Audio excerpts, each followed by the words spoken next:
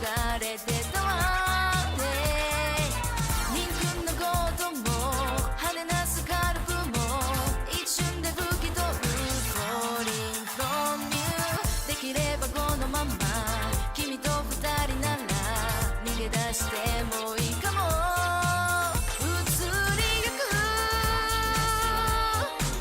景色たち少しずつこの夜は特別になるの風にふわり浮かぶリズムに踊り出す気分維持です風呂あかけるライトに溶けて同じ世界を見たいふわり浮かぶリズムに加速する気分維持です明日になれば夢のように思える今がに込めてオレンジグラスの中に映り込む三日月重ねて Easy from you 気まぐれな態度わなめくものぼり試しでつもりなの It's like hide and seek 秘密の森林でノリの仕草に All for you but するり回せてもスリル交わすようにこの瞬間思い出にあげてゆく1秒にもう少し Just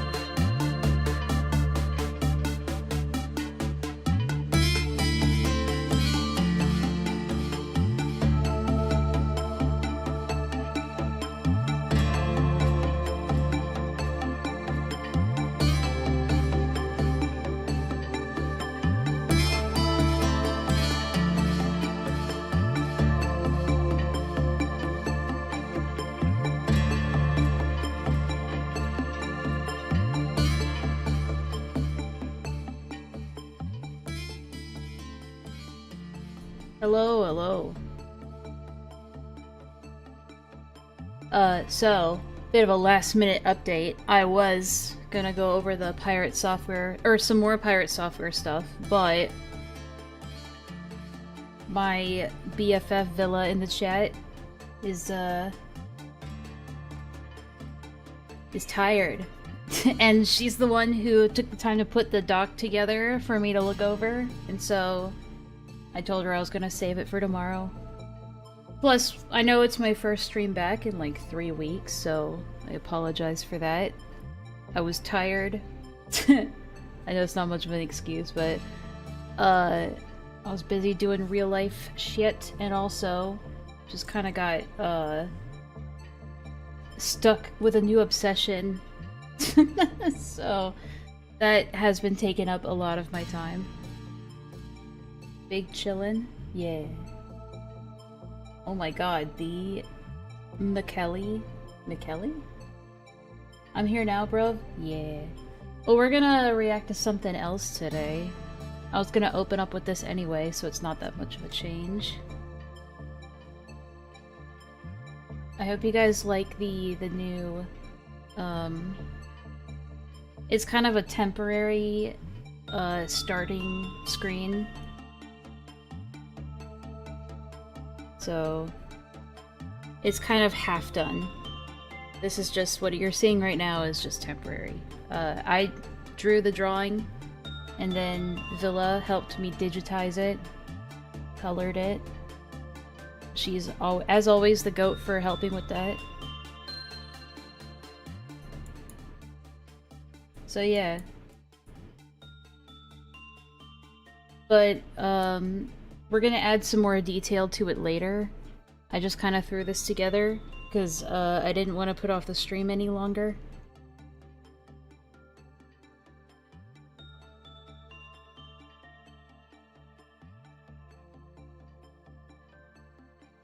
Anyway, my coffee hasn't kicked in yet, so I'm a little bit tired. I don't even know if I want to drink coffee right now.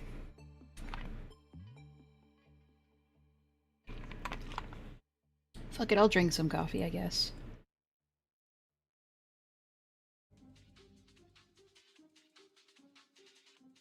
Hang on. Oh, all of the, of course, all of the Danganronpa shit got taken down. I knew that was gonna happen eventually. Of course. Did you insert a bunch of Project Moon OST into your playlist? A few. I've put a bunch of Lobotomy Corpse songs in there. Or at least, you know, background music. Right now, well, because I just finished Library of Ruina's story, I'm going through Library of Ruina's playlist. I just started watching Limbus Company. So that's the next one I'm going through. I found a playlist that is 489 videos long for Limbus Company, so that's basically... I'm basically watching a One Piece anime. A One Piece anime? The One Piece I don't know. I don't fucking know. Let me grab my coffee, otherwise I won't be able to think. Hi, Nitzy. Yes, I know you exist.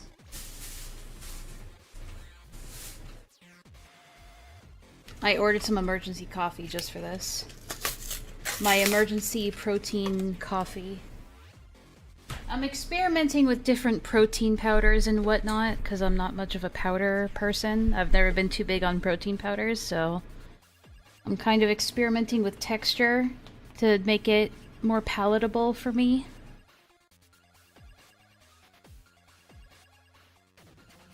But yeah. How are you guys doing? Enlaa's back from the dead? Yeah, I know, it's been a couple of weeks. I mostly went MIA because I got lazy. I don't really have any other excuse. Was busy with stuff in real life, and then I found a new MMO to hyperfixate on. So I've been playing that with a group of friends for the past couple of weeks, so that's been taking a lot of my time and attention away. What MMO? Bitcraft. What else could it possibly be? I'm the William Afton of autistic streaming. Yeah. Alright, so we got one thing that we're reacting to, and then I'm probably just gonna jump into Bitcraft and just chill for the rest of the night. And then tomorrow, we're gonna go over the pirate software stuff. And yes, that includes some of the fabled furry degeneracy I was hearing so much about. My voice is different, I've been replaced? You can't prove that. Alright, let me get everything set up, because as usual, I started the stream without having prepared anything. So yeah. Motherfucker, what are you talking about, Clef? What do you mean? She's wearing a leotard! Fuck off! Leave her alone! I come back and this is how you treat me? The implication was there, Cliff. The implication was furry degeneracy. I mean, it's better than what people used to say. People used to say her white leotard underneath the clothing was like a diaper, and I had to tell them constantly, it's not a diaper, it's a leotard. That was your implication, not mine. Yeah, well, thankfully that trend didn't, you know, hold. Alright, let me get this.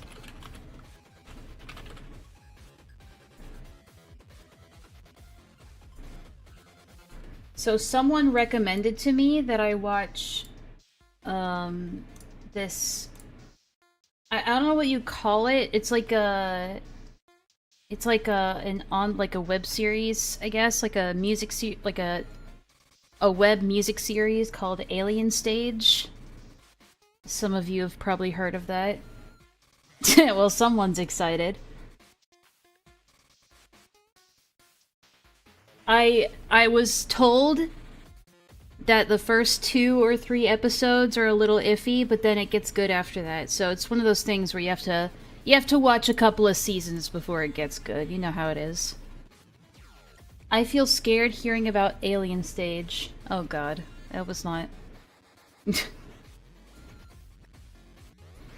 You're making me nervous. Alright. Excuse me, I'm a little bit rusty, because I haven't streamed in a while. Oh shit, you're right, Villa.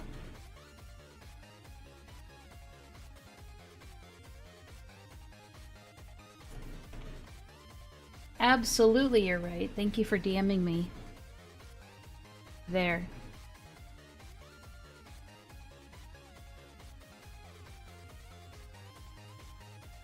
I also have my Bitcraft people messaging me.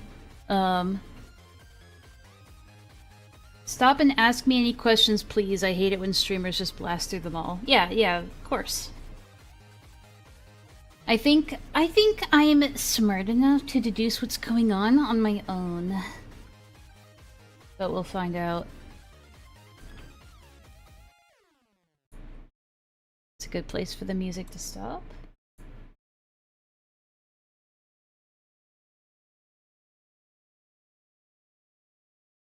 If it wasn't obvious, Echoetic here was the one who recommended this, so...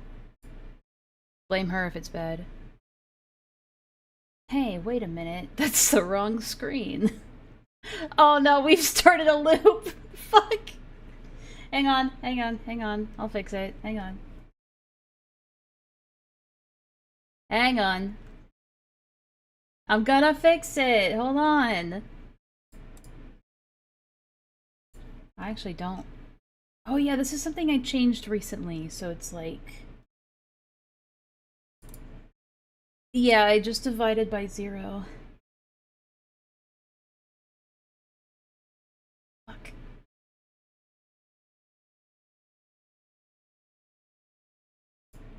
Here we go.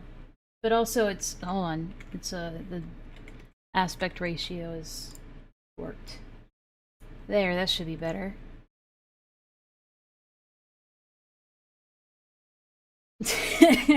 Alright.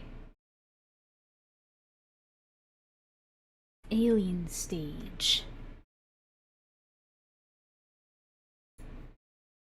You sound... Listen, Cliff. Now's not the time. We're gonna watch Alien Stage. It's 12 episodes, and I think it's all music, and I was sure to ask if any of it was copyrighted, and she said no, so... We're just gonna get started. Ooh!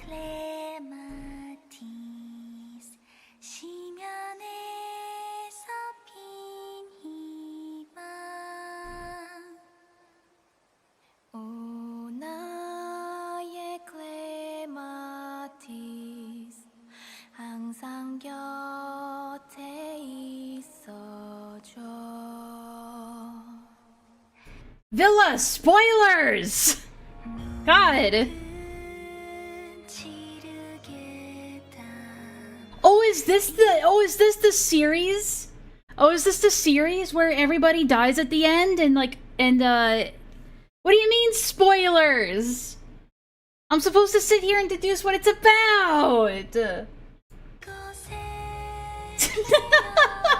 Villa. Okay, anyway, let's just... Oh, is this the anime where everybody dies at the end?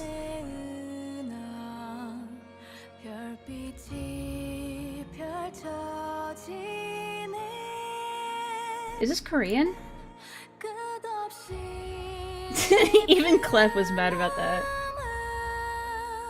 Alright, so obviously they're friends who are very attached to each other.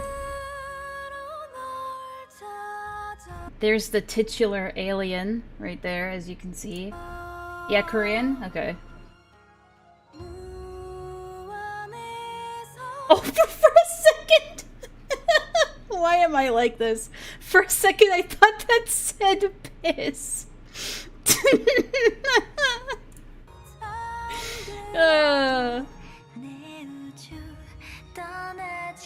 If that's spoilers, then a series summary when you browse shit on Netflix is spoilers too. You guys are so mean to me.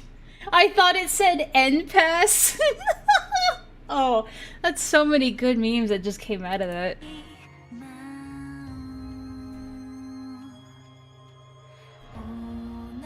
So I guess they are on the titular alien stage.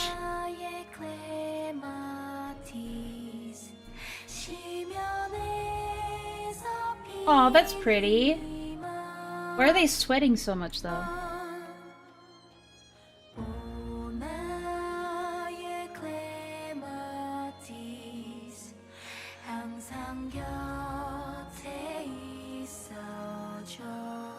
Yeah, the animation is definitely, like, very hit or miss. I've noticed that up close, for, like, very up close shots, the animation's really well done, but then, like, far away shots, it's like, eh.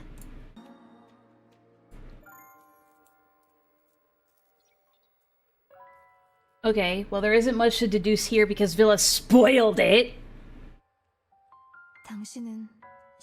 Yeah, I would imagine. Oh, do you think I should have, Oh, there we go. I felt like I was missing something. Why are these so big? Can I change these? I don't think the captions are meant to be this big. Okay, I don't know. It's just gonna have to... Yeah, CC, bro. I didn't realize I would need it. Oh, yeah. 신을 믿고 종교를 가졌대. 사람의 힘으로 해결할 수 없는 것들이 신의 뜻이라 믿고. Yeah, that's not normal. 온 우주가 지구를 향해 돌았다는 말도 믿고. 감히 닿을 수 없는 하늘과 이어지는 곳은 신이 사는 곳이었던 거야. So obviously one of them is gonna die. If they're rolling around in the grass in the sun and having fun, one of them's gonna die. Oh, what the fuck? 인류가 Pollution. 우주를 나온 순간부터 우리 모두 Okay, so obviously I can't see nothing with these captions, dude. Hold on. Let me see if I can try and fix this. Give me a second. That's like too big.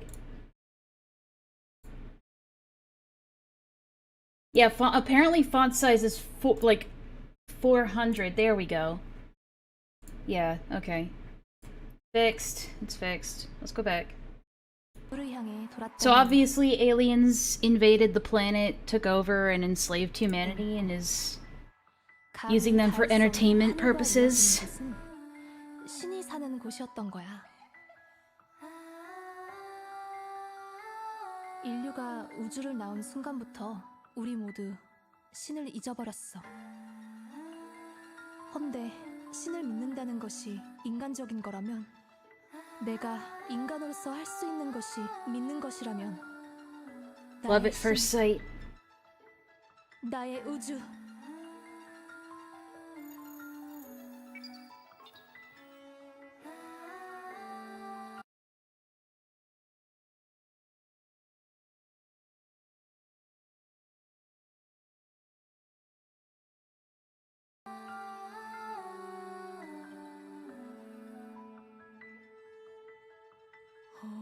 나의 클레마티스 시면에 서진 희망.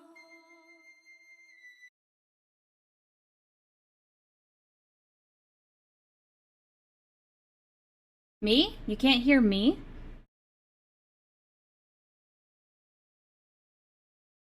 Am I muted? Hello? Oh.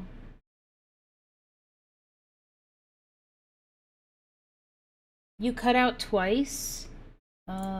It shouldn't be doing that.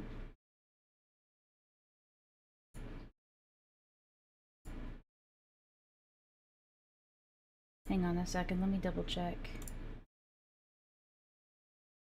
Okay, maybe this'll fix it. There we go.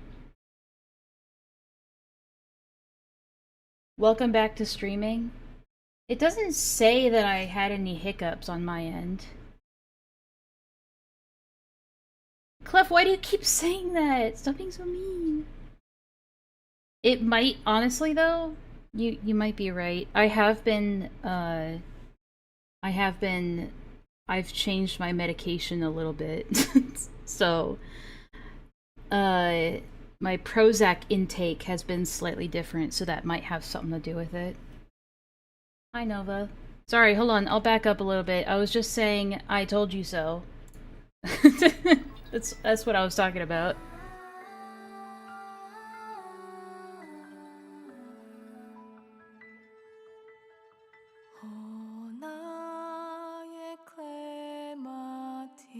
So it's like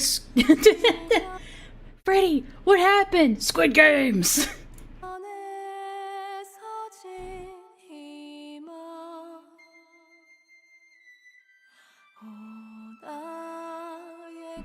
You'd think they would wait until after the show to do this.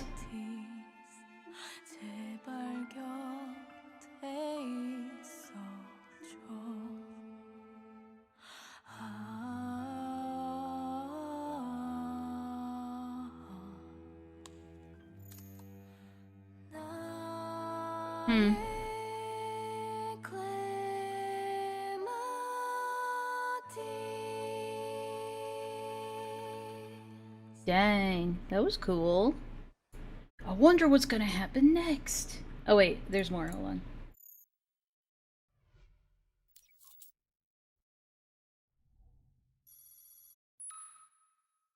I love tournament arcs. I bet this will be a really fun and wholesome tournament arc with no more death. I'm sure that was just a one-time thing. Okay. Clef, you're not funny, alright?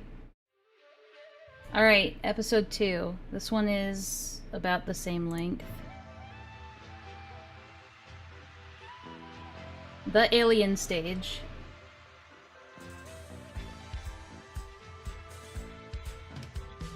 This is like the anime opening? Oh, okay.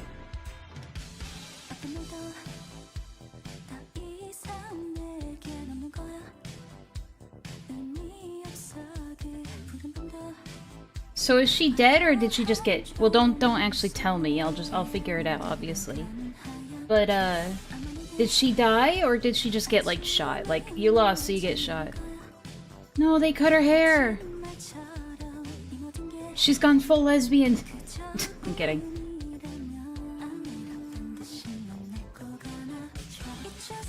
Oh, that was cute. The animation there was really nice. No, Korean anime, I guess you could say. Korean animation has a very particular flair to it most of the time.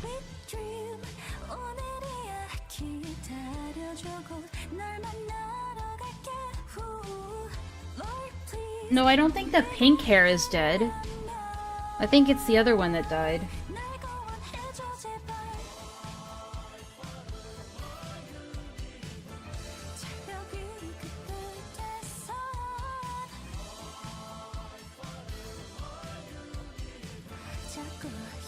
You have no idea how much Japanese anime gets outsourced to Korea historically. I mean, I can imagine that. I mean, that's what we do too. We outsource a lot of our animation to like Korea and other countries.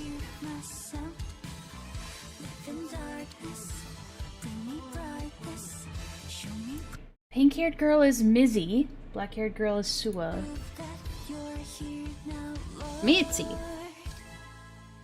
Oh, that's a... I love that. I love the gradient. I'm a sucker for really good, like, graphic design. She lost the contest and was presumably killed on stage. Presumably, so maybe not. Oh, of course, we had some Yuri, now we need some Yaoi.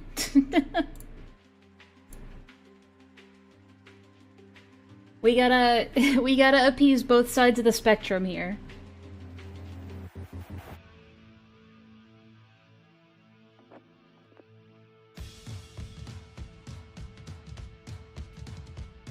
Left guy's gonna win because he has more features? Are we just gonna try and predict who's gonna die? Oh, it seems like they might have their... Oh, they have their own captions now. That's cool. Yeah, she's not looking so hot.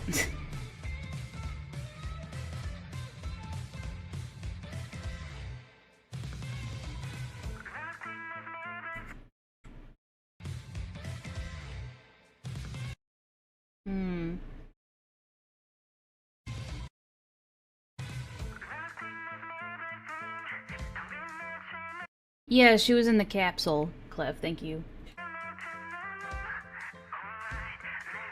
Would you say his name is Till?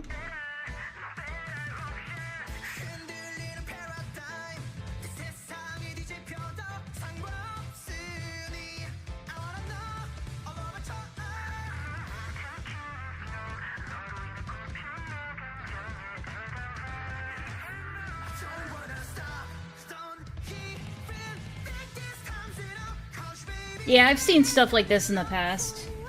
Like, the only one I can think of is like, what was it called? Kagero Days? I remember that one. That one was like 10 years ago. Ignore the Viet sub.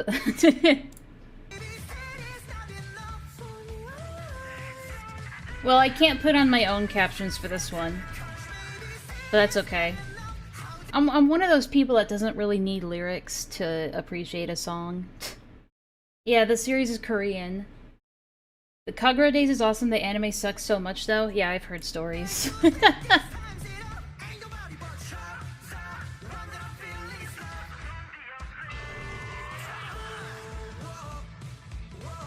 Why was there shit in the guitar? What? I can't tell if that's one of those things where it's just, it's supposed to be metaphorical, or if it was literally just made out of flesh. And it had a brain and intestines inside. Blank guy hasn't even done anything yet, give him a chance. Yeah, if it does a good job at telling the story, you don't need lyrics.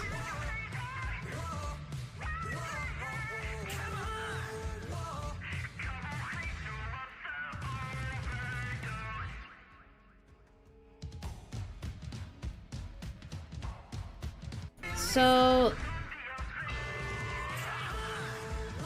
I'm trying to keep track of what's going on here.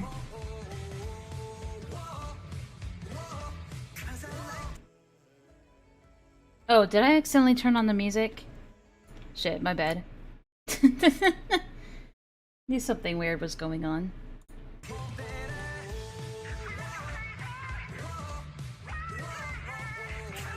They just have a nervous breakdown on stream.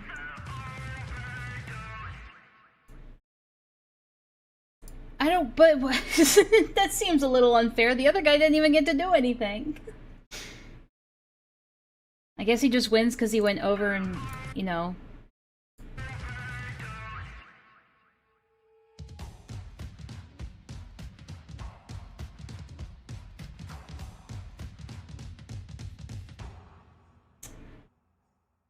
He played dirty. He basically just didn't let his opponent sing and won by default. That seems like it'd be a disqualifier, though, if you ask me.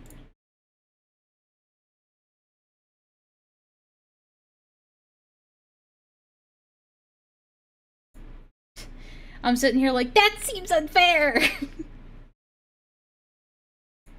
Well, I mean, obviously they gotta do it to survive, I suppose, because, you know, the other person just gets shot.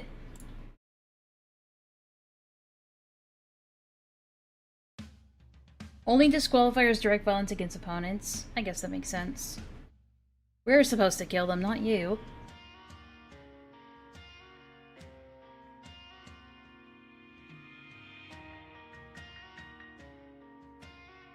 I guess Clef was right in the end.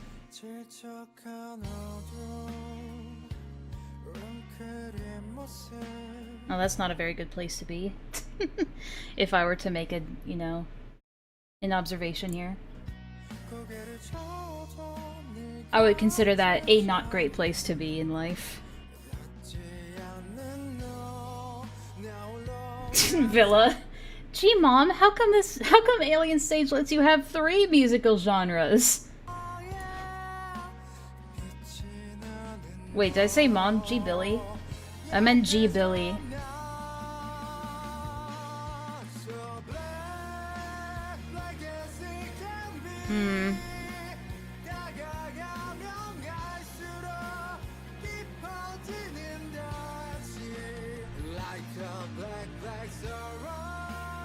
I like this song so far. We'll just see what's going on here. I know what I should probably do is just let it go and then go back and hyperanalyze it, but why can't I do both? This is definitely one of the songs that I would add to my playlist, for sure. So far I'm liking this one.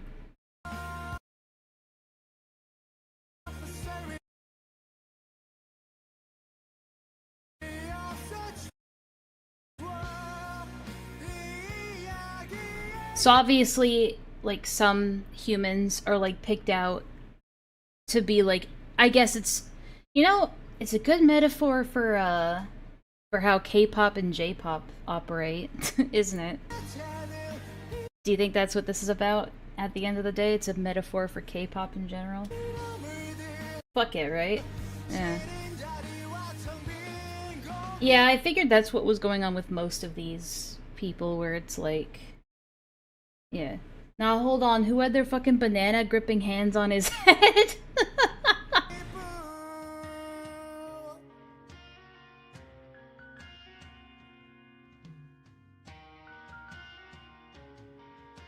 And also the idol scene in Japan and Korea is like pretty cutthroat.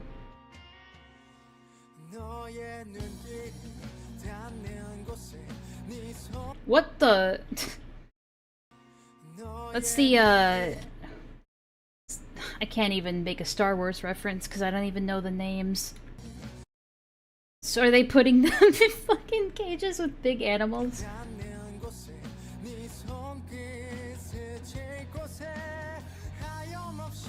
That or they snuck in and found this thing.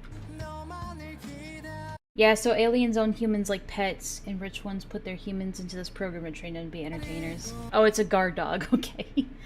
Thought they just sent them into the Sarlacc pit or whatever it's called. That's no, the Rancor pit. Yeah, that's what I was thinking of. Bro, my first thought was the boss in Amorite. Oh yeah, you're kind of right. If it's a guard dog, does that mean they're trying to escape? Oh, hold on. That went by really fast. Let's take a look at some of these designs. Yeah, this is very, like... This seems very 80s music video inspired, just from some of these designs alone. Like, these are a lot of those kinds of designs you'd see out of the 80s. Duh 80s.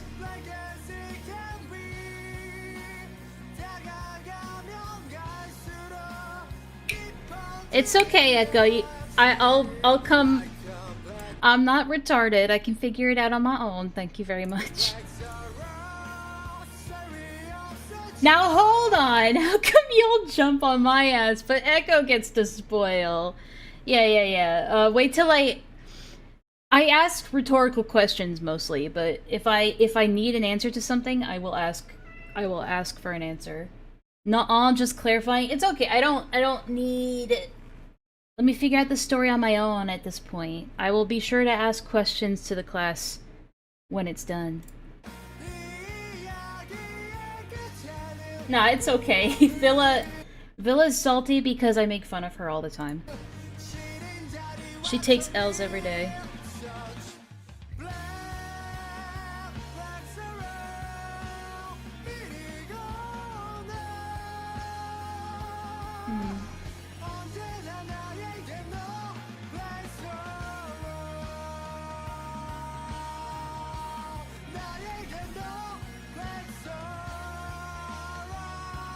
It's a pretty visual. That's what I do though, Clef. That's what I do though. You know me.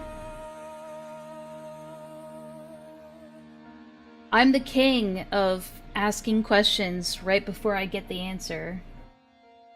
I like his little thing.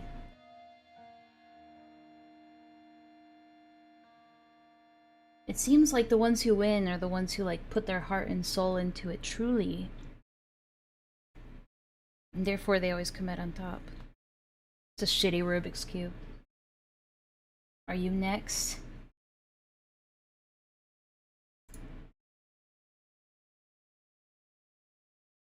I'm not totally sold on the fact that the other person dies. Usually in these sorts of things, if you don't see them die, they're not dead. I'm not totally sold on that just yet. What are they supposed to do? Half-ass it? I mean, I would. I'd be like, the pressure is too much. You just fucking shoot me. See? That's me. That's me if I were on the alien stage. How far apart are some of these? Okay, so a lot of these are still from 2 years ago.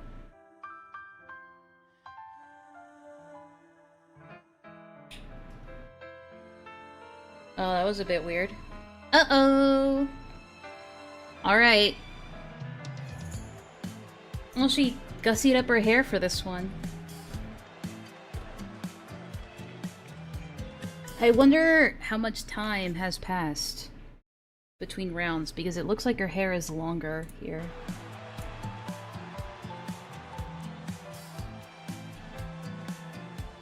That or she's got extensions, who knows?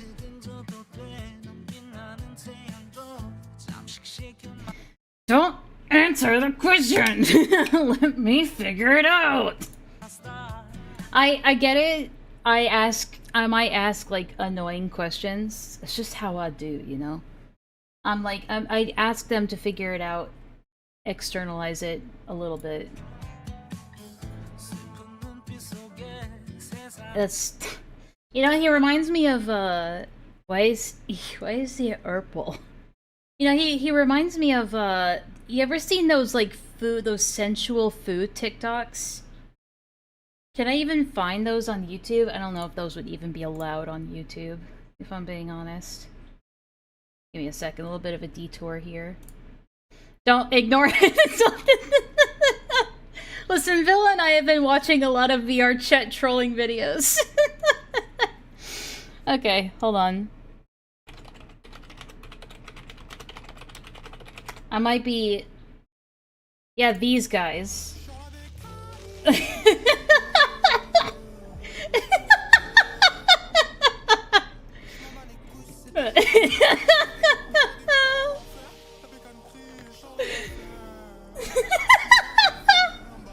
I don't know why it's so funny to me. That thumbnail should be illegal. Food thirst traps. Oh, what the fuck? There was one I saw. Ew! Hang on, we're having a little bit of a detour here. Oh, stop. Stop.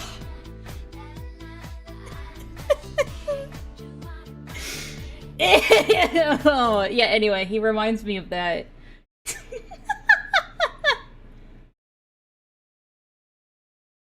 Don't say I'll ask. Well, you're thinking of it too literally.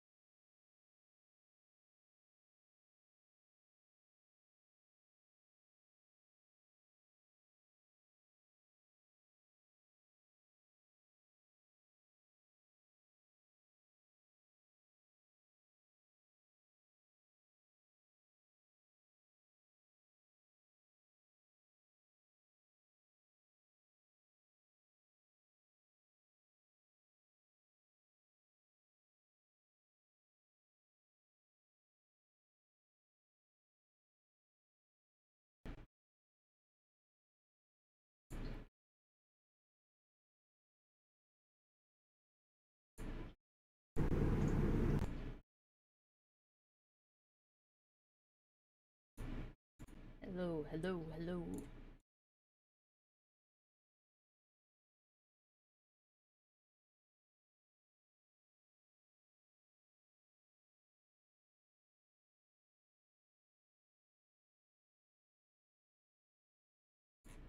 So can you hear this?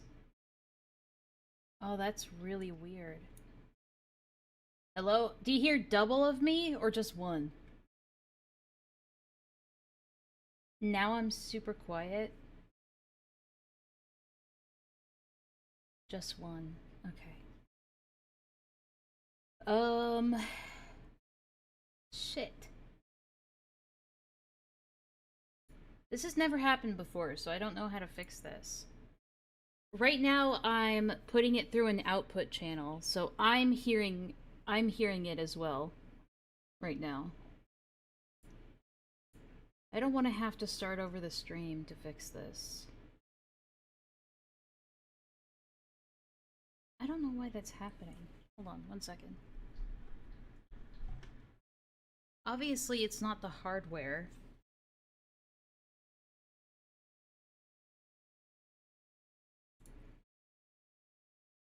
Hello, hello, hello.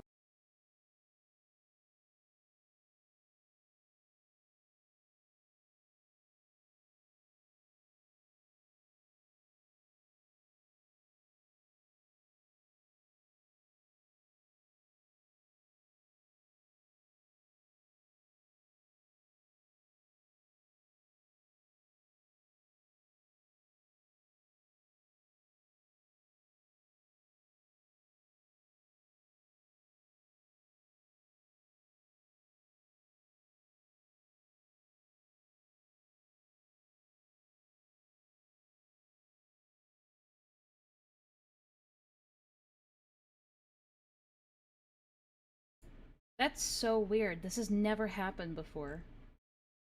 The only fix I have right now is by having an output for my own voice, which is annoying to me, because that means I have to hear myself.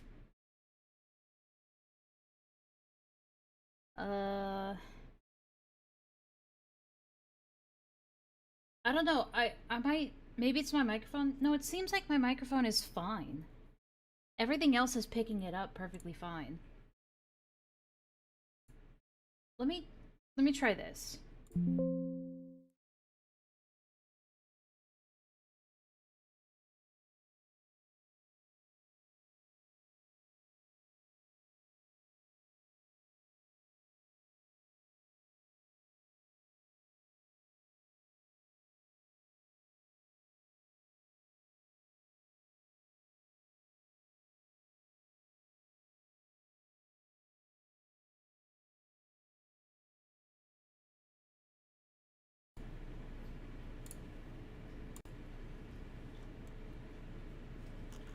Hello, hello, hello? Hello, can you hear me now? Oh good, it got rid of all my settings. Fuck! I gotta redo all my filters! Fuck! I don't even remember what all my filters were. Meh. Now you can hear everything. Pretty sure I didn't have any noise suppression.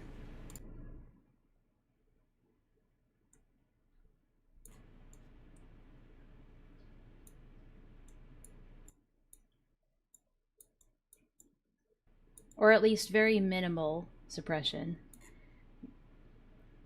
The fan has joined the stream. Yeah, nothing I can do about that.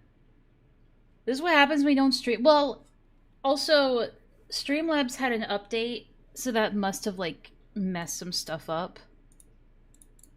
That could be a factor in it. Hold on, let me just really quickly just add some really basic shit, and then I'll test it later on my own. Add some compression. Add a noise gate. That's a little bit better. At least now you won't have to hear the fan constantly. It literally is Streamlabs' fault. Okay, I think we're back now. Whatever was happening, it was clearly Streamlabs' fault, not mine. Anyway, where did I cut off? Was it how long ago did I cut off? Was it was it when I was screaming ew?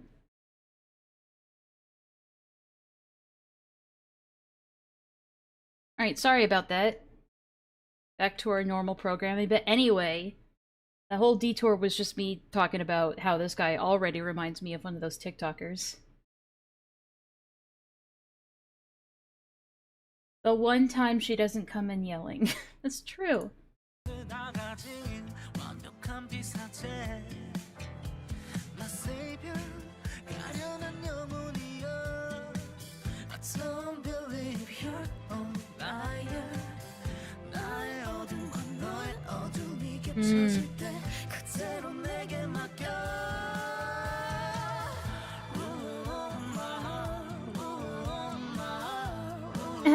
I have a girlfriend.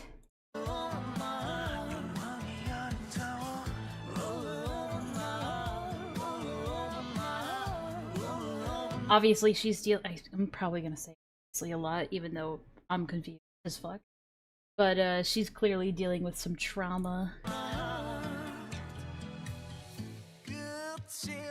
The animation has definitely got better already.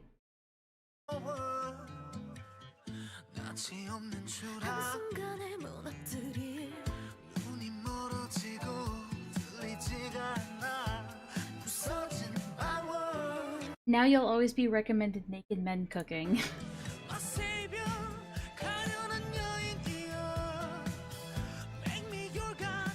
The lighting work is really well done, I must say.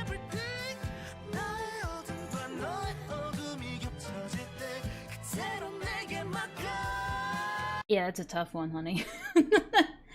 I definitely like the amateurishness of the animation because it adds to the charm in a way. If it was like super hyper polished, it would take away some of the.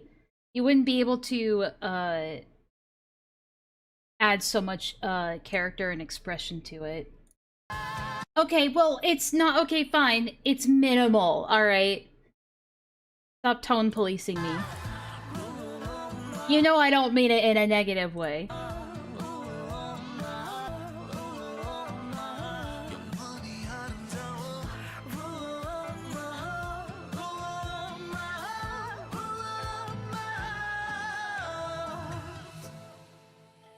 If this were a human audience, I feel like they would just vote for him by default because he's an e-boy.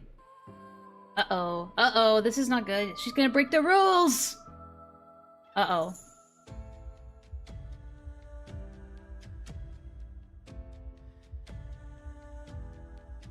I mean, to be fair, he touched her first, which I don't know if that should be allowed, but...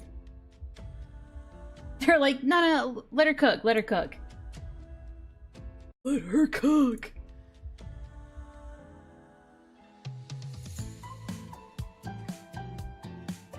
Yeah, well, I would suppose this would disqualify her then, yeah.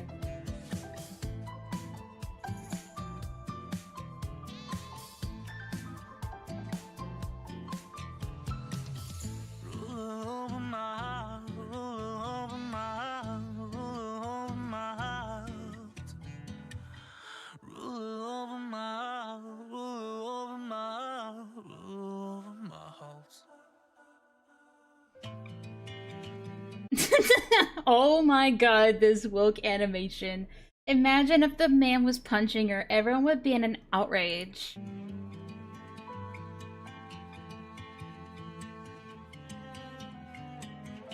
That's really tragic. I hope he learned his lesson though. But probably not.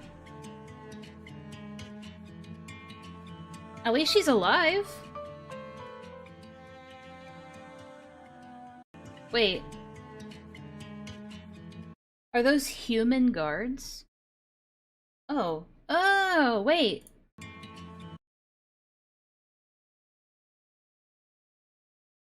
Huh. Maybe it's some kind of human resistance movement. Freedom fighters?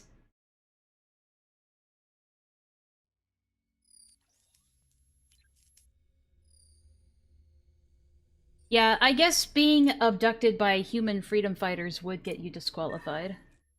Uh-oh. Oh, she's missing. So she's disqualified anyway, why should they? I mean, I guess it's still like a really valuable slave going missing. Oh, pretty.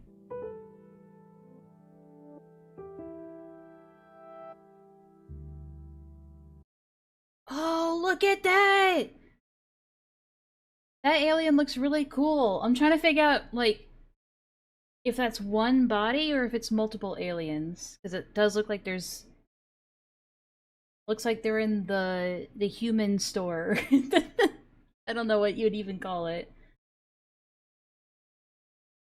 Le Human Store.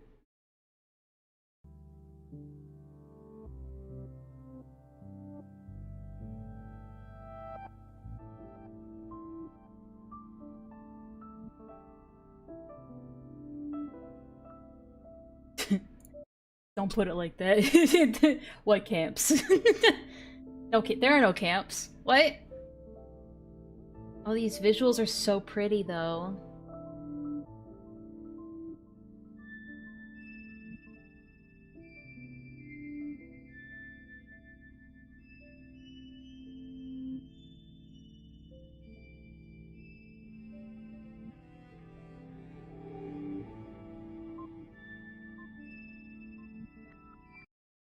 What's all this going on behind?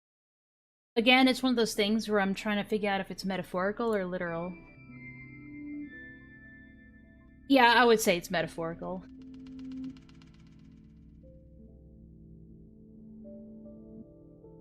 Oh, I do like my Subway Surfers. Uh-oh.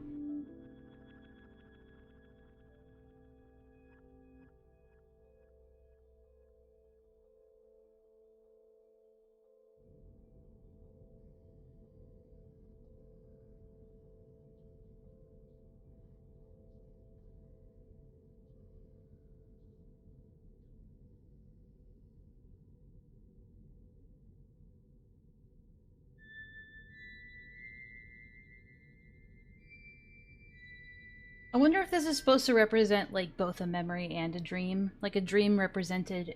No, a memory represented in a dream. Yep, see, I knew it. I knew it. I'm so smart. I am so smart.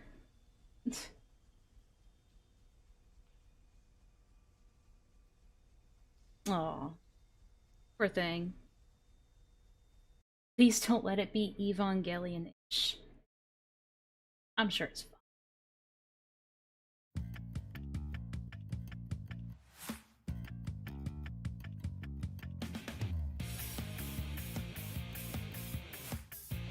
Wait, hold on, I missed the beginning.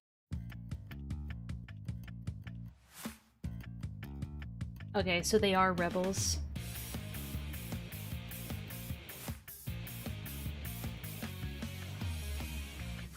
등짝에 눈이 커지고 심장이 뛰는 거야. Okay. 반항해도 소용은 없을 거야. 철이 없는 바보들아 해주는. Her hair is so pretty!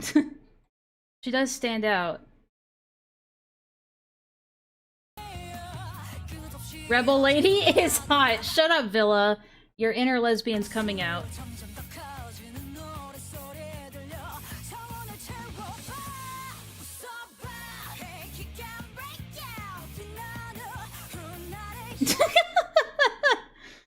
That's funny.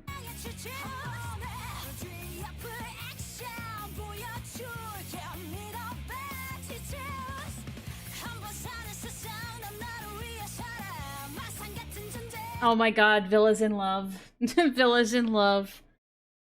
What a woman! Good lord!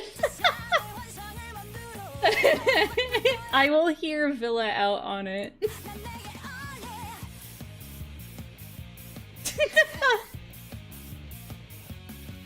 Oh. I see the fan art already.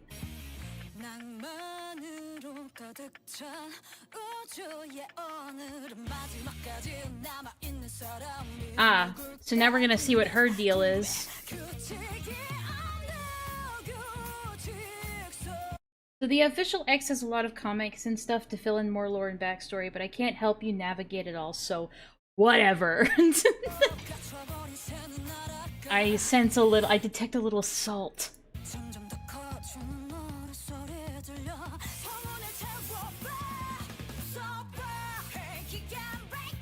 Oh my god, he's got muscles. At first I assumed the white-haired guy was like the same guy we saw from the previous episode. And by that I mean the previous round, right? But no, it's a different guy. She's got Black Lagoon vibes.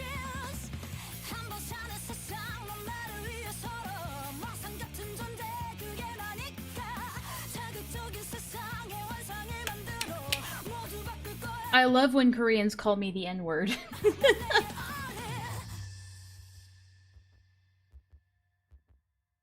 Oh, what the fuck?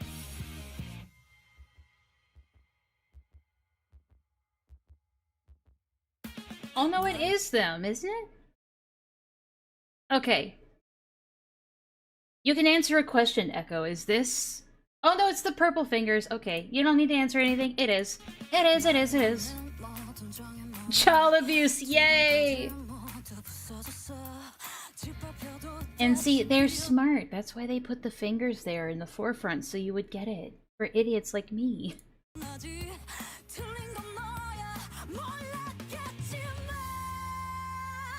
Her hair! Her beautiful hair! No! Now she's gone into full lesbian mode. No!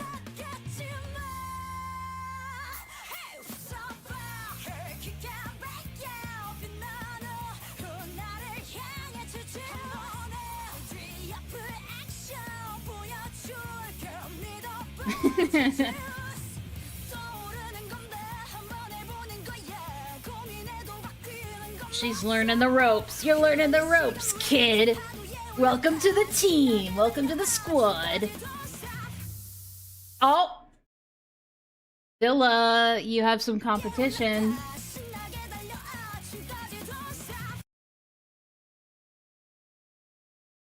Villa, I'm sorry, she's already taken.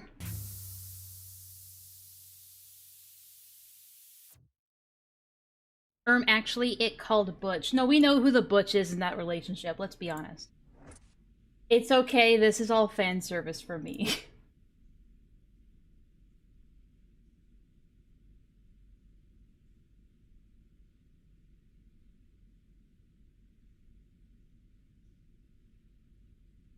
I'm okay being in the cuck chair. Shut the fuck up, Villa. Are you 12? Oh my god. Warning, blood, death, flashlight. The trifecta of horror. Blood, death, Flashlight.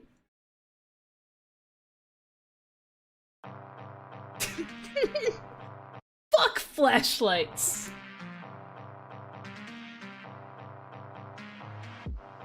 Okay, I'm liking the trap mix. No, wait, this isn't. This is a funk, isn't it? Yeah, it's funk, not trap.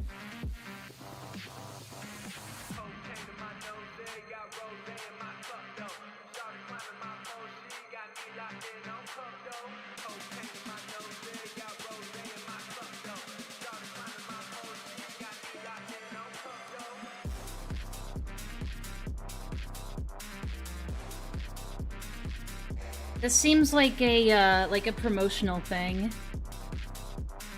But the funk is really good.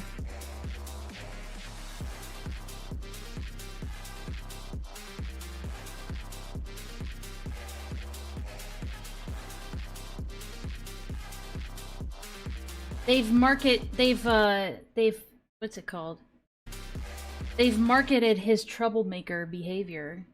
They've turned it into a commodity.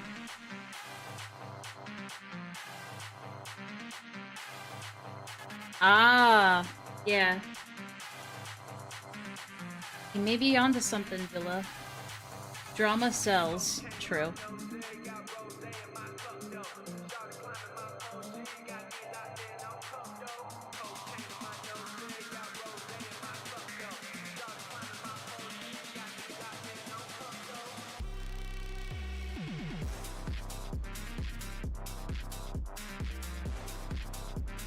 So when was this? This was a year ago, so it's a little bit more recent.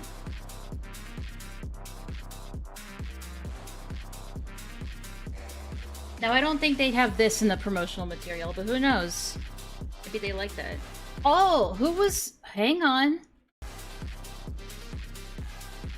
Oh, but... Who is this? I don't know, I... Kinda looks like Netzek, I gotta be honest. Is that Netzek? Lobotomy Corp? I've had Lobotomy Corp on the brain for 2 months now. No, it ain't. That's not me as a male.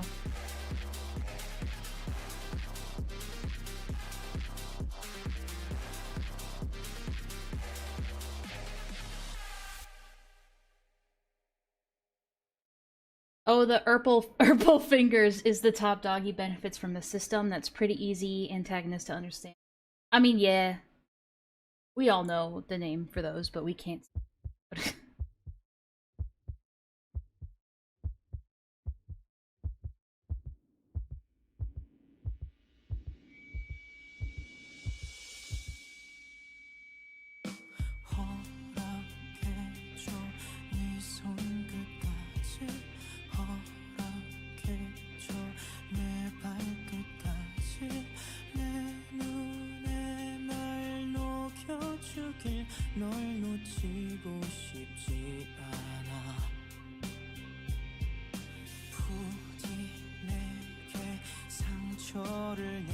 Trying to figure out if this is a new guy or a guy we've already seen. Stop calling me the N-word! That's what I thought, yeah. He just looks slightly different. I don't blame them for redoing the design a little bit because a lot of them kind of looked a little too similar to each other. Ugh, okay, alright. Alright.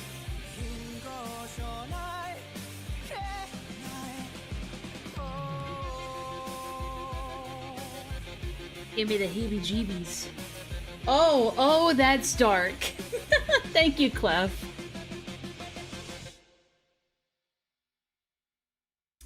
I did not like that. I did not enjoy that. Oh! It's Fang Guy.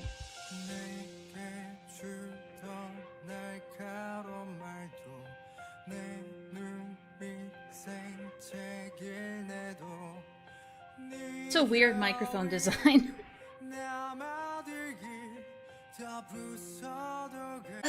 That's the thing, though. That's the thing, though. That's all I can say about it. It is the thing. How dare you step on my flowers? Ah, they went from enemies to lovers.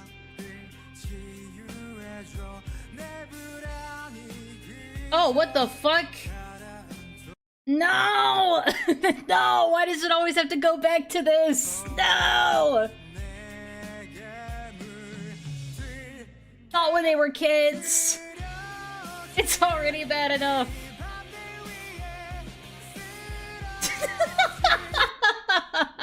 As all good story. What the fuck was that?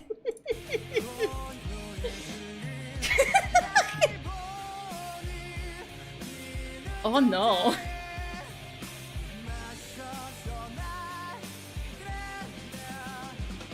No, you need to ask his consent. He's passed out. You need to ask for consent. That's a no-no.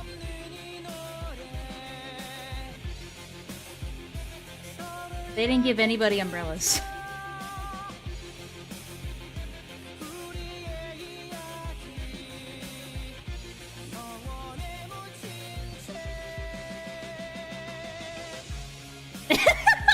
Sorry. That's sexual harassment. Okay, alright. This went from hot to very not okay.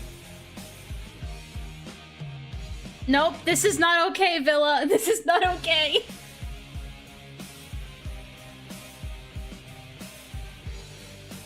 He's doing it to get points. What a little fucker. Villa!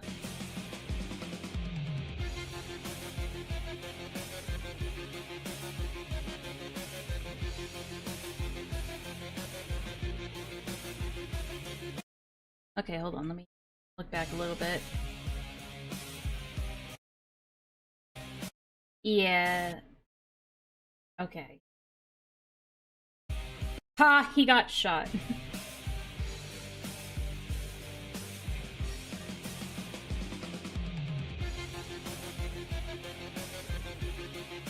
You know what? You might be onto something, Clef. Hold on a second. I can't tell what his score was at the beginning of that shot.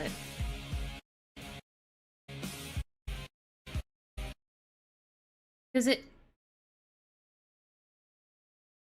looks like they were both low. Oh, they were both the same. And then it shot his up higher. But he was on the left, wasn't he? So it would have shot his score up higher. I don't get it. Let me figure it out, though. I think the audience shoots whoever they don't like. Yeah, everyone just is given a gun in Clef's world. Yeah, okay.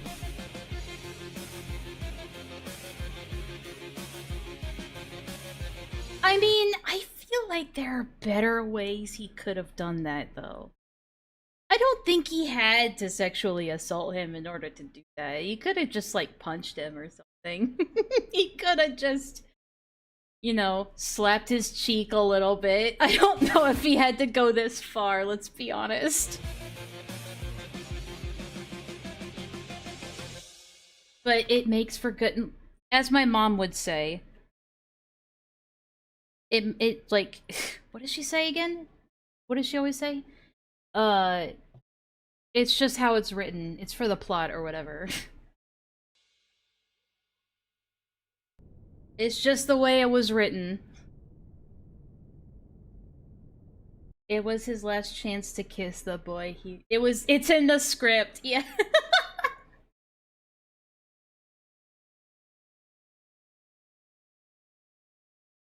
Yeah.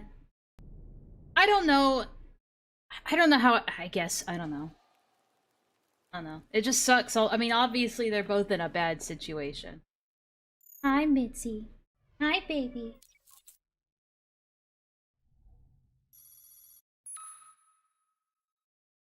Alright, good boy versus bad boy.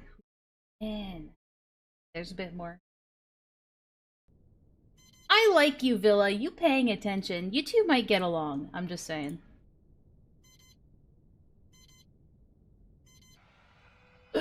What's going on? We gotta go red! Hey, I'm paying attention too.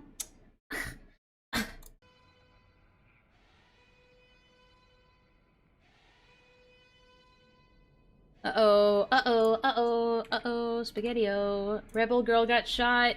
No, my wife!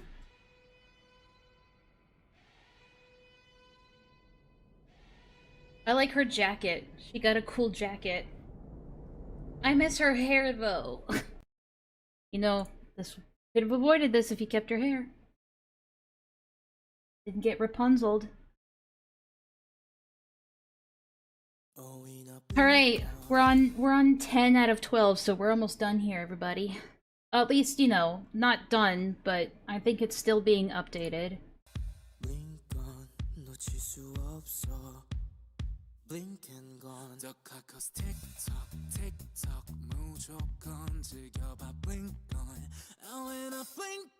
I'm definitely adding some of these to my playlist for sure. Some of these songs are pretty good. My waifus always die on me.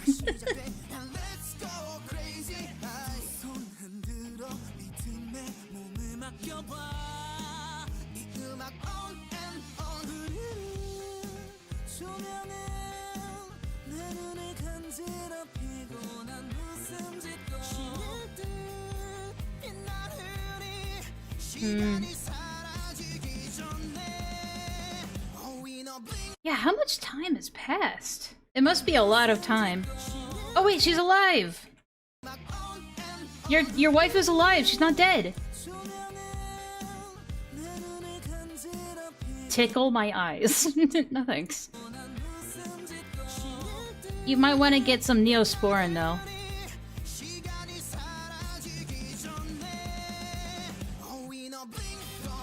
Villa, you might have a chance after all.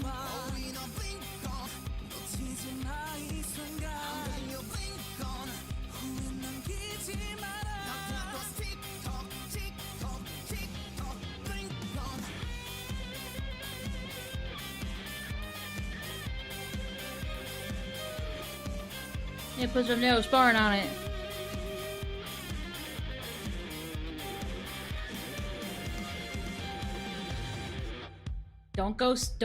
Don't be a hero. Alright, Villa, you can make a move now. She's open for you.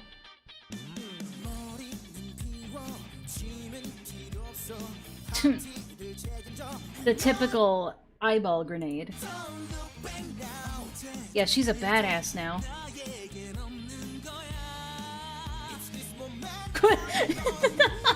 Quick, Villa, go, go, go! No! Get off him!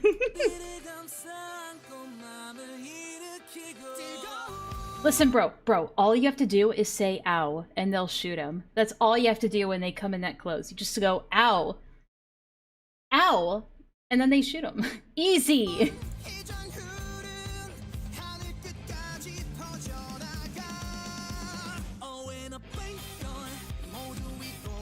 Not gonna lie though, Purple Fingers guys, he's kind of bad though. Just like the Soccer World Cup.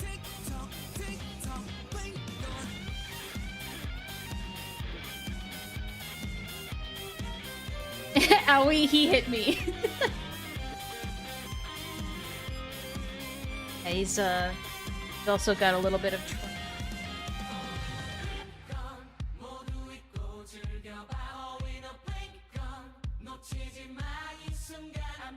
If evil, why hot?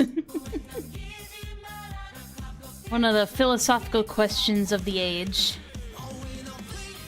Oh shit, did they see each other?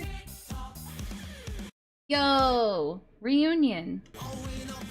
You'd think that she would stand out a bit more, considering that she's just like a human in the crowd. But like, everyone would be like, Who do you fucking belong to? What are you wandering? Why is this human wandering around? I don't know.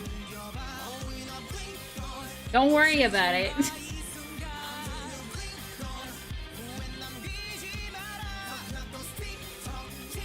Uh-oh. Yeah. Bro, you had... All you had to do was just... Why'd you have to do that?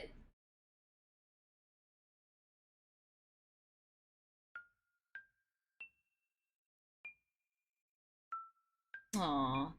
They're bonding.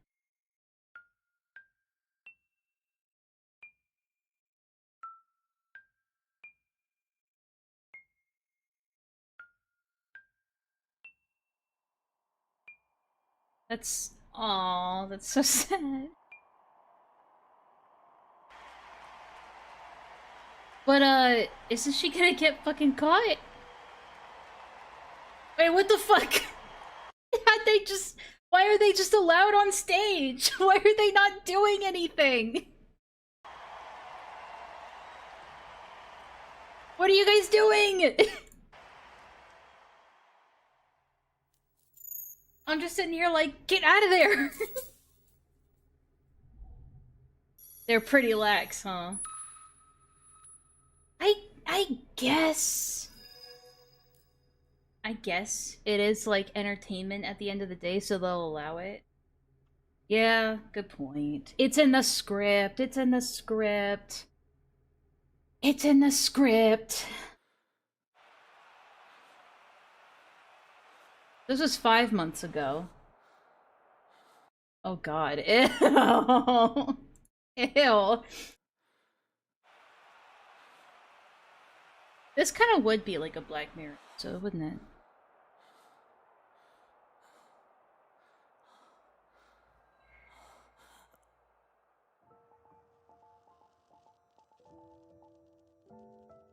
Shoot him, shoot him, shoot him, shoot him. No, wait, he's too pretty to shoot. Don't shoot him.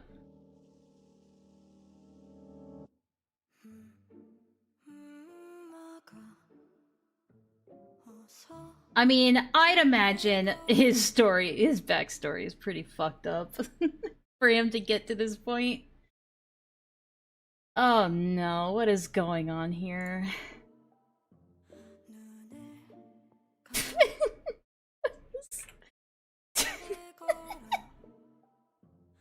When the Discord moderators jump in.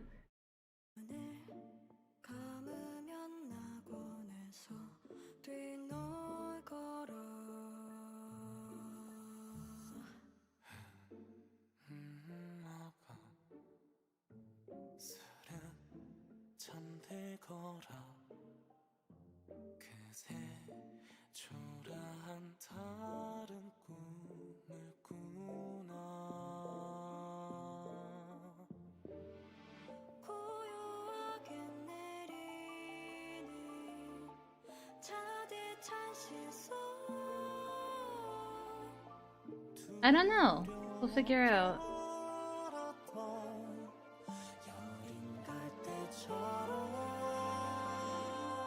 A very normal reaction to seeing your beloved on a wanted poster.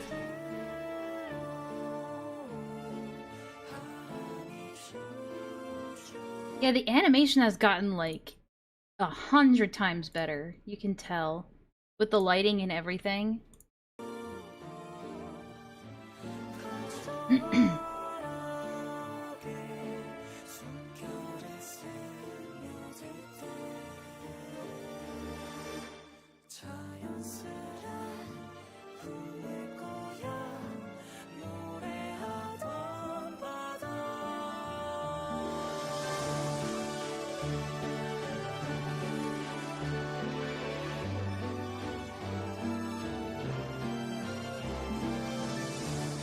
This feels like a fantasy in a way, where it's like a blend between reality and like what they wish their lives could have been. So I don't think they were given any outdoor time. At least like not enough to go partying.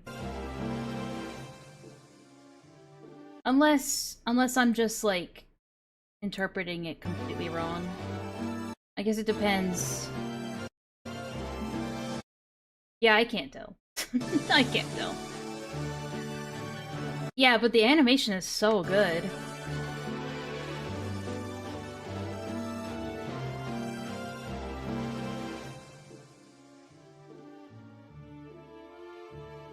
Oh, snap back to reality. That's kind of what I figured. I've seen something similar, like, was it? Itai no Dodage? Like that music video. It kind of does the same thing. Well, not kind of, it's like the whole thing around it. Instantly sent to heaven. And heaven.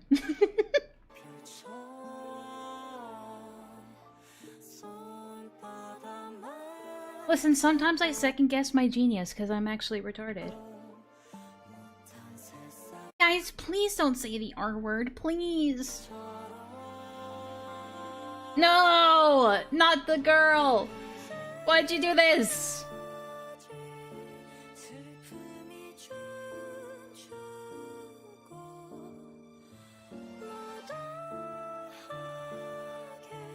Maybe? I don't know.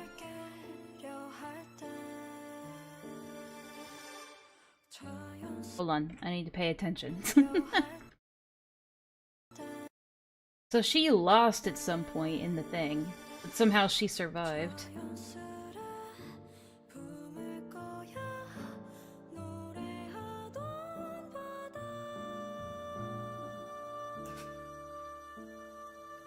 God damn it, you got her killed, stupid!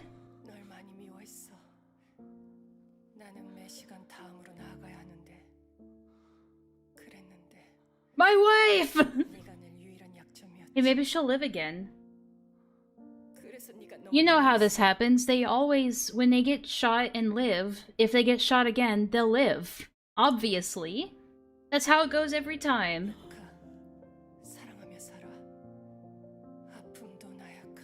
Fly to the moon? Yeah, fly to the moon. Fuck it. It's a euphemism. Sorry, I'm supposed to be emotional right now.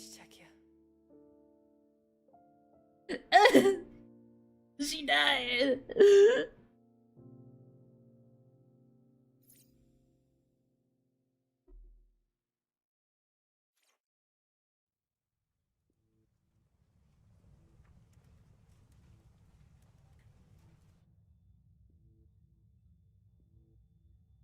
It's rough, buddy. She's gonna snap, dude. Alright, we're on the last one. This one looks like the longest one. 8 minutes, so... We might be left on a cliffhanger, guys, considering this was 4 weeks ago, so...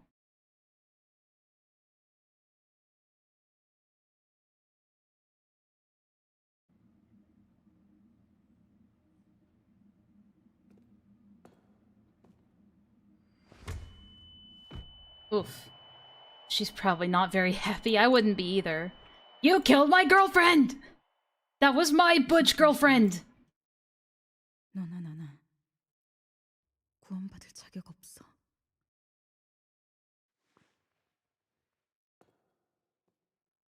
She just disqualified herself, though. I'm just saying.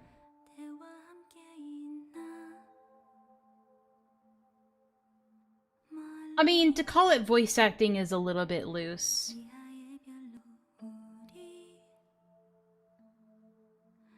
She's the new leader of the rebellion. The student becomes the master.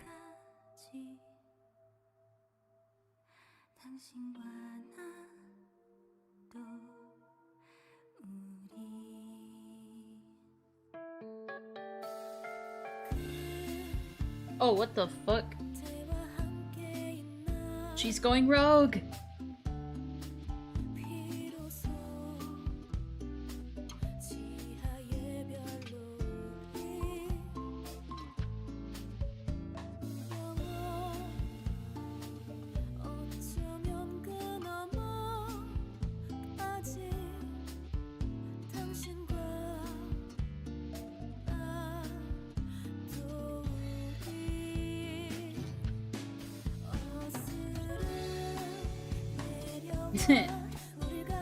Oh, what the fuck?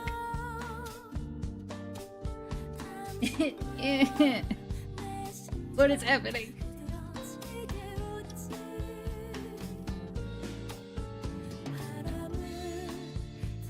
They just said artists go nuts. Oh, I pushed the wrong button. My bad. My bad. Symbolism. We love symbolism here. We're just getting a symbolism overdose. Oh lord, she dead. 현아 언니, 고백할 게 있어요. Bad news, Clef. It went Evangelion. 죽음을 연습하고 있었어요. 사실 알면서 모른 척했어요. 아마도 전 그 애한테 그렇게까지 절박하지 않았나 봐요. 언니의 사랑과는 다르다는 거 알아요. 하지만 이것 또한 사랑이었어요. 그 누가 뭐라 할 수 있겠어요? 언니도 그 애의 표정을 봤다면 날 질책할 수 없을걸요? A lot of this is gonna go over my head. I'm not too good with symbolism.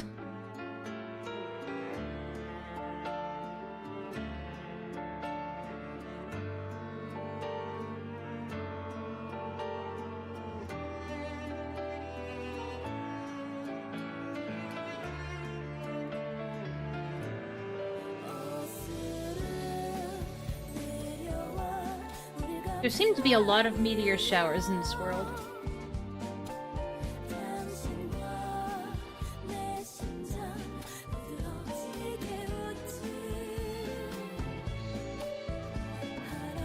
Did she get the nuclear codes and just blow everything up? Oh, they did it! They kissed!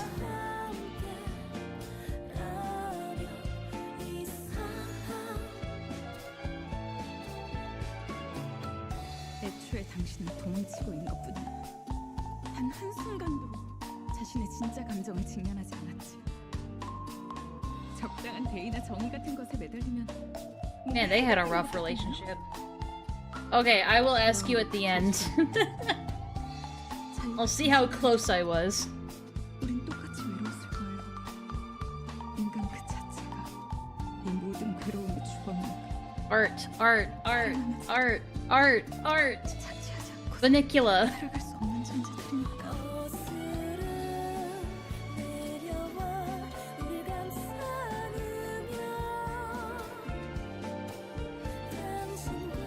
Bro just blew everything up. The fuck is her problem?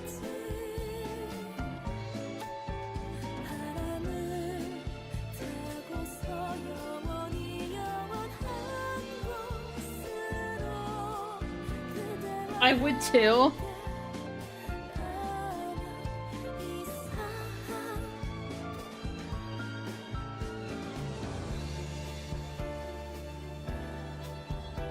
Fuck these losers, on God, for real, for real.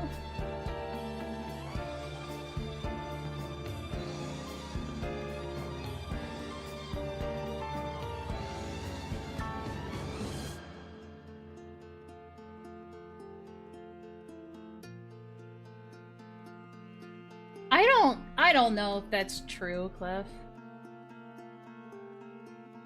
I honestly think she just went crazy and blew everything up. She pushed the big red button.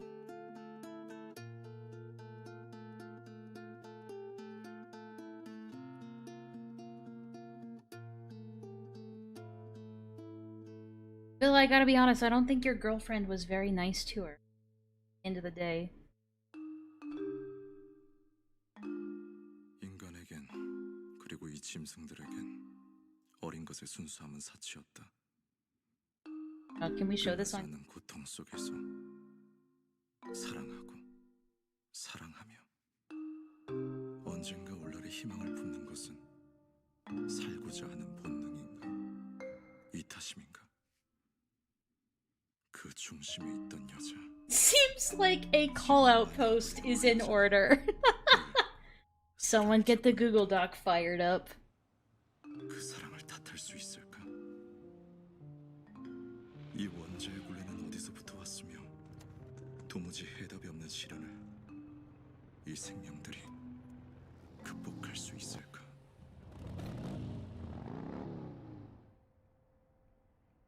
That's no bueno.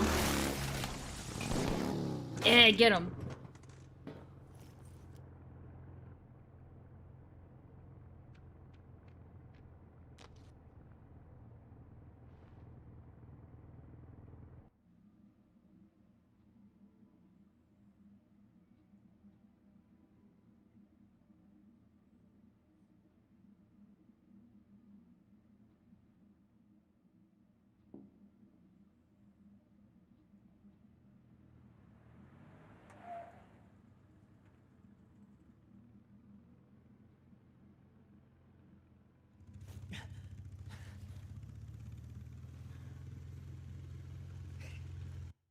Wait, he's alive? He lived? Wait, is that our guy? Is that the Till guy? Did he live?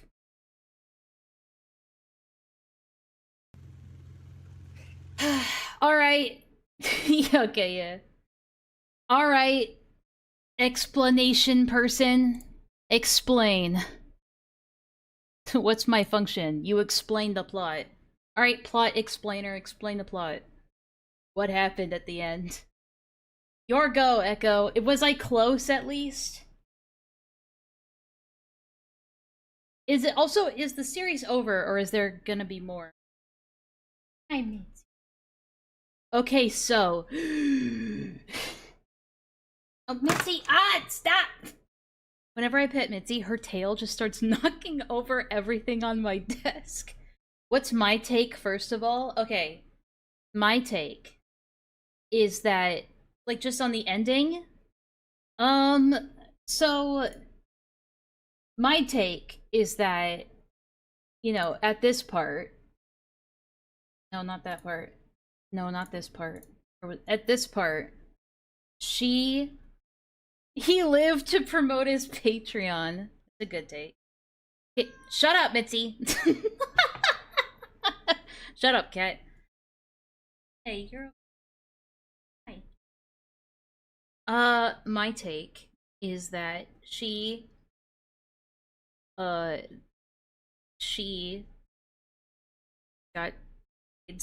no, hold on. Sorry, Mitzi's bugging me. Don't tell her to shut up, let her speak. Yeah, I'm sorry. My coffee's kicking in, so like my brain is starting to go a million. He obviously got shot. She assumed that he died. When he didn't. I don't know how he lived, but the rebellion people managed to get off out of the stage because they were like, "Oh, this is good entertainment. You can go. This is good entertainment. You can go." So they got out. Obviously, brown-haired girl died. Blonde-haired boy died. They get back to home base. She goes crazy. Pushes the big red button and blows everything. I don't know if that means that she nuked everything, like the entire city, or just like the rebel base. I don't know which, but she obviously went crazy. Died in the fire. And then the Till guy goes on to be a rebel. That's my best take. Alright, what's the actual take?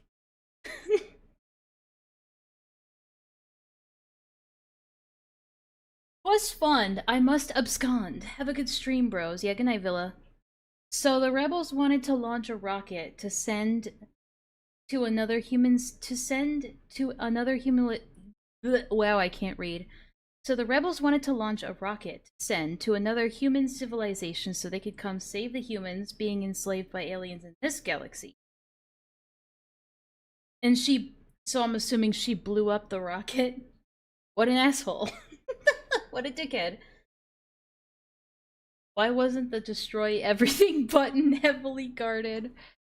It's in the script.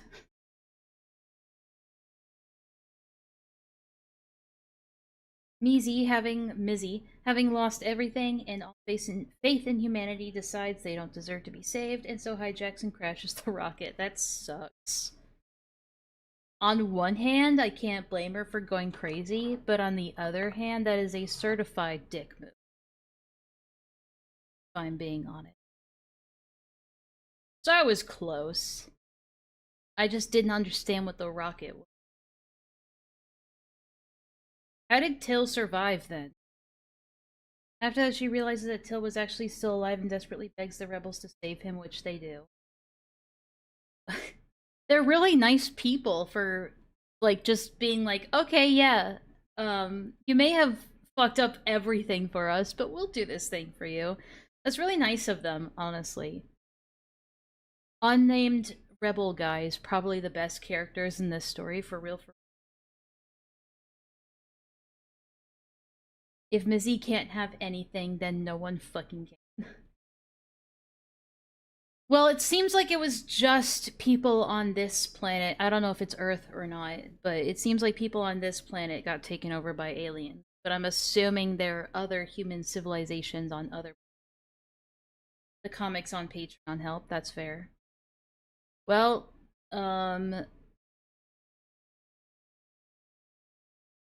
send me the link to their Patreon. I'll go ahead and put it in chat so that people can go check it out if they want to. I'll use my big streamer energy of 11 viewers, I know, humble brag, to go and direct people for their Patreon.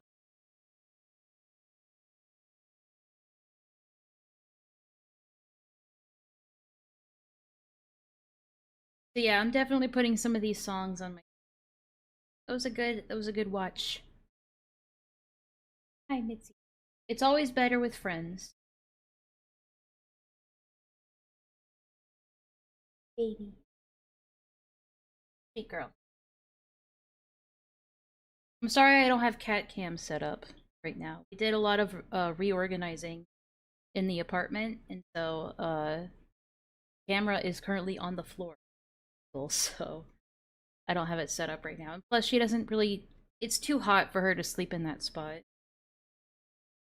Again, you're just gonna have to wait until winter for her to sleep there again. And they're selling people on the shipping, which is smart since people love to ship. Shut up! Fuck off.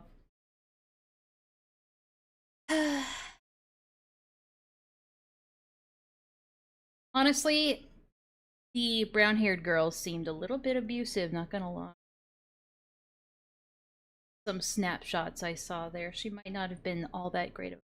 To be fair, I don't expect any of these people to have had a good upbringing and be, like, well-adjusted people after being enslaved by aliens for their entire childhood. I don't exactly expect them to have the healthiest of relationships. The one with the eyebrows. Eyebrows. Sorry. Speech. Sounds like Villa's kind of woman. You know what? Fair. How did she seem abusive? Okay. I don't know. I saw a little bit of slapping, little bit of choking somewhere. I don't remember where. It was somewhere. Somewhere in this string of metaphors. There seemed to be some fighting. Might be hyperbolic, but it was in here somewhere. Or it was in here somewhere! Whatever, we're just gonna...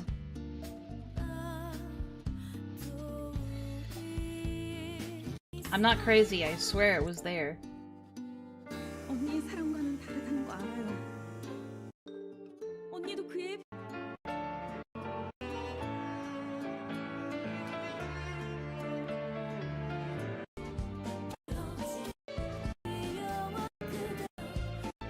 그래 당신은 도망치고 있는 것뿐이야. 단 한순간도 자신의 진짜 감정을 직면하지 않았지. Yeah, see, there it is. I don't know, maybe they were just having a rough patch in their relationship. Enlaa making stuff up! I'm not! I'm actually not. Does that look like a healthy relationship to you? I mean, hey, no. I mean, she's the one with the fist in the air, but she's got her fist on her neck! We're gonna hyper-analyze. We're gonna be detectives here. Who threw the first punch here? They were fighting over whether to save humanity. Okay.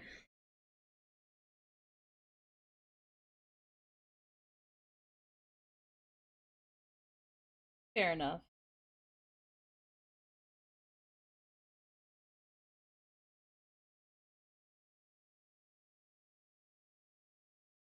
I guess... Or who would top? I don't know.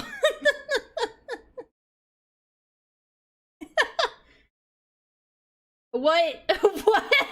Distraction? Alright. Alright. All's fair in love and war, or whatever.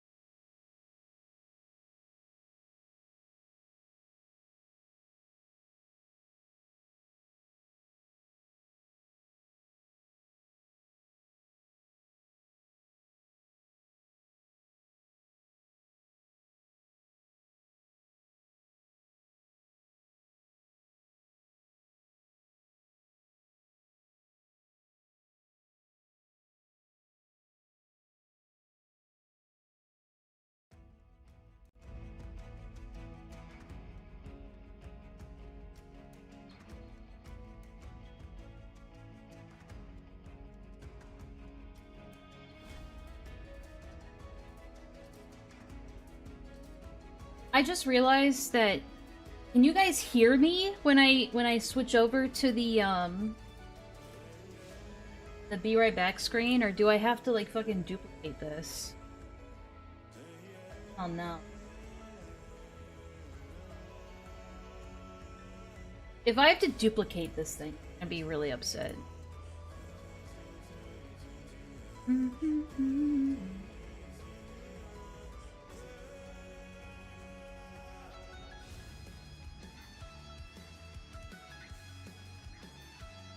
But how the fuck do I do that?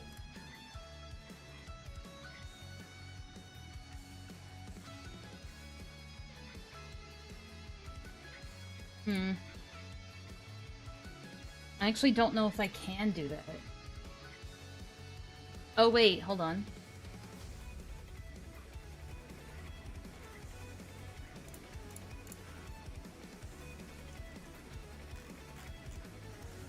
Oh, now you hear me twice. Can you guys hear me?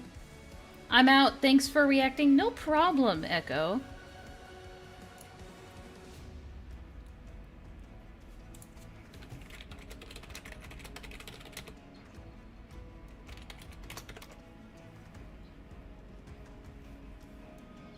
Yes, we hear. Okay, let me redo the filters again. Let me just redo the filters again. Give me a sec. This time it should go across all of them. Yeah, it does. Okay. Good, good, good. Bro cannot win. True.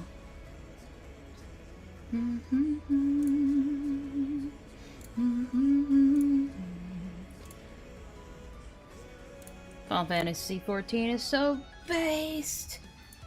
Alright, negative 15 is a good number for the noise suppression for now. Then we'll add some noise gate. Just basic noise gate. You think you'd learn from this happening to you like every stream?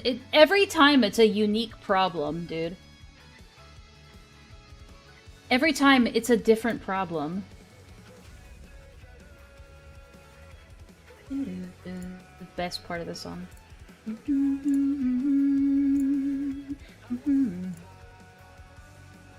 Let me take a look at what the threshold should be.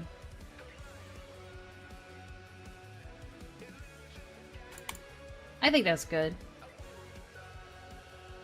There, how's that? Is that good? Is that good? Is that good? Is that good? Is that good? You know, I was thinking of doing, I was thinking of setting up my headset and just jumping back into VR chat. And just keeping a tally of how many children we have to mute. You know what's crazy? They added, they finally added the ability to make a lobby in VR chat 18+. But you have to pay money to do it. Stupidest thing ever. No! Nuh-uh! Nuh-uh!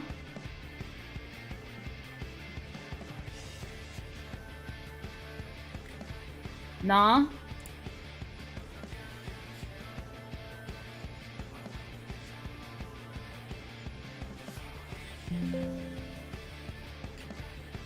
What the fuck? Why would you pay for that? No, it's like, why would they paywall that?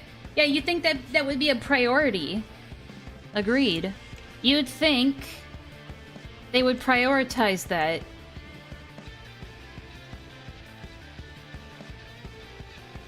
Instead of, like, paywalling it. But yeah, it was funny.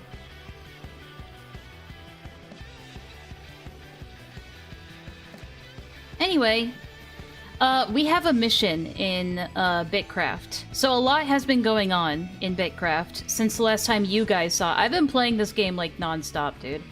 It's crazy.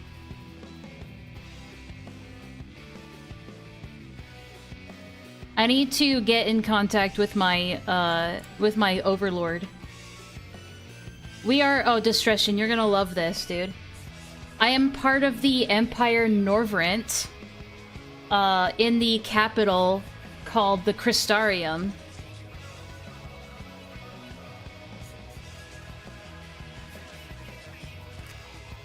Is that why you— well, okay, yeah, partially the reason why I stopped streaming. Yes, it was one of the reasons. Another reason is that Villa and I were working on a new, intro, thing, this thing. We were working on this, but we were both slacking a little bit, so it took us some time to get done. It's not even done yet, but it's a work in progress, so we just have, like, version 1.0 right now. But we're working on making it better. We want to make a segmented version so it's animated as well. That'll be fun. So we were working on that, and I didn't want to go live until we had like a almost finished version of it. And then the other thing was that I didn't want to stream again until I had the next bit of pirate software lore ready, and Villa was putting that together. So we're doing that tomorrow. I hate that something resembling a smirk formed on my face when you said that. Yeah.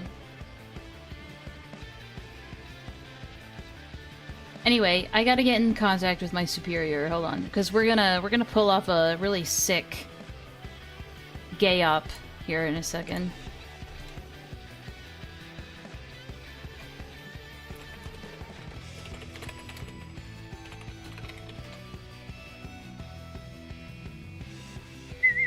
Because right now, here's the political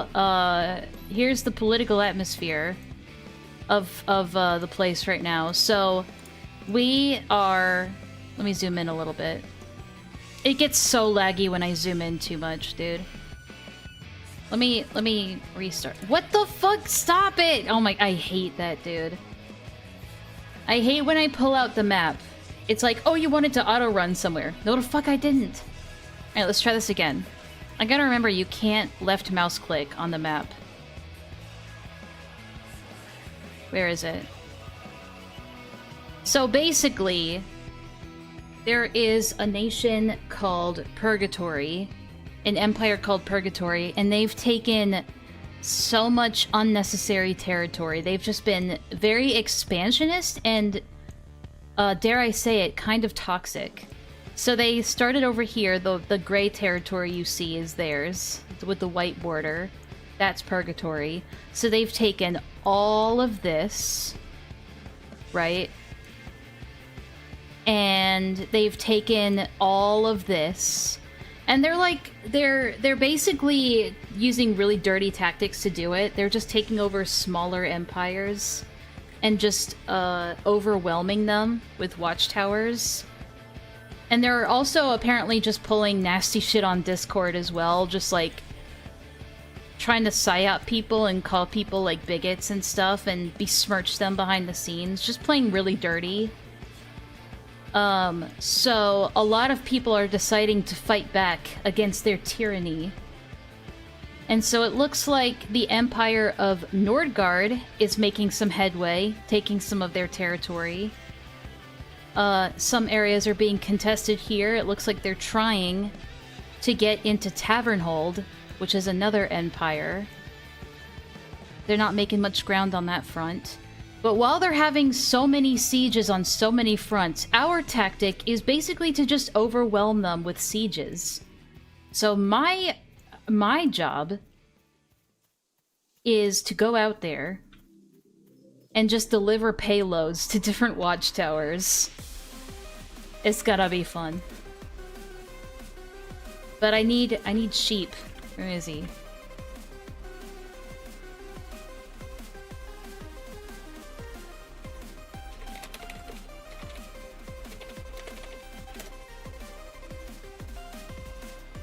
So I want to go over here. So I need to pick a tower first. And what I'm probably gonna do... It's so laggy when you zoom in, dude. I'm trying to decide where I want to go. See, this is the kind of the shitty thing that they're doing right now.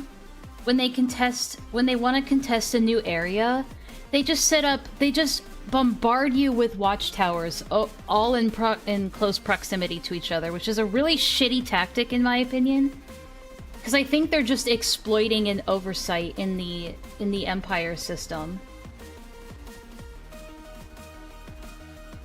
What the fuck are you talking about? Clef, what? Okay, so anyway, I'm going here. So I just need to pick a spot here.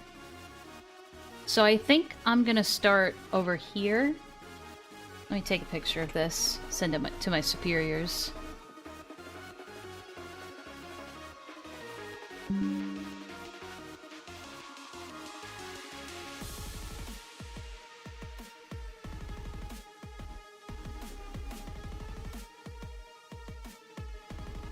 Wait, hold on a second. Good music, by the way. God, I haven't watched Underverse in a long time. I should go rewatch it again. The animation is so good. Hello, Orion. How you doing? You're basically a FedEx guy. That's kind of what I'm doing, yeah. But I'm gonna have to be sailing a long way, which is gonna be a pain, for sure. God, I keep forgetting to do the thing that I'm supposed to do.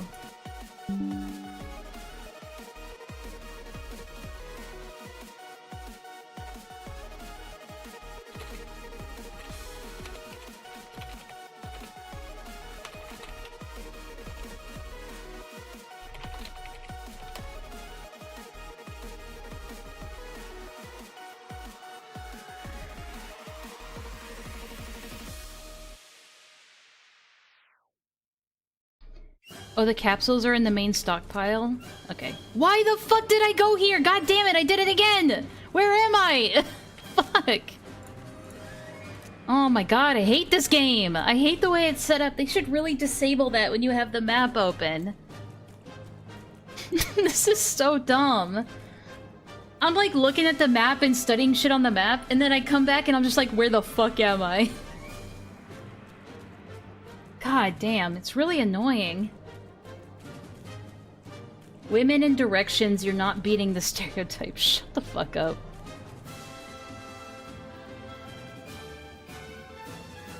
Okay, we gotta go check out the stockpile. Oh, hold on. Where's our mount? Where's our mount? Where's our mount? There he is.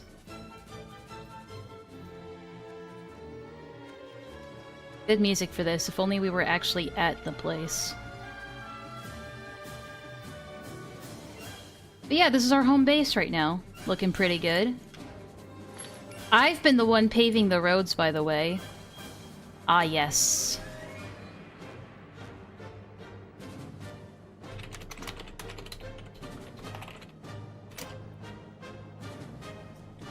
I'm gonna ask them if I should take 3 or just 2.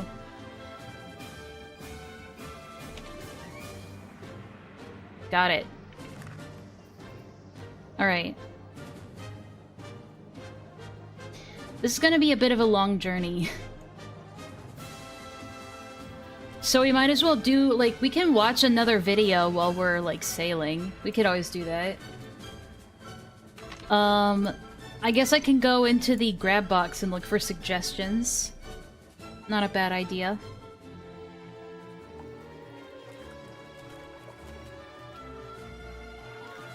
Oh wait, I forgot the actual stockpile. Don't want to forget that. And off we go. Wait, hold on. We're gonna need something to do on our way there. So let me just organize my storage a little bit. Will it not lag though? Nah, probably not. What's on your mind? It's a good question. I kind of wanted to look at more Dr. K content. So I might do that. Because Villa said she wouldn't mind if I did that.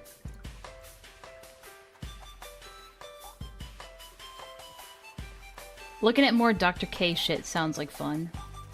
What's a Doc K? No, Dr. K is the guy that was interviewing Pirate Software, and the one I was like mauling at for being like... for his methods being all over the place.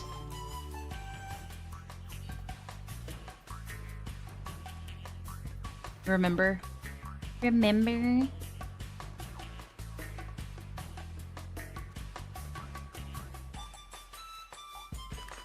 Okay.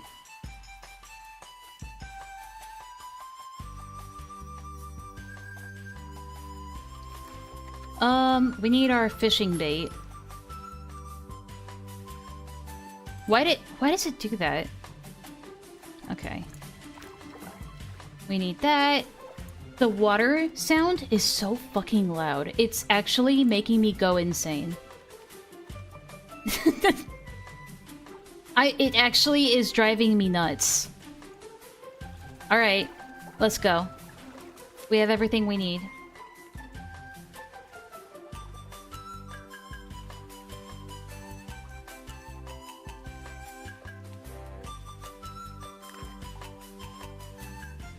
Yeah, it's the psychologist gamer guy. The one that was talking about micro penises and butt plugs. And anal bleaching. Yes, that guy. Alright. So we gotta go... It's gonna take us a bit to get there, which is the annoying part. But this is the only way we can do it. And then the annoying thing is that we get no XP for doing this. Because they disabled sailing XP because they're retarded. So this is the only way to do it.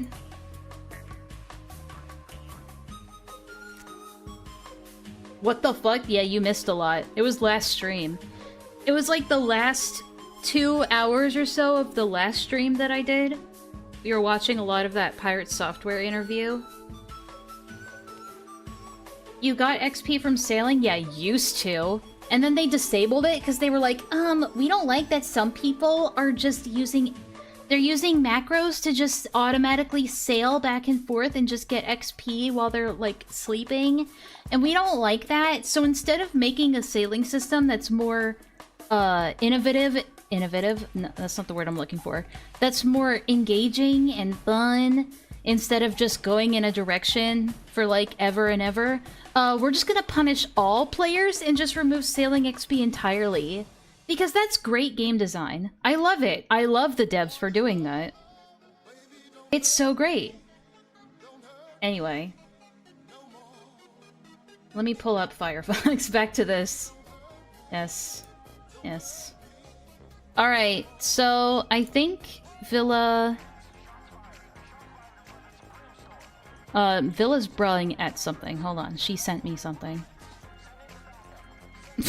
I'm sorry. Am I supposed to look at the chat? So someone in Villa's chat said, "Can I swear in this game? Fuck. Very cool and awesome. I'm going to say a slur now." I don't know if that's what I was supposed to be looking at, but... Let me increase the chat a little bit, because you guys are really hard to see. There we go. Alright, let me go into the grab bag that is Villa's Google Docky.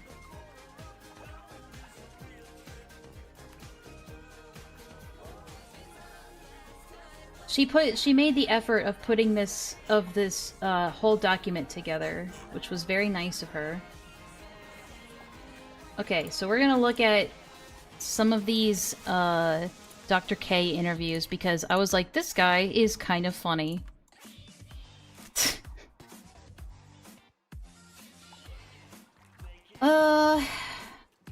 Earlier interviews with Dr. K talking with Pirate Software and okay.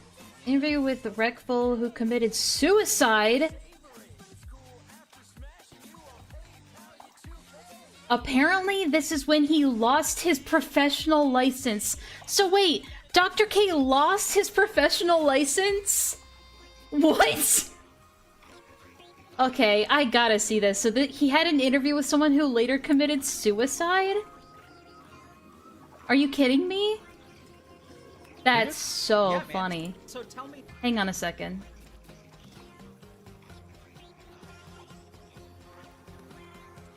I gotta make sure I'm still moving. The auto-pathing in this game is so garbage, dude. It's so garbage, and they expect us to, like, rely on this instead of an auto-sale function. It's so dumb. Not gonna lie, I know nothing about the game you're playing, but your voice is nice and I need some background. Aww. Thanks. I don't know why people say that. Okay, so yes. Confirmed, this guy did commit suicide. Oh god. Alright, I'm interested.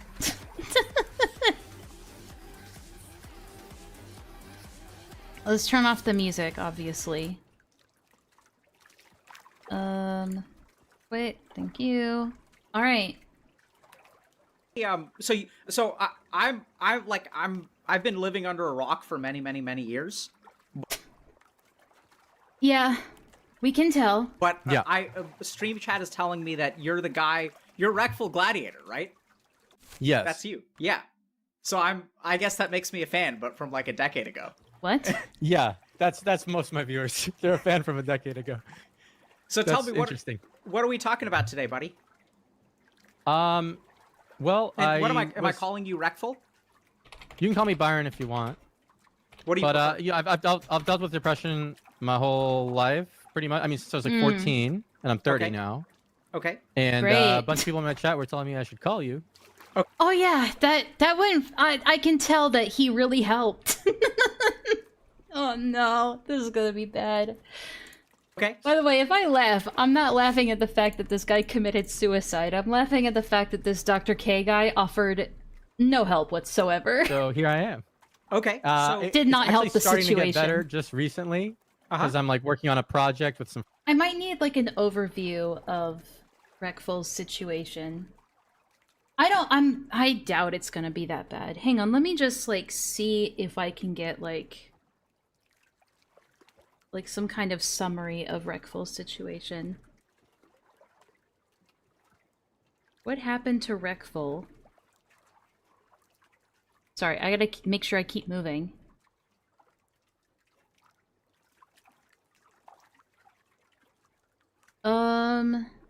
He was a professional esports player and a Twitch streamer. He died on July 2nd, 2020, at the age of 31. He was well known for his World of Warcraft gameplay and openly discussing his mental health struggles. I see. It occurred after a period of sharing his personal struggles with depression. He also spoke about a loss of a brother to suicide. Oof. By the way, I'm reading an AI summary, so some of this could be inaccurate. Okay. Following his death, his channel was hacked by Bitcoin scammers. That's so lame, dude. Well, ain't that just the biggest fucking red flag? Okay, well, if anyone here knows about the Recful situation, anything in that AI summary was inaccurate, you are free to let me know. Yeah, I source ChatGPT for all of my information. What can I say? I just love AI. They're my best friends. Friends, and it gives me a sense of purpose, I guess. So how... So this was... When did it happen again? Did it say in July? Okay, so this is half a year before, roughly. So Okay. it's not like immediately after this he killed himself. So let's not sit here and say that this Dr. K guy is anyway responsible for this. I'm not implying that. All right, before anybody says that. But yeah, go ahead. What's the project? And by the way, so a couple of ground rules. So I'm a psychiatrist, but I can't treat your depression Was a psychiatrist apparently. over the internet. According to Villa, I don't know, Villa says that he lost his license.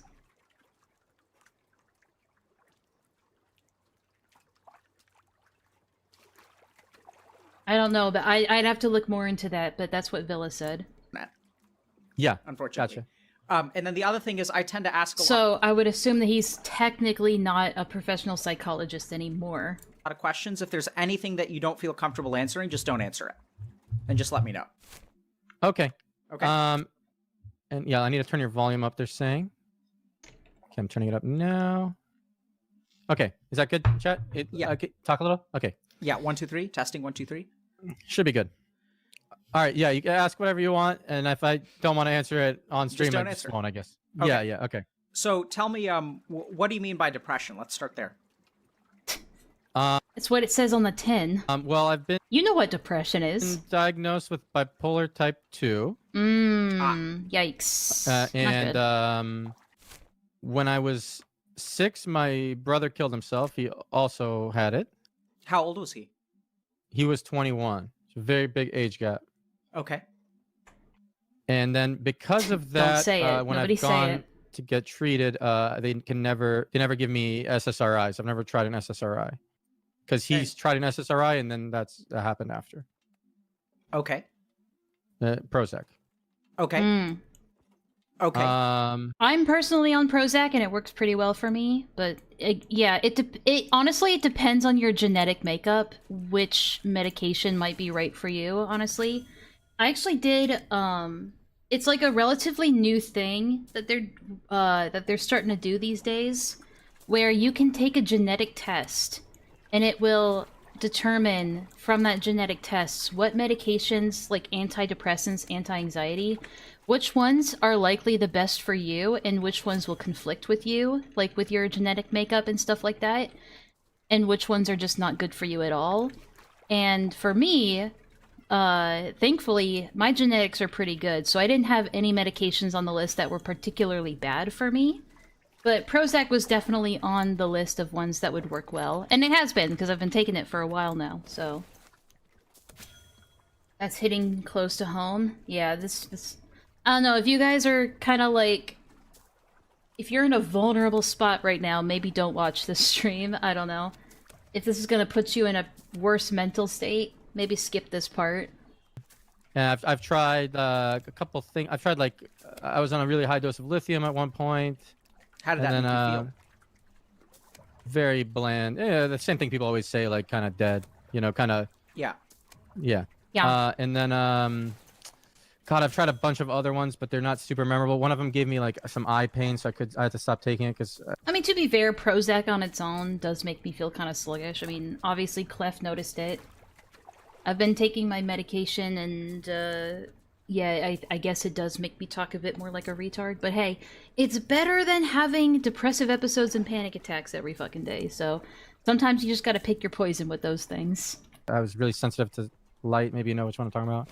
Okay. I don't know. I tried a bunch of different ones. This is like 14 years ago, most of it. So now I don't really remember. Okay.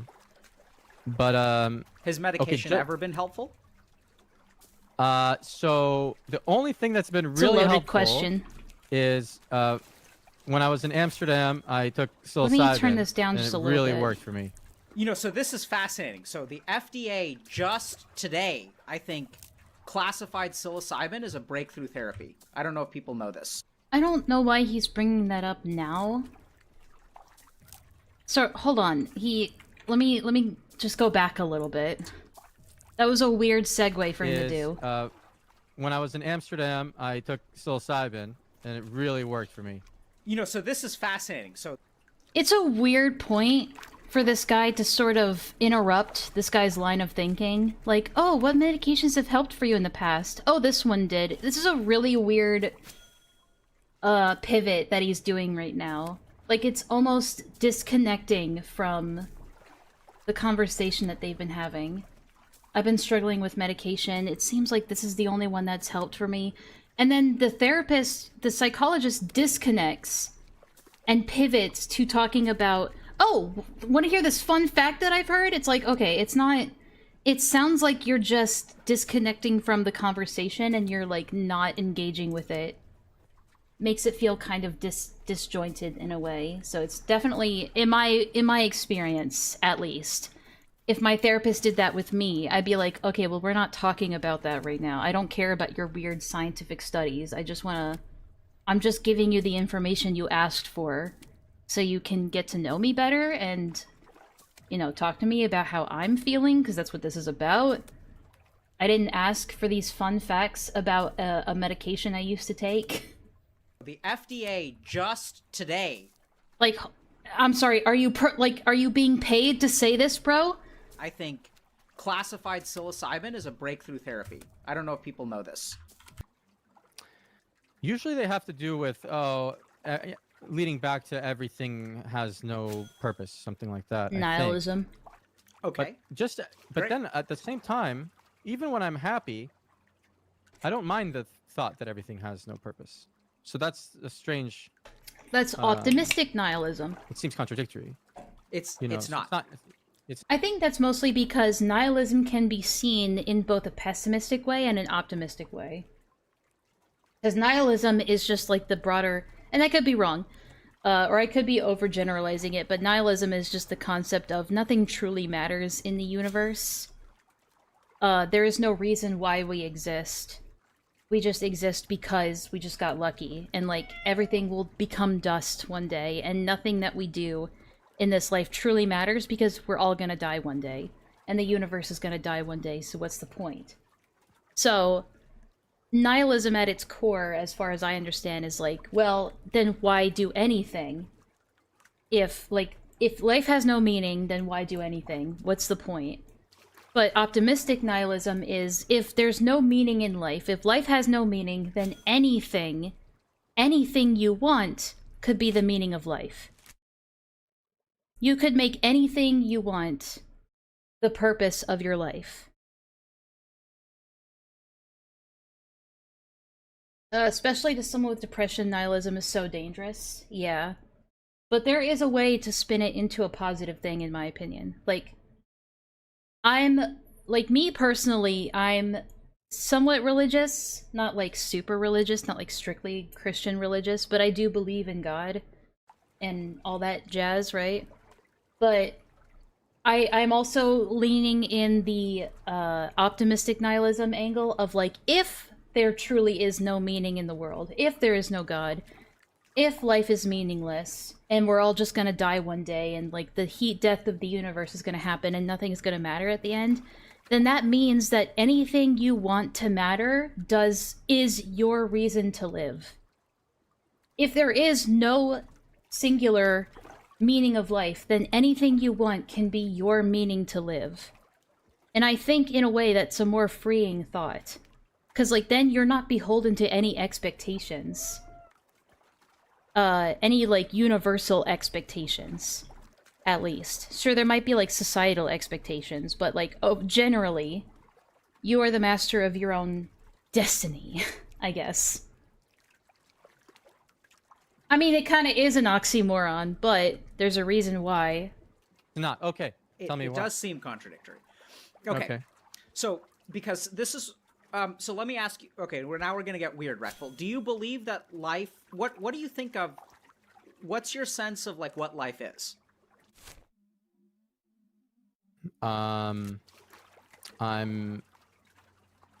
an organism that came to be from two other organisms who Sure. liked each other enough to Have a have a child. baby. Yeah. I guess And that's is one that, way to look at are it. you? Is that all you are? You're just a biological organism. And I have consciousness, which we can't really explain, the hard problem, Okay. right? Yeah. So And what does yeah. that mean? Like, what do you think about your life? Like, what's the like? Do you feel like your life has purpose? Most of the time, no, but recently I've started to think yes, because I realize I can start trying to help other people who have had my same problems, so I relate to them. And then I hope by making this game I'm working on Jesus that they Christ, can find Clef. friendship and a sense of community. Because I'm making an MMO, like a really, yeah. Okay, that's Um, awesome. Dang, man. that's cool. Things I wanted as a kid. Yeah. Okay. Hang on a second. So I'm gonna just dive into Sanskrit for a second, okay? So Sanskrit, the What? yogis like back in ancient India, like thousands. He does this weird thing where he just jumps around. Like, the person he's talking to will tell him something that he could, like, build upon and kind of work his way deeper down into the person's psyche to really get to the bottom of it, but instead he pivots. So it makes it feel like he's not truly listening to the person that's talking. No focus. Because, like, so what did he say before this again? Hold on. Of years. Yeah. Okay, that's awesome, man. Things I wanted as a kid. Yeah. Okay.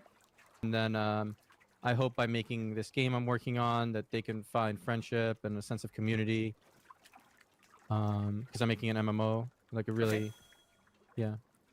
Okay, that's awesome, man. Things I wanted as a kid. Yeah. Okay. So I'm gonna just dive into Sanskrit for a second, okay? Like, what the fuck? What is... I don't even know what that is. But first of all, it's like...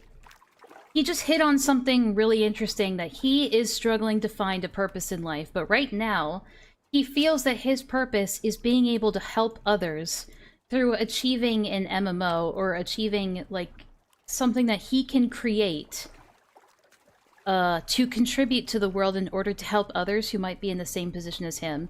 And it's something he's always wanted since he was a kid. That's something that can be profound, right?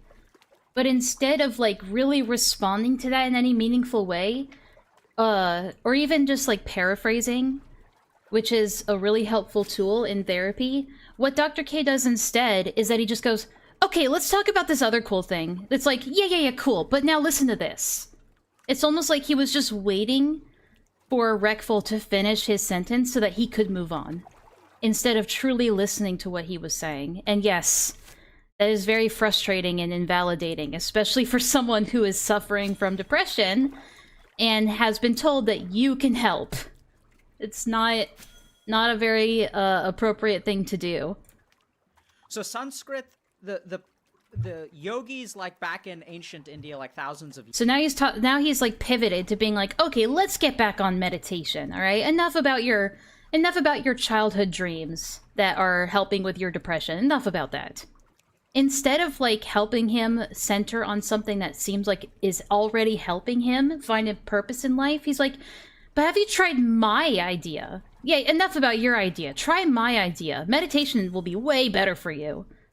Years ago, basically started to believe that the world was false. And the reason that they started to believe the world was false is because they sort of... So they were the progenitors of the Matrix conspiracy. understood that, like, the sense organs can be falsified, so either through the use of hallucinogens or dreams. Okay. But ultimately, that the experience that they have within a dream is actually the same experience that you have within reality. That even though a dream can be fake or real, your experience of a dream is the same as your experience of life. Like, you can feel suffering, you can feel joy, you can feel hope, you can feel sorrow, abject terror. And so what they realized is that, like, ultimately the foundation of reality is actually consciousness. And that the foundation of reality is experience, and that the external world is false.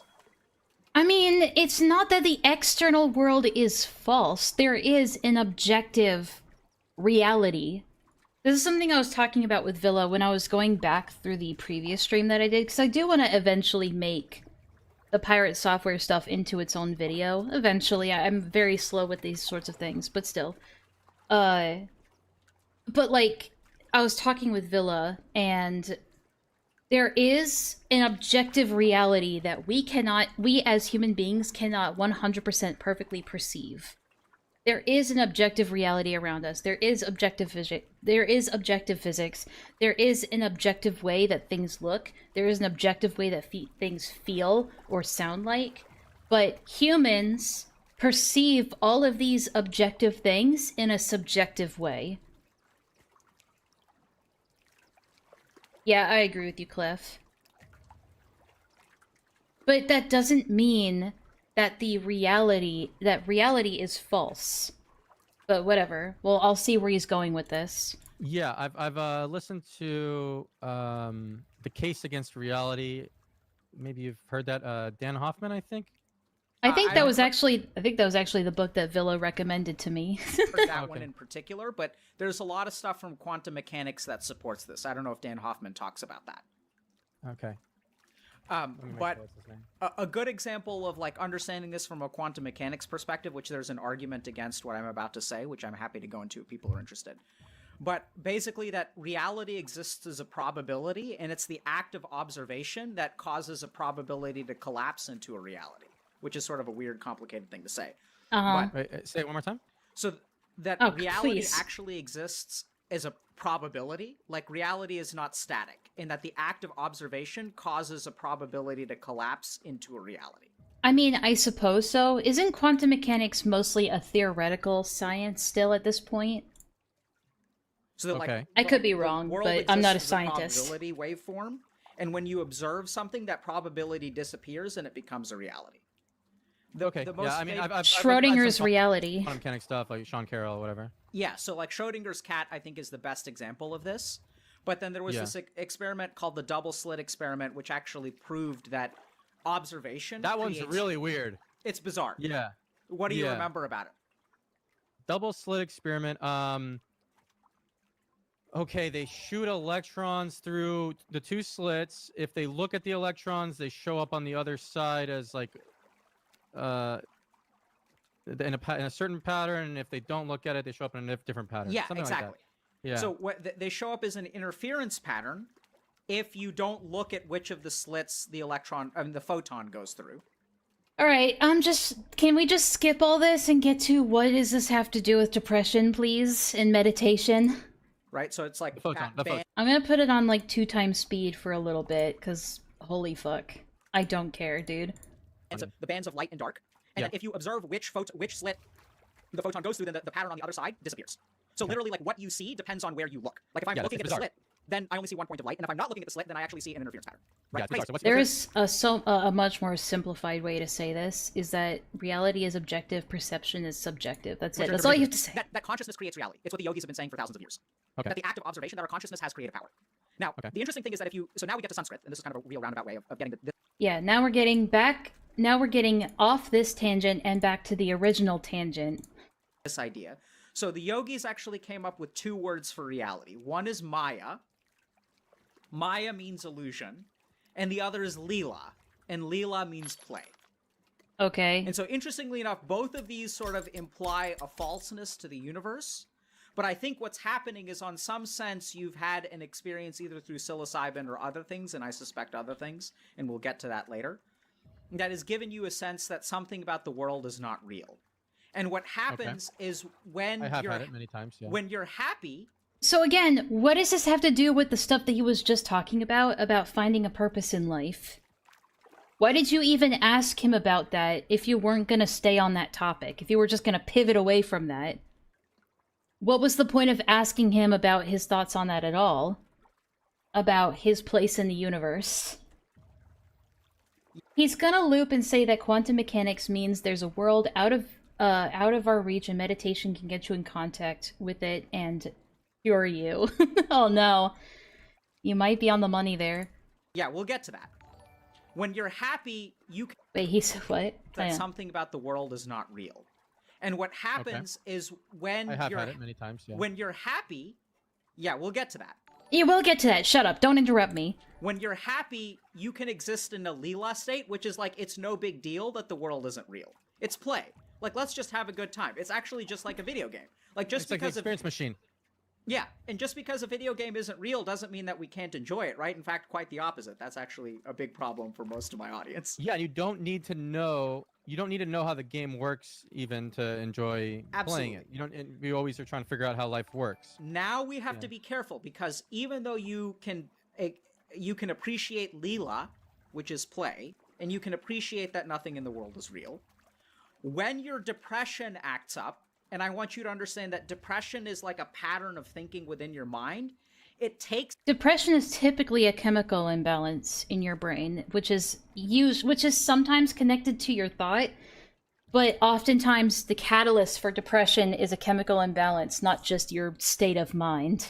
the things that you know I swear to God, if his solution is just think happy thoughts, I'm gonna be upset. and distorts them. So Yes. it takes the fact, it hijacks this idea that you know that the world is like not a real place in some sense, and then it sort of makes you feel like there's no purpose because nothing is real. Okay. I don't think that's what depression is objectively, but go on. But that's an understanding yeah, that okay. doesn't actually mean like anything bad. It's just that's what the depression does. The depression hijacks your thinking and takes the things that you know and spins them in a particular way that like actually makes you suffer. Yes, but then See, depression is just a villain that is born to make you suffer and twists your perspective on things and twists your reality. Yeah, okay.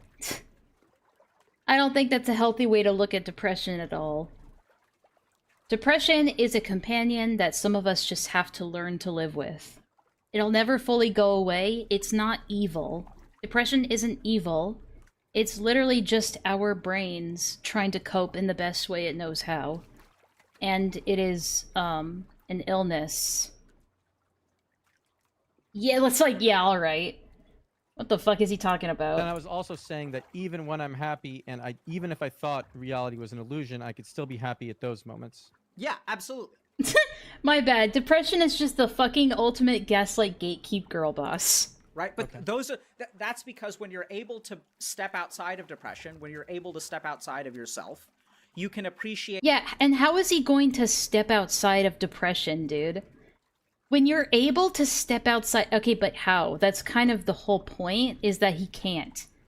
Because you can't just step outside of depression, dude. that like life can be happy and joyous even though it isn't real. What? What?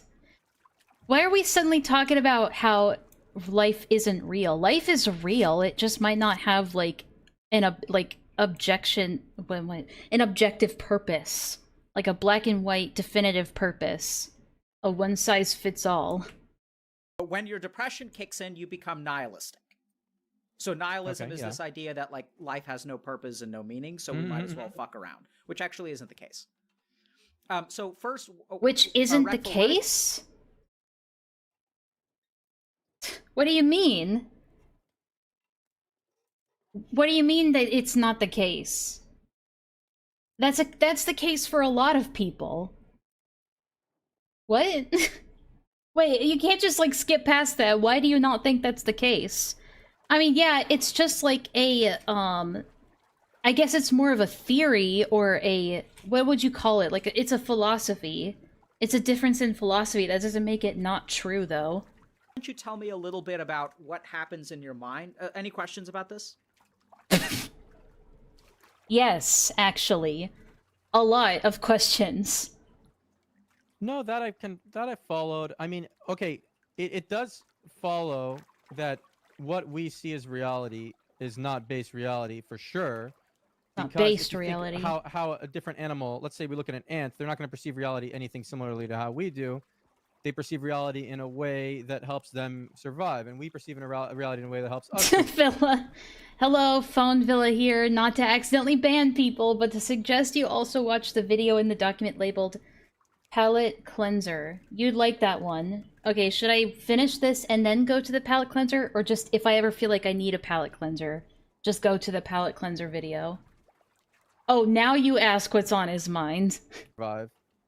Oh, look, But another let's say person. we have to notice lion running at us or whatever, and we have to notice motion more than other things, or like back in the day. And the people who actually saw too many things or saw base reality wouldn't have survived. You know, if the natural selection would favor people who This poor guy, he's just trying to follow along. I get it. I get it. I also do the same thing. I just try. just see certain things more, the Beautiful. threats. So now that segues It's a Dr. K bad hit piece. Oh, into an okay. important point, which is that your mind is designed to survive. Yes. It's not actually designed to protect you from suffering. Yes. So this Yeah, is one of the most sure. simple things that, like, I think a lot of people. I mean, Except that it does, though, because psychological damage or protecting your psyche from damage is part of survival. So yes, the brain, the human mind, and the human body, suffering is part of that package. So I wouldn't say that, but whatever. agree with a lot of my colleagues in the sense I'm just actually at this point. that Sorry, what was that? mind is designed What was he about to to say? survive. It's not actually designed to protect you from suffering. Yes. Okay, so this Yeah. is one of the most simple things that, like, I think a lot of people. I mean, I disagree with a lot of my colleagues in the sense that Okay, so he's about to say something that he disagrees on with a lot of his colleagues, so he might be a little bit of a special snowflake in this regard, based on what he says. my impression of a lot of mental illness is that it's actually functional, useful mechanisms of our mind that I could believe that. that are kind of out of whack or haywire. I mean, yes? I mean, I get what he's trying to say, but I'll let him explain. So anxiety is a good example of our mind's ability. Go ahead. You wanna Yeah, say no, I agree with you, because He was just saying he agrees. Just continue, dude. I was Why? just saying on my stream earlier today that anxiety actually could get passed on as a trait from natural selection, because it could help. Let's say you're always worried someone's going to kill you. You could have 1,000 years ago survived because of. I would say some mental illnesses are born from, like, survival mechanisms that have gone haywire or that have gone to extreme lengths in your brain. But usually the only reason they go to such extreme lengths is because of the chemical imbalances. But whatever. But I don't know, like, stuff like schizophrenia, how is that supposed to help you? I can see narcissism being, like, a survival, but then again, narcissism isn't so much of a mental illness as much as it is like a behavioral disorder. DID is definitely a survival mechanism for your brain to protect itself. So I see what he's trying to say, but I don't know if that applies to all mental illnesses. That, and then Absolutely. that trait could pass on. Yeah. So let's just tap into just for 1 second. Like, depression, I don't think is one of those mental illnesses that are born from something that is trying to help you. I think it really just comes down to a chemical imbalance at the end of the day. Easy, Schizo gives you friends only you can see until the Hat Man appears. And what anxiety is, and I've talked a lot about anxiety. So we're going to talk more about depression today. But what I understand Yeah, good, that's what he came here for. I'm glad you got back on track. anxiety to be is that anxiety is simply your mind's ability to look into the future and predict problems. That's all it is. Okay. It's just the future predicting capability. And if you think about someone's experience of anxiety, I mean, it's not just that. Anxiety is also born from the fight or flight instinct as well. what happens is they look into the future and they predict a problem, and the possibility of that problem worries them so much that it sort of controls their behavior. So if I'm afraid of looking like an idiot when I do public speaking, that anxiety is actually trying to protect me. It's not trying to fuck me over. It's trying to protect. By the way, can I curse on your stream, or is your stream from? You say whatever the fuck you want. Yeah. Okay. And so actually, all really anxiety is trying to help you out. Yeah, I don't look back at my life and go, wow, depression, you were trying to help all along. And the first thing to understand if you want to conquer your anxiety is that, like, it's trying to help you out, and then you just have to understand that I don't think he has any anxiety or problem in that department. it's like a guard dog that is, like, way too sensitive. So there are ways that you can calm it down, but the first thing Honestly, you could just say go watch Inside Out 2. Although, I don't think Inside Out 2 was out at this time, so... that we need to stop doing is demonizing our anxiety or trying to like root it out of us. Oh, but we can demonize depression all we want, though. We can demonize depression, not anxiety. Because once we Okay. understand where it comes from, then we can try to put it into context. We can try to help it. But let's talk a little bit more about depression today. So tell me what your experience of depression is. He did at the beginning of this, but you just weren't listening. You wanted to talk about your own shit. You wanted to find a segue into your own shit. You could have, like, listened when you asked this at the beginning of the interview. Okay, it's very hard to I don't know, you're better off just turning off your brain. explain. The easiest way to explain is I've had years of my life like this where I wake up every day and I don't see a purpose to doing anything. Okay. I don't see a purpose to getting out of bed. I don't care if I stream or don't, or if I Mood. go eat or don't. At some point I get really hungry and I'm like, okay, I guess I have, like, I feel like You sleep it all the time. forces me to, kind of, you know? Yeah. But I don't really care one way or the other. You're basically just drained of all motivation. I get that all the time, where it's like, I think to myself, I should go do this, but then my brain is like, but why do that? It's not gonna change anything. What's it really gonna change if you go and you clean the bathroom? What's it really gonna change? And eventually I just have to do it, but there's always that bit at the back of my mind where it's like, wouldn't it just be easier to just go to sleep? Go back to sleep? That would be easier, wouldn't it? And then I start to think I don't care if Yeah. when I go to sleep, I don't care if I wake up. I'd prefer not to. Actually, the sleeping was the most peaceful part of my day. Dude. Mood. Mood, though. I feel it. Okay. Dude, maybe Dr. K will cure my depression if I listen to him long enough. And how long would this stretch last? Years. Mm-hmm. With okay. So I've had it since I was 14, and there's like 14 to 16, and then I remember when I found photography, I was like a little inspired for a little bit, and then it went away, and then I could drop 17. I could drop a payload right here.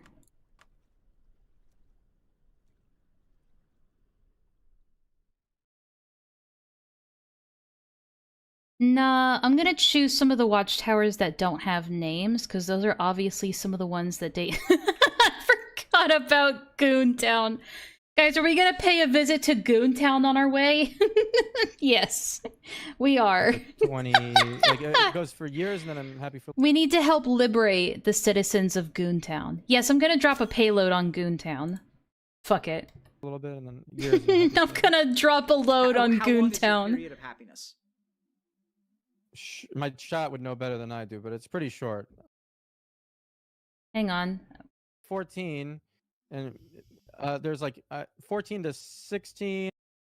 Have you seen the movie K-pop Demon Hunters yet? If so, what did you think? You would have to talk to Villa about that. She's a really big fan of that movie, apparently. Or show, or whatever it is. I don't know if it's a show or a movie.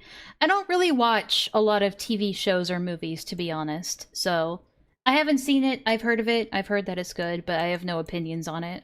And then I remember when I found photography, I was like a little inspired for a little bit, and then it went away, and then maybe 17 to 20, like it goes for years, and then I'm happy for a little bit, and then years, and I'm happy for a little bit. How long is your period of happiness? My chat would know better than I do, but it's pretty short. I don't know. I like two months maybe. Goontown, are Okay. you good enough? Yeah. Is So- that are you hear about people like that? Yeah, so Years I think this yeah, is a okay. really common misconception. I think What? I think you may have clinical depression, but I think what you're describing is not clinical depression. What? What? No, don't do this, dude. What? What do you mean? He didn't even, did he even say that he has clinical depression? Basically, he says, my depression can go on for years. There will be small portions of time where I'm happy and I feel euphoric and I feel motivated, but then I'll go back to feeling depressed and lethargic. Yeah, those are manic. Those are usually he has bipolar. He says he has bipolar too, right? Those are usually because of manic episodes, where they can have short bursts of euphoria, or short bouts of happiness, euphoria, motivation, hyper motivation, maybe too much motivation, hyper focus. Those are manic episodes. What he's describing is manic episodes, but here's Dr. K being like, well, you're happy sometimes, so it can't be clinical depression. Did the credit card decline again? What do you mean? He says he has bipolar. That's a really common thing with bipolar. Okay, let's hear this. So I'm going to explain to you guys what clinical depression is. I think Oh, good. Let's hear it. your problem is that your life is empty. That's Oh, no. What? Maybe you're just not, like, doing enough shit. Maybe you're just not doing enough with your life. Oh, no. Oh, no. Oh, this is already bad. I think your life is just empty. Have you ever thought about that? Have you ever thought that your life is empty? And that you're not doing enough with your life, and that you're just sitting around and your depression is weighing you down, and you're never gonna be happy enough? Have you ever thought about that? Oh no. Dude. All he did was answer your fucking question, and you're already diving into, actually, you're wrong. Holy fuck. Oh my god. No, please tell me, it can't get worse than this. different. And in fact, that's what we were going to talk to the other person about today, and we will. So I got a bunch of questions about this because... Crash out, crash out, crash out. This guy's gonna make me crash out all over again. This is how to trigger a manic episode 101. You're saying you think I was diagnosed incorrectly when they said I have bipolar? You may have depression on top of that. On top of your life being empty, you may have depression. He just perfectly described all of the symptoms of depression, of like chronic or clinical depression. I'm diagnosed with clinical depression. Clinical and chronic depression. Not like two things separately, it's just they're both kind of the same thing, right?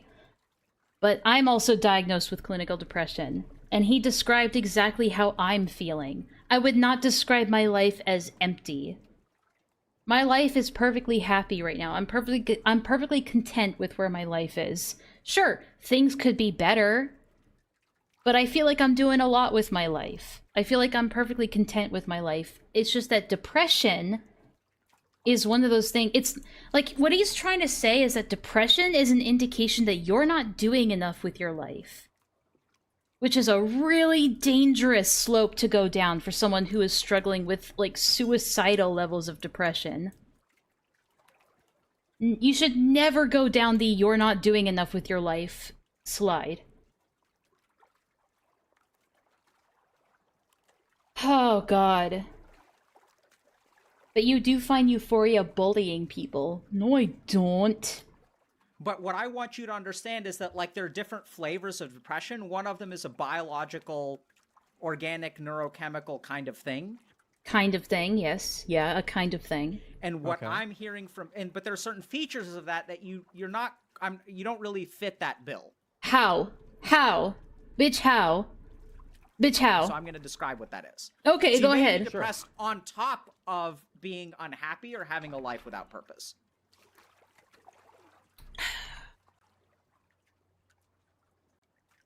Have you ever thought that you just don't have a purpose in life? You know how you were just saying that your depression makes you feel like that you don't have a purpose in life? Well, maybe you're right. Maybe you don't have a purpose in life. Man, I wonder why this story ends with a guy killing himself. Again, I'm not gonna say that this is directly correlated to, Reckful killing himself. I'm not gonna say this is directly correlated to... Villa, how did you learn that this guy lost his license? Like, I mean, I guess provide a source, but like, where did you find that out exactly? Because I didn't know that he lost his license until I read it in the document.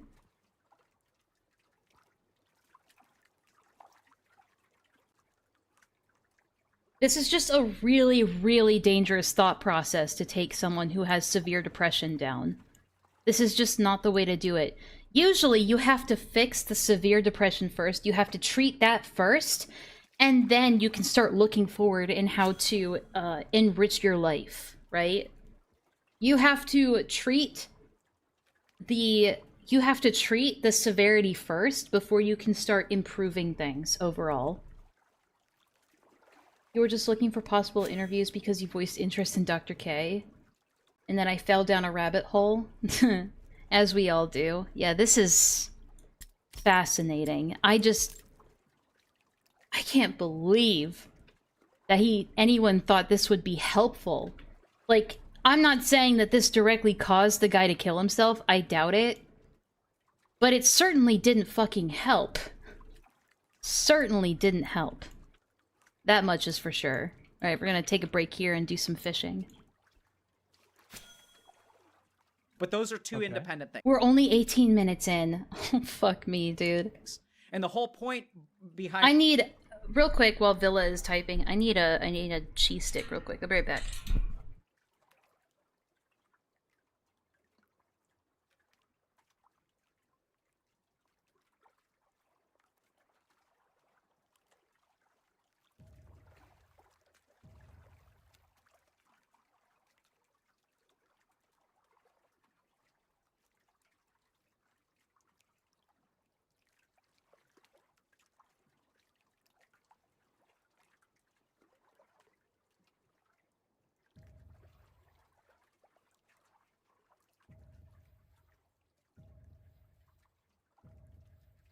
Need to put some gas in the tank. Grab myself some water as well.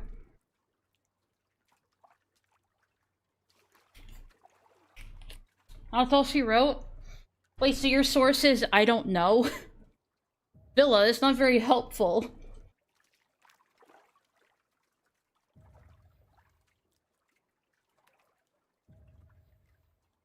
I'm sorry, I already ate half of it. It's like a really small cheese stick.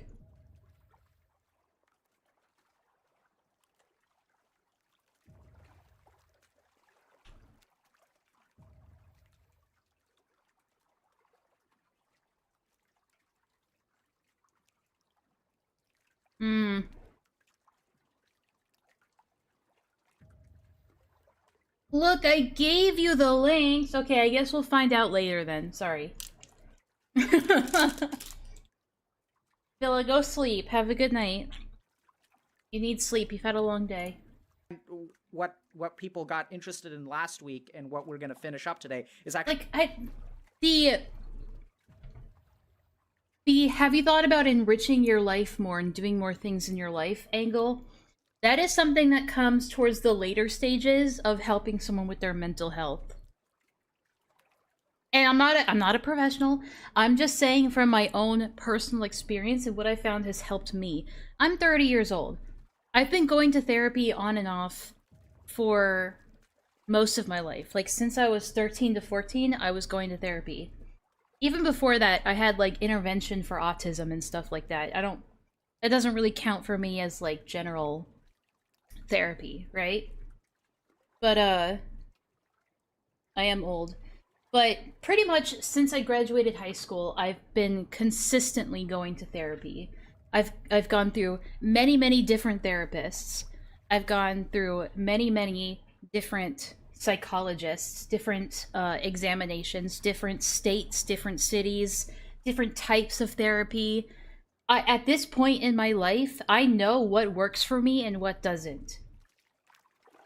And at the beginning of that, I guess you could say, journey, what really helped then was for someone to just listen. Sometimes at the beginning, you need someone who can just listen to you and empathize with you, right? And be able to help you understand and put into words what you're feeling.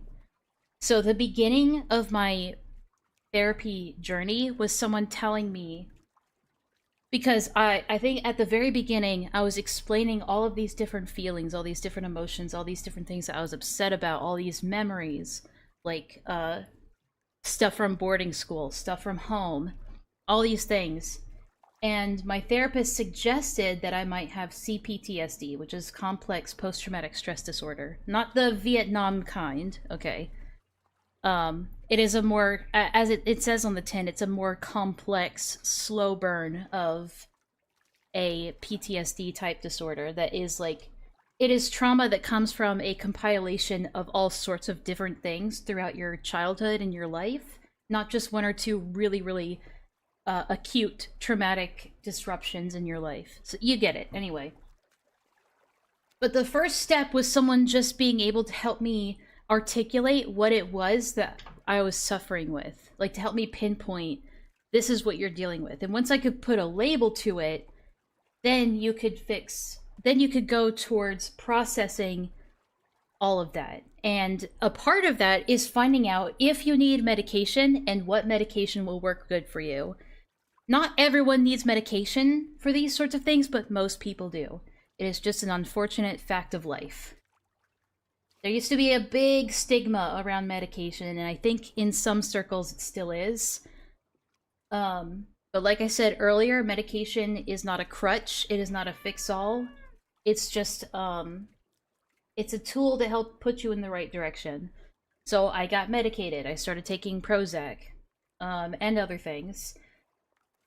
And then, obviously, I had to do a lot of trauma processing, and that's very, very hard work to do. And also just fixing those chemical imbalances as much as you can to at least get, not good, but stable.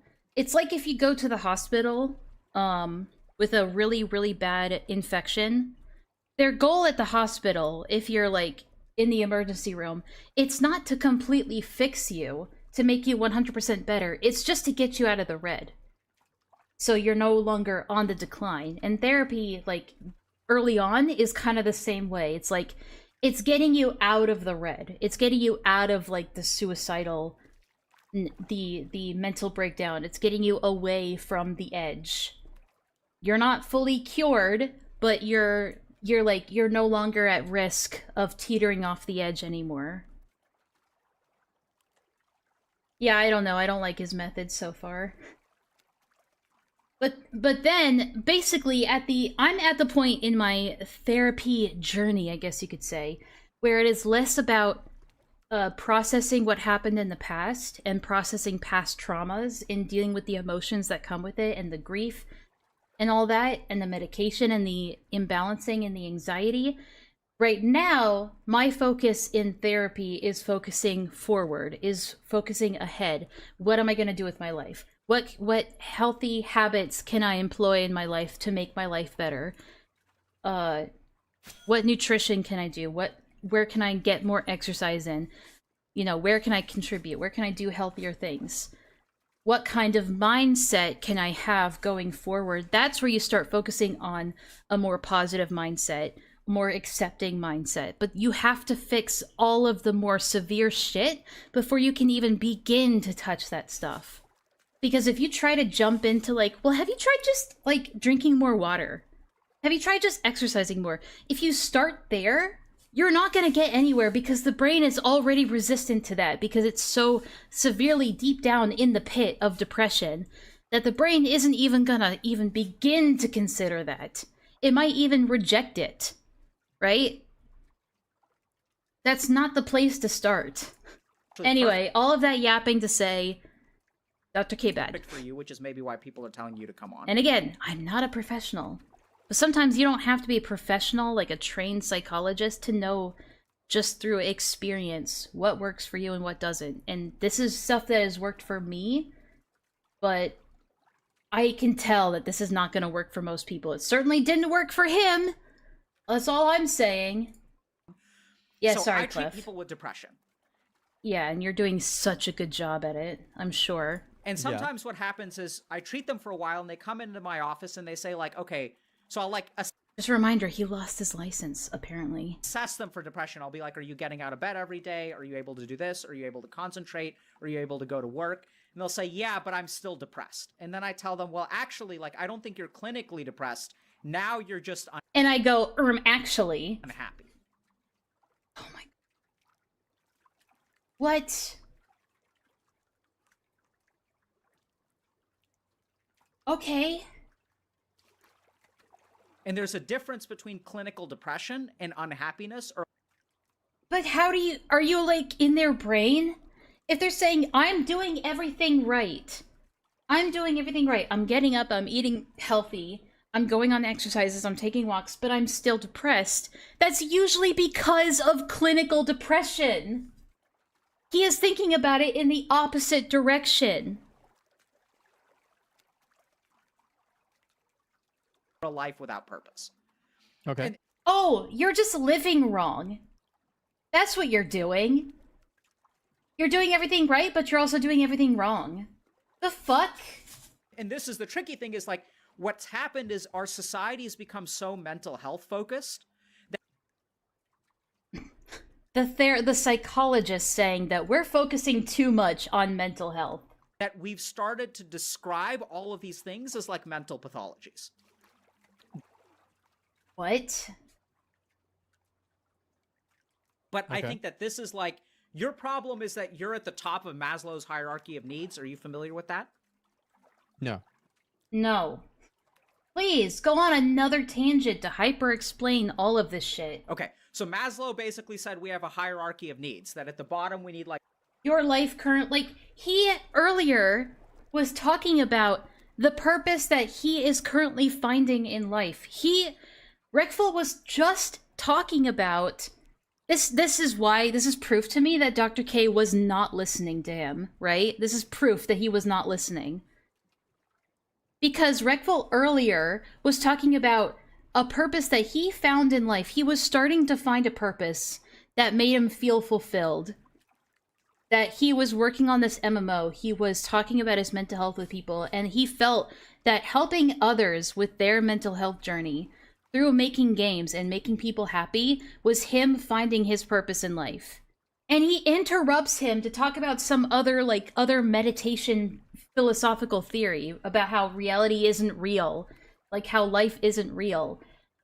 He cut him off just to hyper explain all that, and then he circles back to telling this guy, your purpose in life is wrong. So this guy just, only 10 minutes ago was saying, I've found a purpose in my life. And now Dr. K is telling the depressed guy, that's not good enough. That is not good enough.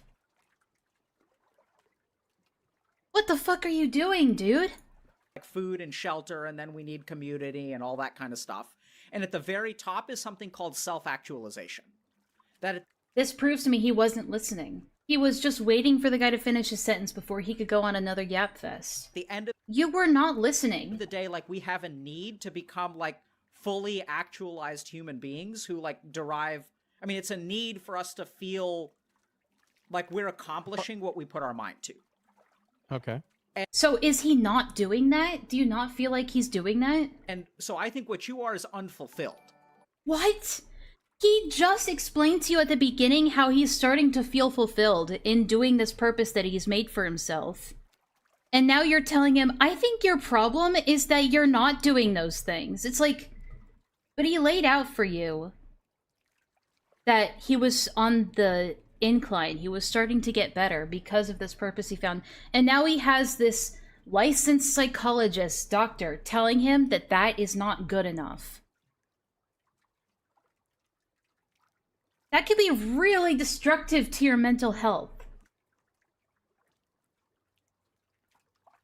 And that you've probably been That's true. insufficiently challenged since you were a teenager.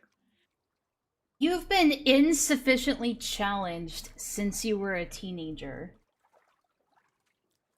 Are you calling him sheltered? And entitled? Or privileged? What are you saying now? And that life has not given you anything that was worth fighting for. That it's just it's been easy mode. Oh, your life is too easy. That's why you've found no purpose in life.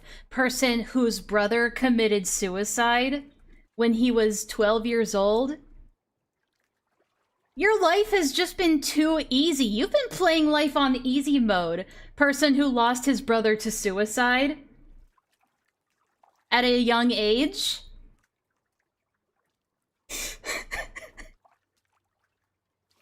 I'm gonna crash out. I'm actually gonna crash out, dude. I'm actually gonna crash out. Hold on. Come on over here. Come on over here. No, you flipped me off. Come on, coward. No. Come on. You're not an intellectual. You're a fake and a fraud. Get him, Alex! Get him! Oh my god! What is your damage, dude? This proves to me he was not listening. And now all he's doing is just like causing more damage. Now, you may be depressed on top of that, so let's talk about that first. Yeah, you might be depressed on top of your life having no meaning and you not actually going through any challenges in your life. Like, so what if your brother committed suicide when you were young? That's not a real challenge. Come on, you don't actually know real suffering, you privileged white boy. For a second. So clinical depression is an episodic illness. That's the first thing to understand. So major What? depressive disorder or bipolar disorder is episodic. What? Which means that Yes. for What? periods of time you're well, and then you enter a period of depression, which lasts 2 weeks to about 1 year. He's said that his depression can last for years, plural. Maybe a little bit over a year. And that you have a period of like, and then it sort of naturally gets better. Oh, now one thing. Now I'm worried that what if I incorrectly remembered what past when saying I've gone years of being unhappy. Oh no, now he's being gaslit into thinking that his experiences are not real. That's very And possible. now I'm getting misdiagnosed. Oh no. Oh no. No. Wait. Dr. K, internet psychologist, who's about to lose his license, are you saying that my doctor who diagnosed me is wrong? Oh, he could be. He could be, actually, and I might be right. Maybe I haven't gone years. Maybe it's been 1 year. Oh, so maybe my suffering just isn't that bad, I guess. Sure. So that's Sure. Sure? What do you mean, sure? Are you sure? He's just, again, Dr. K is just shutting him down because he wants to get back to his own yap fest. It's sure, anyway. possible. So Yeah. so like I said, I don't think that How long do the happy periods would the happy periods be? Oh no. This poor guy. depends on the person, but generally speaking, like I'm looking for a few months to a year to even over a year. What the fuck are we talking about, dude? Right? So Okay. I'm looking for like somewhere between like 4 and 6 months. Dude, we're getting hyper autistic. You're saying, just based on time periods, you're saying that his entire diagnosis is wrong because you're getting hyper analytical about time periods. Oh, well, typically, clinical depression only lasts for about a year, but you said that your depression can last for years, plural, so therefore, you must not have clinical depression then. Just ignoring all other symptoms of clinical depression. Of like a period of remission.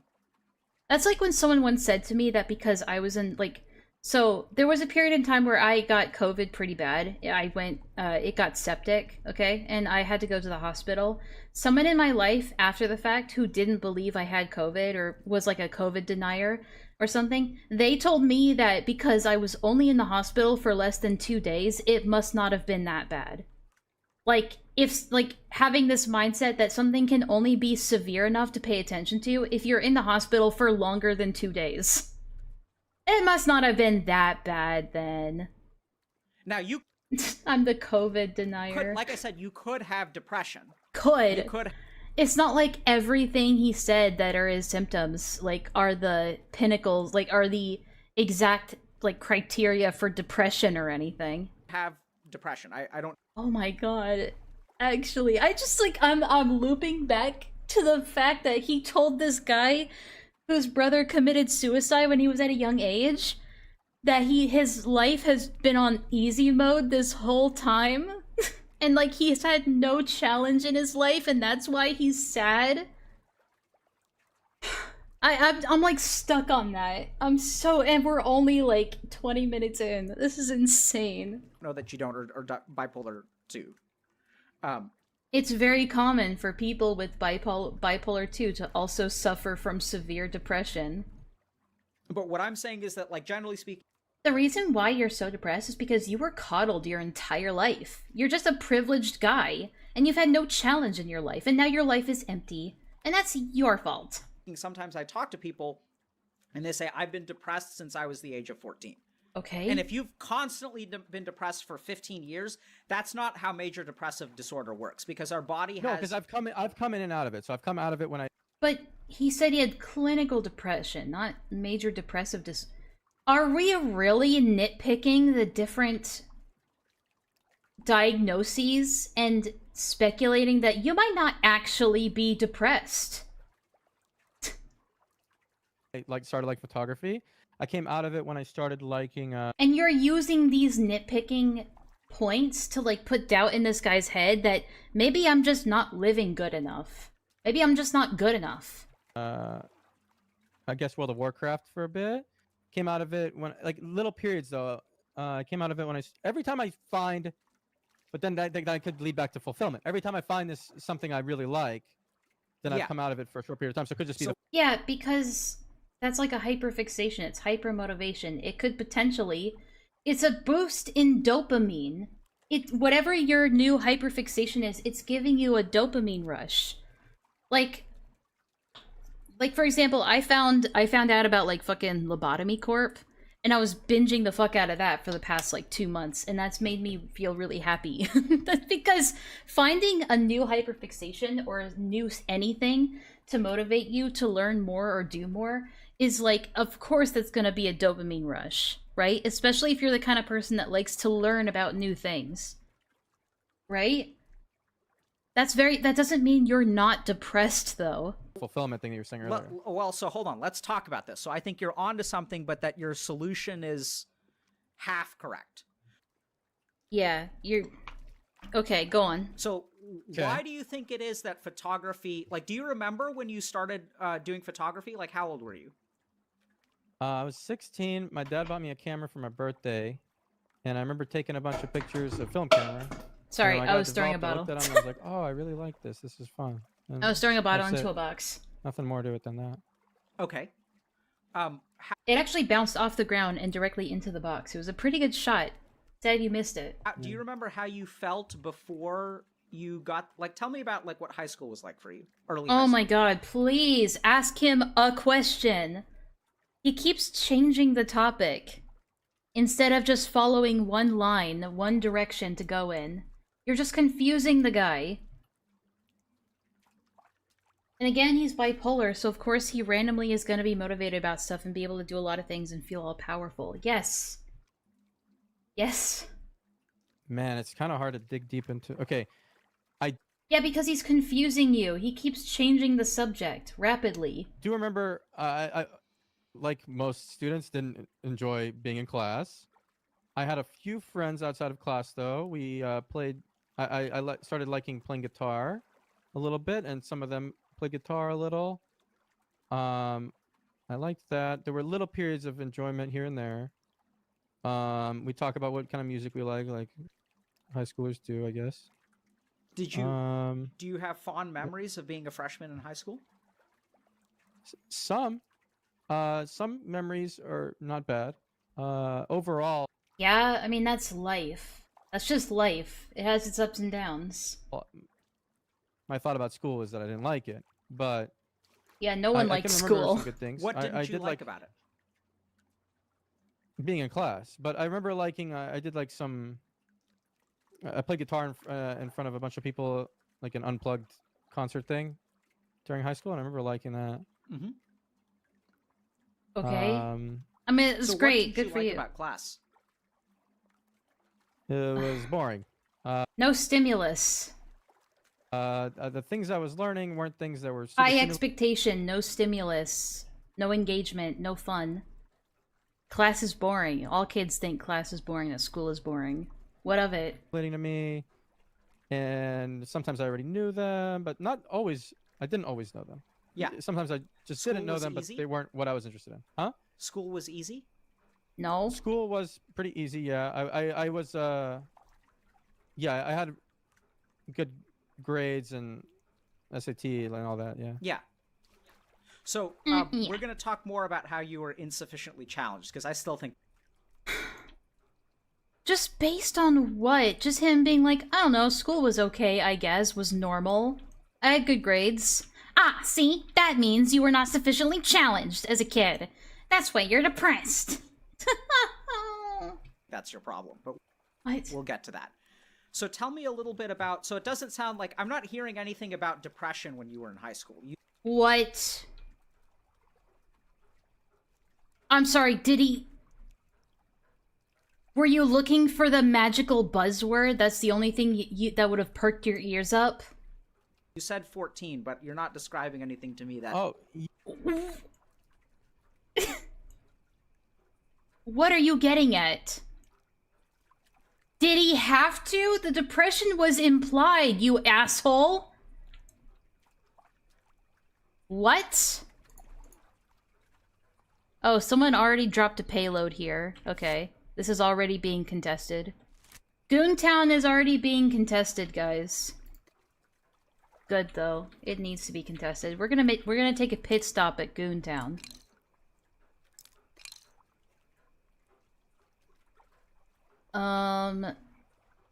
Yeah. Yeah, you asked what he thought about school. Why would he talk about his depression if you're asking about school specifically? You didn't... What? This guy is so fucking infuriating. It's like, I didn't hear anything about depression. It's like, you didn't ask about that. Motherfucker. Oh my god, I hate this guy. yeah, no, because it's hard for me to really dig deep and remember. I mean, I remember I listened to a lot of sad music. I was idolizing a lot of people who killed. I was idolizing a lot of people who killed themselves Red flag. Okay. at the time because I was listening to like Nirvana and then Elliott Smith and then I don't know, a bunch of other, I can't remember, but I mean, it sounds like you were emo. yeah, it could be. Yeah, I know. And I was but the lyrics were very relatable to me. Okay. Oh shit. What was relatable about the lyrics? Being depressed. I guess just this overall lack of purpose and meaning. See? Something. I really have to. I feel like I'm not doing justice to my own life, you know, to my... No, dude, it's not your fault, it's his fault, okay? Don't sell yourself short. Elliot Roger, no. my own memories. I can't remember exactly to tell you. Yeah, well, you're but I'm not going to trying. be able to, right? So Yeah. What do you mean you're not gonna be able to? I'm kind of digging around. You're not able to recall anything because nothing interesting happened in your life. That's how dull you are, and that's why you're depressed, because your life is so boring and without meaning. And are you feeling better? And you're not expected, like, I don't remember much about when I was 14. Like, you know, people don't really Yeah, I was writing Sonic fanfiction when I was 14. remember much about when they're 14. No, shut up, that's Clev. okay. It's We're not just, talking I'm about trying him. to figure out where the money is, and it's sounding like it's Okay, not so when I was 16, Yeah, we know you're searching for buzzwords, dude. okay, when I was 16, I tried to kill myself. okay. So when Oof. Yikes. Okay. I was 16, I Do you took 22 sleeping pills and I drank a bottle of wine and I tied a plastic bag over my head and I fell asleep and I just woke up later and I had ripped the bag off my head and I was alive. and I what were you gonna ask? do you remember what you were feeling when you tried to kill yourself? Probably something along the lines of, I don't want to live anymore. It was really dumb. The donation sound, dude. I can't.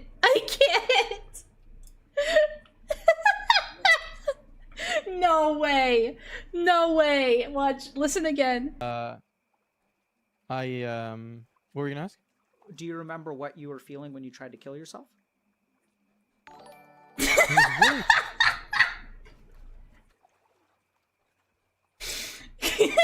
Oh no. Internet psychology was a mistake. Dumb. There was a game I was playing called Asheron's Call from when I was 10 to when I was 16, and then that game was no longer popular. No one was playing it, and I had no one to play with. Asheron's And it was Call was the an only thing RTS, right? No, it was an MMO. Yeah, no problem, Orion. And We love our lurkers around here. Don't ever feel like you have to chat. If you're enjoying yourself, that's all that matters. it started dying because of World of Warcraft, and no one else was on to play anymore. And I felt like the only thing I cared about and the only thing I'd practiced my whole life and really loved was irrelevant. Aw, that's Okay. relatable. Yeah. Great. I mean, not great, but I think I'm starting to see a pattern. Okay, so What pattern? Please don't tell me you're thinking that leads into the pattern of him not having any fulfillment in his life. Holy fuck, don't go there. Great is a funny response. Great. Yeah, okay. let's just think about that for a second, Reckful. Let's think about that. Right? Think about what? Yeah. What do you think was going on in your head there? So I think now that you're leading me to the answer, but the Asheron's Call was giving me Yeah, exactly. fulfillment and a place to try as hard as I could and be competitive and whatever, and meet friends and all these things, all these natural human desires. Was it hard? And then it was hard, yeah. Yeah. And then it What? went away, and I didn't have that anymore, and I was unfulfilled. Uh-huh. And then when did you get your camera? It was around a little after that. Yep. Yeah. Oh my god, finding new stimulus in life, exploring and doing new things can make you happy? Who would have fucking guessed? And then I just started like What's your fucking point, dude? photography. So tell me about the photography. It's really hard when it's about artistic things. I can't remember like the feeling and the why I like. I don't know, but I was in I took pictures for a while, and then The problem with this method of talking to somebody is that you're more often just getting the person not really to open up and talk about themselves, but to try and figure out where you're going with your line of questioning. So he is like unspokenly, like there's this unspoken pressure for Reckful to follow the correct through line, to follow the correct line of questioning, to make the right points, and to say what Dr. K is looking for, rather than just them having a genuine discussion. There is now an unspoken pressure for Reckful to fulfill his part of this conversation. Because of the way that Dr. K is asking these questions, like very clearly trying to lead him to a very specific point, it is putting the pressure on Reckful to say the right things or to look for the right answers to his questions, instead of like the conversation just being genuine. my parents took me on a trip to Europe to show me where they used to live in Switzerland and neighboring countries. I took a lot of pictures there, and I came back and I got a bunch of my pictures printed out, and then I walked around South Hollywood and like into art galleries and showed them my pictures, and one of them put my pictures up in the gallery, and then I remember feeling good. Yeah. That happened. And when did the depression come back after the pictures?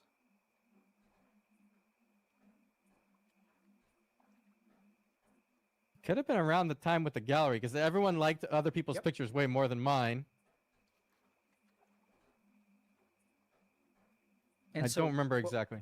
Are you just corrupting all of this guy's good memories indirectly? What? Yeah, so I don't know if it was in a weird way. I don't know if it's because. Do you remember feeling like you had done a really good job with the pictures in the gallery? Yes, for sure. And then you and felt everyone else's pictures were really edited, and it was annoying to me because I thought mine were better, but everyone liked the other ones better. Yeah. Yeah. So, okay. And then what was okay. another thing that brought you out of your depression? He's missing a couple of steps here, but alright. I don't remember the next part because I started playing World of Warcraft, but I don't remember ever being happy while playing World of Warcraft. I played it for so many years. Yeah. I don't remember being really happy at any moment, even when I was at the top. That's fair. I mean, it's kind of like when I played Arcage. I couldn't tell you. Like, even when I was, like, super into Arcage back in, like, 2014, 2015, I wouldn't be able to tell you any moment where I felt happy playing Arcage. That's unfortunate. So I want you But I was also going through a really bad depressive episode during that time. to so I think your periods of happiness, like when you came out of your depression, those sound to me like they're not dealing with the underlying problem. What? What gave you that impression? It sounds like he was just living a normal life. Oh shit. Our tower's being attacked? Which one? Hang on, which one is...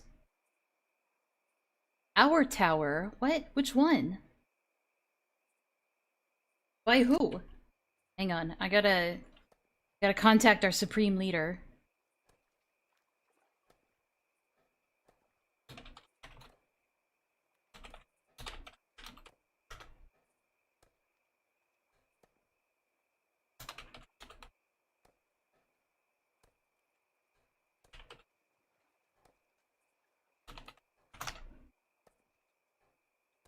I'm asking him which tower is being attacked.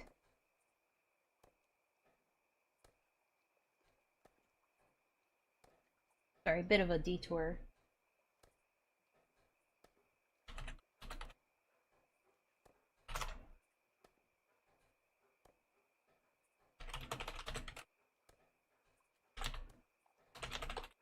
Okay, so it's not at our homeland, so we're good. I was a little concerned for a second. Yes, you can. Just there you go. Jeez. It just sounds like he was living a normal life. What? Like, obviously, this is like the first time he's being asked. Like, has this guy ever gone to therapy? Has he ever gone to good therapy? Because, like, if this is one of his first times really delving into his past, he hasn't had any meaningful therapy in the past. Clearly. But from the stuff that he's saying, it doesn't sound like he's living a life where he hasn't been challenged. He's just retelling a lot of, like, the most surface level stuff.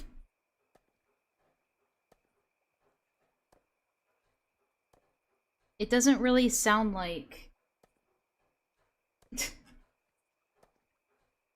It doesn't sound like he's talking about, like, you know... I should probably update him on my location, too.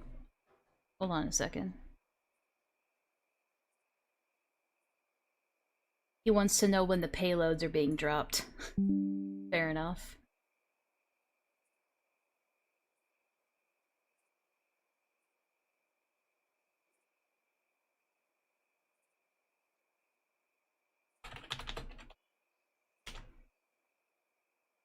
I'm like, I feel like a truck driver.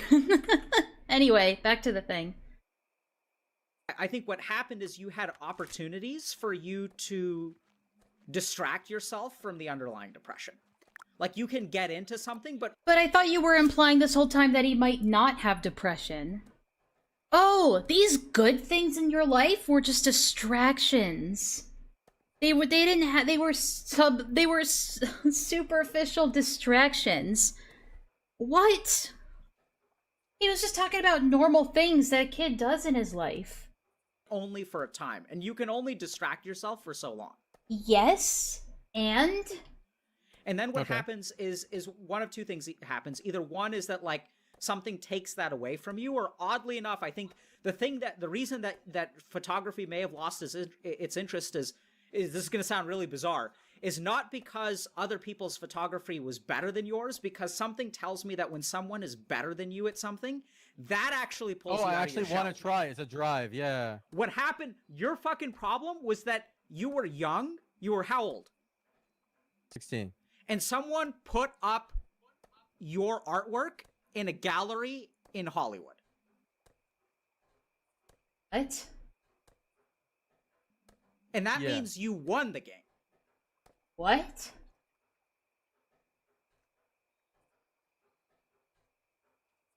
What? Go on. That doesn't mean you lost. That means you Okay. fucking won. Okay. And Okay. yeah,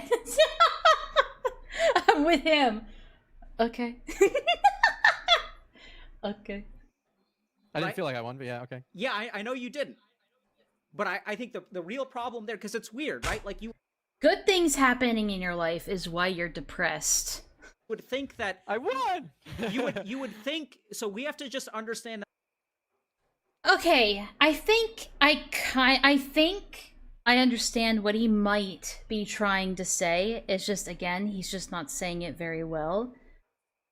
Sometimes in your life, you can have amazing things happen to you. Like, you can work really, really hard on something. Hi, Mitzi, come here. Come here, come up here. Come here, baby. Sorry, she's begging for my attention. You can work, like, let's say, for example, you're working really, really, really hard in your life at something. Like, you want to accomplish something. Like, let's say you, I mean, I don't know, someone give me an example, like, let's say you're working really hard throughout your adolescent years to become a model. Like, you work really hard every day. You go through a lot of suffering to get to a point where your body is the way it needs to be, and then you graduate high school and you go off to like New York or LA, and you go through a grueling period of going from place to place, trying to find work, working your way up the ladder, struggling every single day, and finally, at one point in your life, you make it to the peak. You make it to the top, where it's like, oh, you're modeling for like the best brands in the city, or I don't know how modeling works. You're on the cover of Vogue. You're wanted by everybody. Everybody loves you. You're at the peak. You're at the height. You can only go down from there. And that because you're no longer at the peak, you've reached the peak. It feels like it's all downhill from there. Because then, like, you've hit your goal. What is there to do afterwards? And a lot of people can sink into a really deep depression after hitting that. Minutes after Hey! 11:40 p.m. in Tyler, Texas. Options are limited but include bars. Hey! Shut up. Siri. Oh, no, it's Siri. It's Google. But it's like, you've reached the top, right? And it's like, where do you go from there? That's why a lot of people can struggle with depression after like accomplishing a really big goal of theirs. That's what he's talking about, right? But he's just not doing it very well. like we would think certain things, but The way he's describing it is making it sound like something good happened in your life and that's bad. we have to look at the data of your life and interpret it. What was disappointing, what got you out of photography or when it lost its luster was actually at the height of your career. And you could have kept going. Are you trying to imply that him as a 16-year-old doing something successful in photography was the peak of his life? Or the height of his career? You're not helping, dude! You're making it sound like he peaked at 16 and it's only downhill from here. It wasn't like Yeah. it wasn't like you walked around and you dropped it because no one displayed your Yeesh. artwork. Like, that makes more sense. Like, that's a loss, right? I walked around and I showed it to a bunch of people and no one displayed it, which is like, that's not even that unusual because you're fucking 16.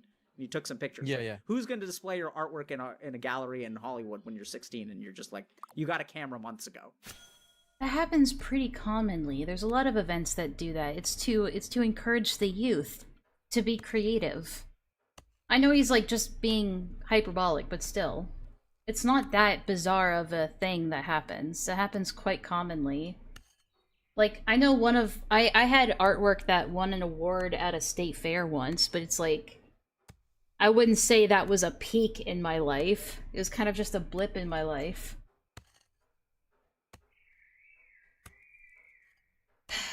Well, it turns out that some Yeah, I know. Why is he so focused on photography now? He was jumping from subject to subject, I know. one will, because you're really good at photography, because Thanks. you do a good job at things that you apply yourself to and that you find challenging. And when you're engrossed in a challenge, Yeah, what do you think he's doing right now, Dr. K? What do you think he's doing with his life right now? Oh, could it be the thing that he was telling you at the beginning of the interview that you just full-on ignored and discounted? Remember? you don't have to worry about the fact that your life is like at its core meaningless, because you can find some sense of like external challenge, and it pulls you out of yourself. It pulls you out of yourself when you're. Yeah, that's how it is with every human doing being. photography. Wow, And that was really accurate. And the thing, Reckful, is that you don't like being yourself, and so when you can pull what? Where did you get that impression? What? yourself Fuck. out of being yourself, It's true. it's an amazing feeling because you don't have to be Reckful. Okay, so what is your solution to this? Because right now you're just validating the reason why he's depressed. Right? Because Reckful's life isn't worth living. Like, you can wake up today and you can eat or not. No! What are you doing? What are you doing? Don't do this. What? Can we watch a bunch of dinosaur slop videos? I don't know if you're meant to be referencing what you're referencing, but, no. Eat, but who the fuck cares? What? It's just Reckful's life. But when you're doing photography, you're not Reckful anymore. But that is... So please tell me he's gonna, like, incorporate that into being like, that is part of your life, though. Right? You're like taking a picture. You become kind of like one with the picture. Why are you distancing his ambitions and his purpose from his life when they should be intertwined? I hope that's not the direction he's going in. And then the problem is, like, once you get good at that, then you're like back to being Reckful. Like, you've conquered that. And so you're like, okay, well, now what? So we got to understand, like, what is it about you that makes you feel like living your life is not worth living? And when you're taking a picture, you're none of those things. Does that make sense? Okay. Yeah, it does. No? That's just your personal interpretation of it. Sorry, are we talking objective or subjective, Dr. K? Because you're being kind of arrogant right now if you're trying to talk about all this like it's objective. I don't like my identity. Is what you're saying. Yeah, your life. God. You know how you were talking earlier about your purpose in life, about making an MMO and helping people and finding purpose in that? Actually, let me tell you why you actually don't like any of that, and that your life is bad and meaningless. Oh yeah, this is definitely gonna help somebody with depression. And so anytime you have the opportunity, right. So when you're playing music, like, you're no longer like a particular age, you're just playing music. You become one with the music. You become one with the photography. The distraction pulls me out of my immersion in a first-person experience or whatever. Yeah. Absolutely. And that's exactly what psilocybin does. Again, we're back to this, like, I remember doing, this was a thing, a reoccurring thing with the pirate software, with the pirate software interview, where it was like, it's like, okay, so is that a good thing or a bad thing? Right? Okay. So psilocybin But he's not making is a that clear. substance that causes the walls of the self to break down. Is that in the description for psilocybin, or is that just your interpretation of psilocybin? It is breaking down the walls of your identity. The fuck does that mean? Yeah. And sure. so Yeah, totally. What? whether it's psilocybin, whether it's music, whether it's photography, or and this is the other interesting thing, is you're finding purpose. And why are you finding purpose again? Yeah, he has to ask because he doesn't remember because he wasn't paying attention. What do you like about what you're doing? I like that I'm trying to give people something I wanted as a kid. Who's the focus on? Holy shit, calm down, dude. Who are you thinking about?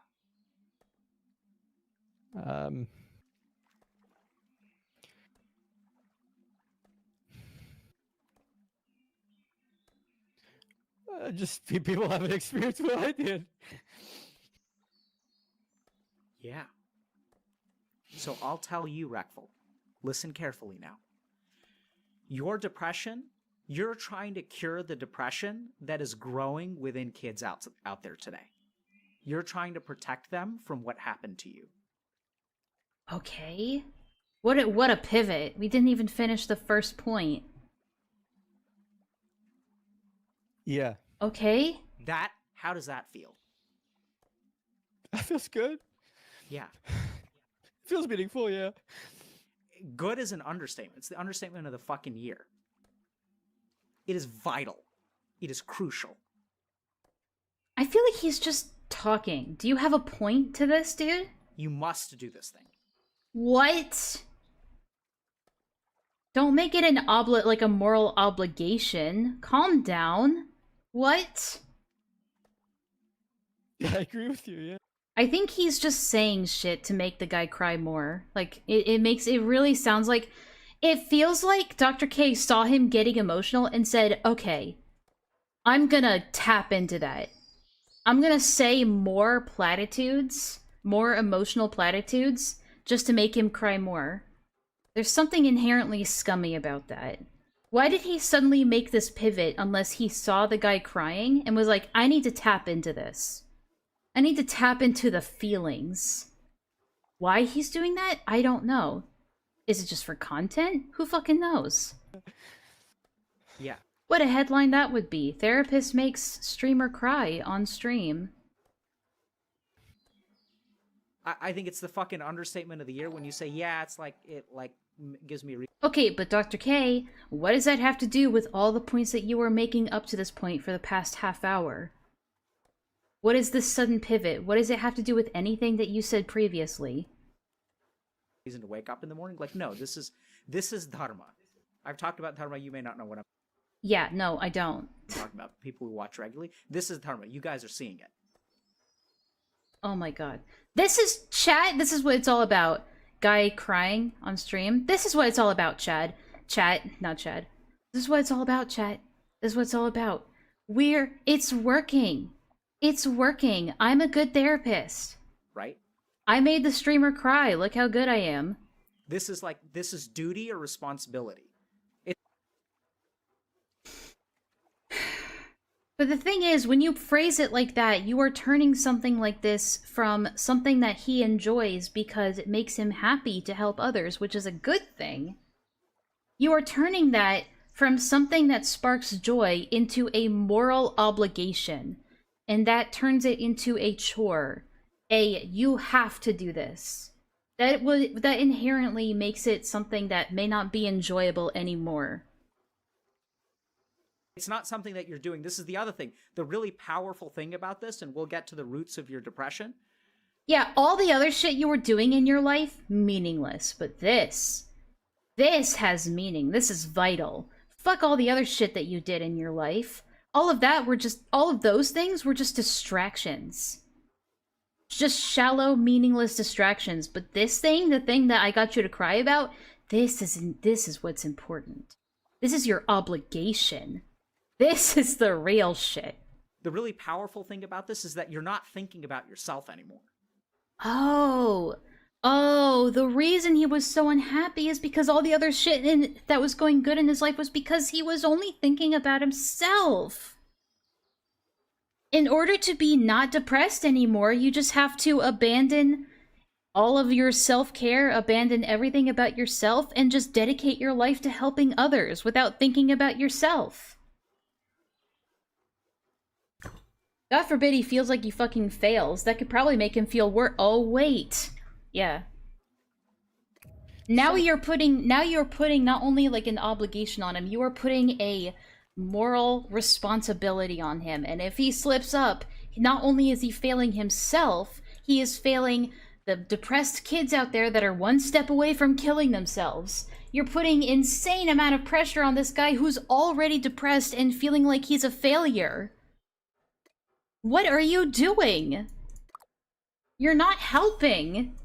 I don't know. I'd like to feel selfless like that, but I don't know that it's true. You know, I'd like that thought. Yeah. We'll get to how you're thinking about yourself. So I think now we also understand the roots of your depression.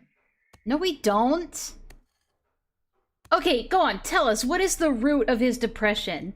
Person who's only talked to him for 35 minutes? Like, dude, these are things that take multiple hours-long sessions to get to the root of. And this guy's like, I figured it out in 35 minutes. I don't know jack shit about this guy, but I figured it all out. Dude, what are you talking about? He did the same thing with Pirate Software, where it's like, he spoke to him for like 20 minutes, and he's like, okay, this is your entire problem. This is your entire identity. It's like, dude, you don't even know this guy. These are revelations that you would need many, many sessions to get to. You haven't even done like an intake session. But now he's acting like he's figured this guy out. He's figured out the root of his depression. He's solved it. Like, fuck off. Because the person, if you want to understand why you're depressed, you have to like really envision who is it that you're trying to help. Like all of the qualities when you're saying that you wanted to give people an experience that you... I just love that every time he tries to make a new point, it has no relevance to the thing that he said before. There is no through line here. There is no end point. He's just yapping for the sake of yapping. didn't have as a kid. I don't think you're talking about playing a fucking video game. I think you're talking about being alone. I think you're talking about being abandoned. Oh, but that's no challenge in your life, dude. You've had no substantial challenge in your life. But also you've been playing life on easy mode. But also you've been alone all your life. Isolated and alone. But also that's easy mode. And you don't want people to feel the way that you felt. And so you're trying to make the world a better place.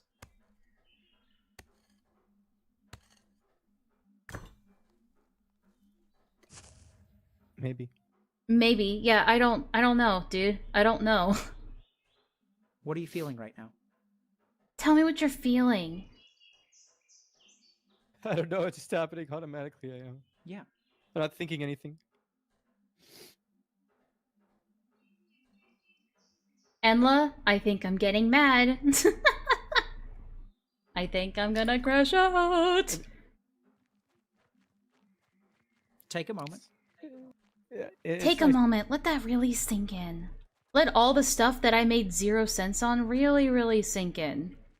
I know it made perfect sense. I know it's a lot to unpack. I'm such a good therapist. That's why I still have my license. To feel something. Yeah. It's kind of weird, right? Because you're crying. Are you crying? Are you crying right now? You're crying right now. That's weird. That's weird because you're crying right now. Are you crying right now? Live on stream? I'm such a good therapist. So most people associate that as like a thing. Depressed, self-conscious people absolutely love when you point out that they're getting emotional and crying. We love that. We love that so much. That they don't want to feel. No, I like that. Yeah. How do you feel? How do you feel? How do you feel? What are you feeling? What are you feeling right now? How do you feel? How do you feel? How do you feel? Did I do a good job? Am I doing good? Like, You're crying? Huh? Crying on this stream, bitch boy? I don't know how to describe it. I don't know. I feel... Again, I'm not making fun of Rekful. I'm empathizing with him. I am making fun of Dr. K. Look at him, like, just smiling like a fucking idiot, giving this dog shit advice to a severely depressed person who's gonna kill himself.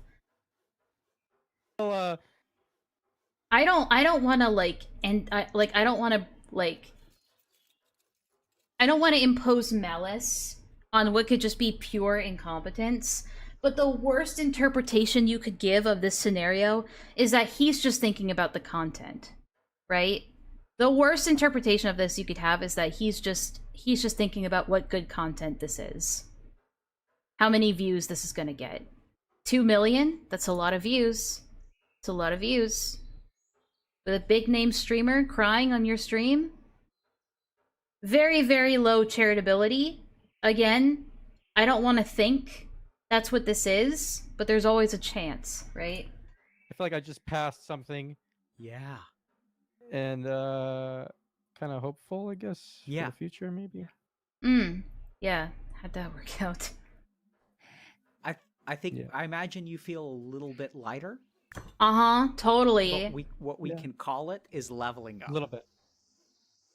Didn't he say the same thing? Didn't he say the same thing in the Pirate Software interview? Guys, I think he just leveled up. I think he just leveled up. He leveled up. Oh my god, he said the same thing in the Pirate Software interview. I think you can call that leveling up.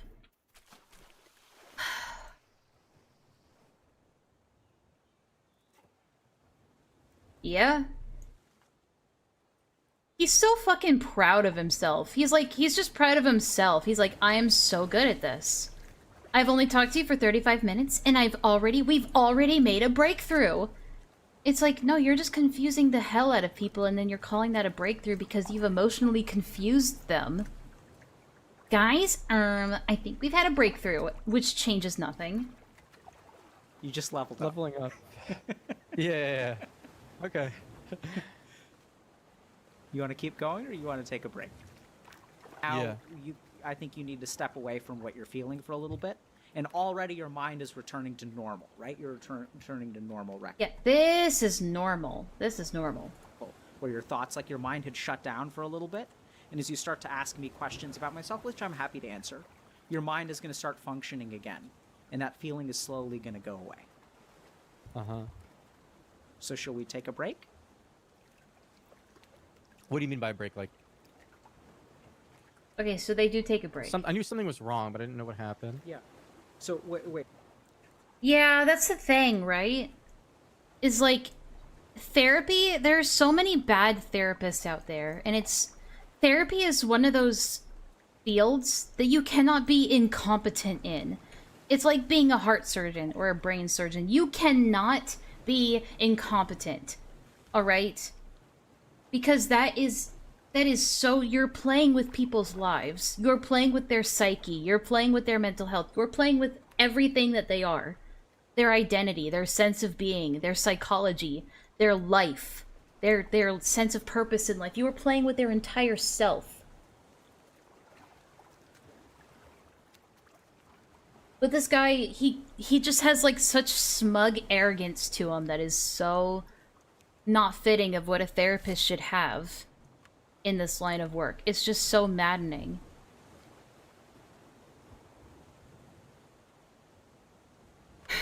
Like, holy shit.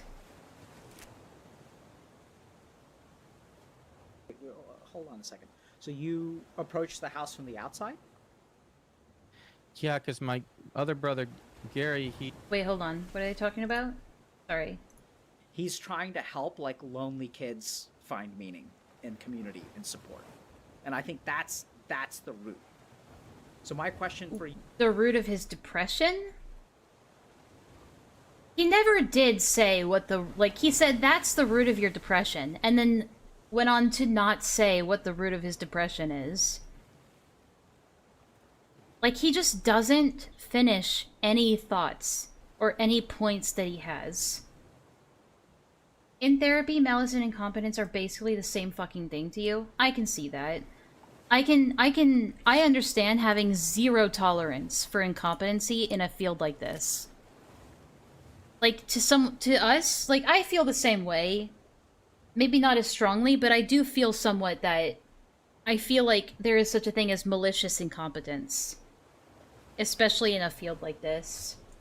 You, Reckful, is like, what was your childhood like? Tell me about your childhood. Oh, only now you're asking about his... You know you were asking him about this before, and you said that it had no meaning. And that you said that he was playing life on easy mode up until this point. But now you want to ask him about his childhood. Only now you want to ask him. Okay. Cool.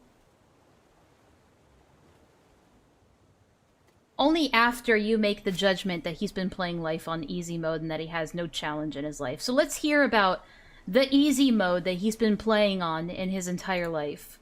Let's hear about it. Okay. So, I have some early memories of playing games with my brothers. I like those a lot. And I remember even just watching. I would try to stay up late and watch them play certain computer games. I have similar memories. My older brother and I used to play like PS2 games, or at least I'd watch him play games and we both like crack jokes and riff on like whatever was going on. And I think that's where I get a lot of my like riffing from or my commentary from, is that my brother, like I used to watch him play games and we'd both just like, we'd both riff on the story or crack jokes about whatever was happening in the story. I have very good memories around that. And then You have two brothers? yeah, I had two brothers, yeah. And then Oh, the one who didn't kill himself. Okay. Got it. What was the age difference? one's 10 years older and one's 15 years older. Okay. So I would just Wow. watch them play Big age gap. games. Jesus. I remember like I was really young, like 4 or 5, and I couldn't beat a Jeez. level in Doom, and then my brother went in and like edited the code of the game so the ceilings were too low for the monsters to run around. So they were running in place, and I could just go through and beat the level, which I still enjoyed doing. Yeah, of course. Which brother? That was did really nice of him. Guy, my brother passed away. Yeah. Which brother was it? Was it the one that killed himself or the one that didn't? Yeah. Which one was it? Then when I Oh. Guys, am I having a connectivity issue or is it YouTube? I'm not having any issues on my side. I don't know what happened there. It was a bit of a hiccup. Hello, YouTube? Guys? Might be YouTube? Oh, let me try and reload, I guess.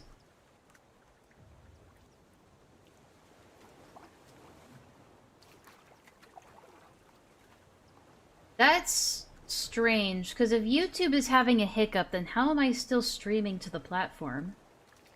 That's odd. code of the game, so Here the we go. The video loaded, but everything around it just didn't. ceilings were too low for the monsters to run. And for some reason, I remember seeing a lady my dad worked with walk out of the house, and I was like, my thought at the time was, "Is that my?" Wait, hold on. Seeing like hospital cars, and for some reason, I remember seeing a lady my dad worked with walk out of the house, and I was like, my thought at the time was, "Is that my new mom?" I remember thinking I knew something was wrong, but I didn't know what happened. Yeah. So wait, hold on a second. So you approached the house from the outside? I think I missed something. Hold on. Let me go back Which brother further. did that? Then when I was 6, that happened. I remember seeing like hospital cars, and for some reason, I remember seeing a lady my dad worked with walk out of the house. Mistress. Ooh, the plot And I was thickens. like, my thought at the time was, "Is that my new mom?" I remember thinking I knew something was wrong, but I didn't know what happened. Yeah. So wait, hold on a second. So you approached the house from the outside? Yeah, because my other brother, Gary, he drove me to an arcade because something bad had happened, I guess. But he was crying while I was playing arcade games, and I didn't know what was wrong. And then we came back home, but the hospital car was still there. See, this is making me uncomfortable because these are things that he needs to work out with an actual therapist, like a one-on-one private therapy session. This is not something that he should be working through on the internet on a live stream. That he really should not have done this. I don't think anybody should be doing these live streamed therapy sessions. I'm sorry. Like, especially if you're a public figure. I just don't think that this is healthy, especially to just... Like, these are unprocessed potential, like... This is potentially unprocessed trauma that he's tapping into. This is not something that you should be doing on a live stream. I'm sorry. This is something you should be doing in private with a therapist. Not this soon-to-be unlicensed internet psychologist. With the plus sign. This is like just making me And then, extremely uncomfortable. Like I feel like I shouldn't be hearing this. I don't know, everyone was crying. Then I don't remember too many specifics. I mean, when I came home from school, my mom would always be crying, Mm-hmm. or not there. She'd be in her room. Then I'd For- play games. Okay. Yeah, I'd play like Super Nintendo, Yeah. and Seems like your memory's pretty good when it comes to this. Seems like your memory is pretty good all of a sudden. Why wasn't it good earlier when I was asking you questions? well, that memory is really strong. With the hospital car. Mm-hmm. A lot of sieges starting today. But, I wonder why.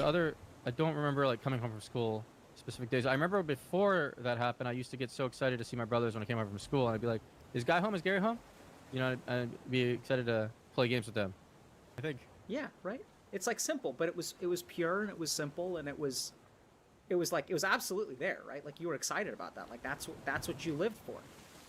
Like you Yeah. But it's just a distraction from depression. came home and you would like watch them play. Yeah. Yeah, it's simple. Yeah. So that fucking came out of nowhere. Sorry. Yeah. That's okay. What are you feeling now? I don't know. It just happens automatically. Yeah. So close your eyes for a second. Okay. Tell me what you feel in your body. Something here. Stress. I'm really bad at describing feelings. Yep, that's why we're doing this. We're gonna teach you right now. Okay? Okay. What are you feeling in your chest?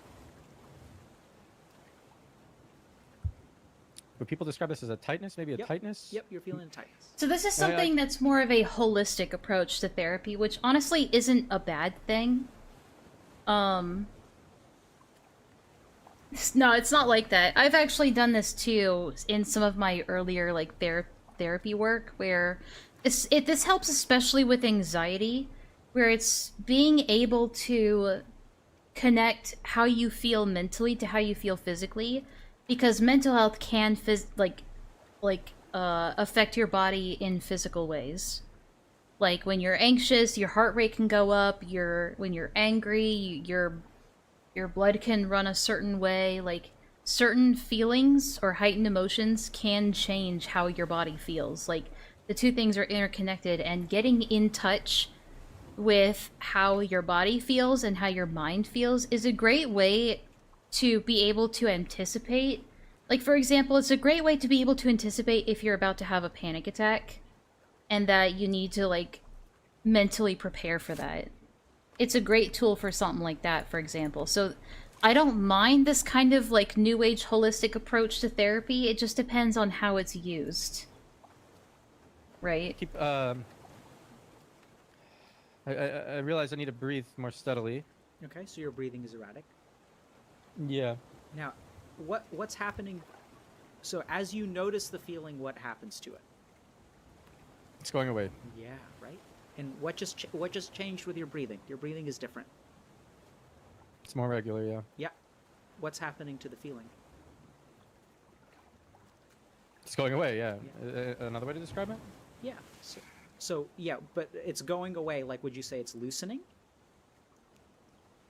But I say it's what? Loosening. Loosening? Yeah, the tightness is loosening. Mm-hmm. I'm relaxing. Mm-hmm. I think this is a good thing to do sometimes. I mean, yeah, +1 for this. I don't think it's a bad method. Yeah. It's just a great way to sort of recollect yourself and gather your thoughts. Okay. So now keep your eyes closed. Okay. So, tell me a little bit about 5-year-old you and what he wanted from life. He wanted to get out of what Oh, what are you shit. doing when you're 5? Kindergarten? Yeah. He wanted to get out of kindergarten as fast as he could so he could come home and play games with his brothers. Yeah. And I'm going to say Yeah. something kind of weird. So, Rackful, I think you love 5-year-old you a lot. And I think you have a lot of hurt because something really bad happened to him. Yeah. Like, you love that kid. And something that was just terrible happened to him. Do you see how, like, Yeah. that kid is not you? Like that's like Yeah, fuck, it's not. Is this helping? Do you guys think this is helping?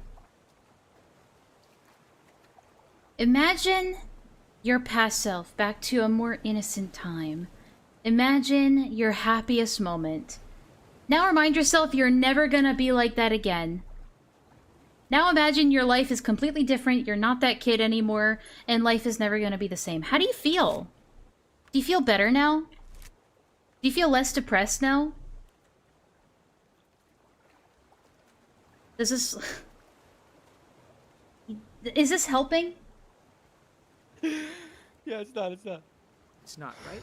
It's a different. No. But you love him so much, and the problem here is that you're trying to protect him. You try so hard to protect him and take away what happened to him, but you just can't do it. Okay. And? So you're identifying the problem, but now you need to find the solution. You can't just look at him and be like, okay, this is your problem. Here's the problem. And then not give him a direction to find a solution. You're just making it worse at that point. And you don't know how to help him. Yeah. What does he need? True. I don't know. Come to terms with reality. Nope. Okay, That's I what don't you know. need. No, just think about it for a second. Like, what does he need? Like, what do you want to protect him from? I have no idea. Okay. Yeah, I don't know where you're going with this, bro. So, but you understand that he's different, and you understand that something Yeah. happened to him. What happened to him? Let's start there. He got quickly shoved out of his comfort zone of family and things he cared about. Yeah, I think Something like comfort that. zone. I'm not buying this. Comfort zone is a weird term. Yeah, I was Yep. trying to. Yeah. So what happened I to have him? a different term. It's way more powerful than comfort. Oh, it's true. I don't know, dude. How do I word it? Well, he had family, Uh huh. and then he didn't. Absolutely. There you go. Okay. Right? It's so simple. Yeah. So simple. It's not fucking comfort zone. And what do you want for him? What does he need? Family. Absolutely. Absolutely. Okay. Fuck, dude. Okay. Alright. It's nice how simple it is. Yeah. The things that fuck us over always are. Now, this is the really profound thing, Reckful. Is Okay. that while Guys, this is the really profound thing, so pay attention. this seems like it fucked you over, in a sense, of course it did, but in a sense it didn't. Okay, how great. Okay. This is the profound thing. Hear him out. This Let is him cook. your karma. This is what happened to you, and this is what it Your did. what? This is your karma. Gesundheit.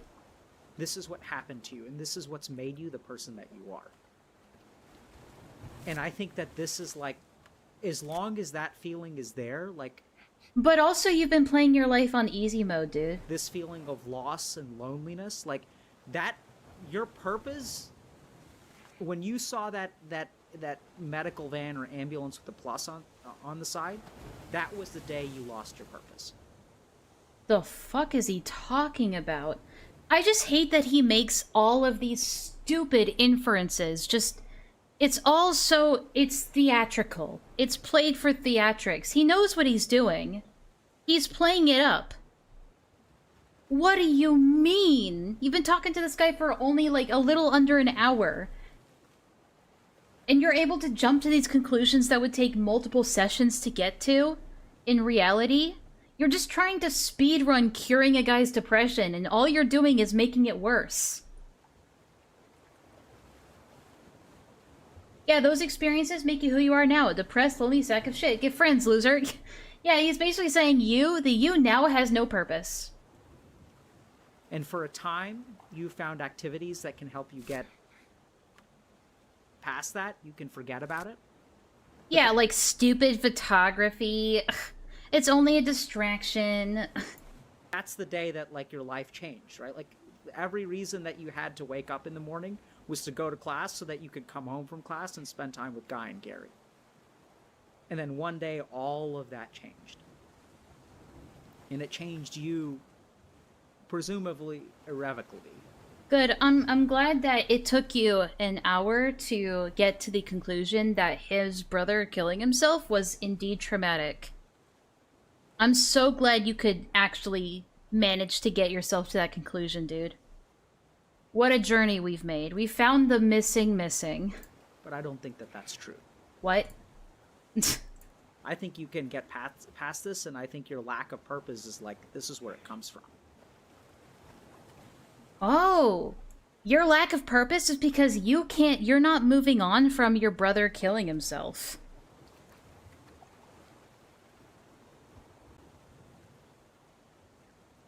Okay, let's be clear here, Dr. K. Does he or does he not currently have a life purpose? Because weren't you just talking about how his current, I guess, mission statement of, like, helping the youth and making this game and trying to protect kids that were the age that he was back then, like, that is vital. That is vital. That is so important, right? He was saying all that shit, but now he's falling back onto, you don't have a life purpose. What do you mean? I thought that was his life purpose. What are you talking about? You're not making any sense. And now you've fallen back on, you don't have a life purpose. You're depressed, and the reason is because you're not moving on from your trauma. So just move on from your trauma, loser. I'm feeling a little better.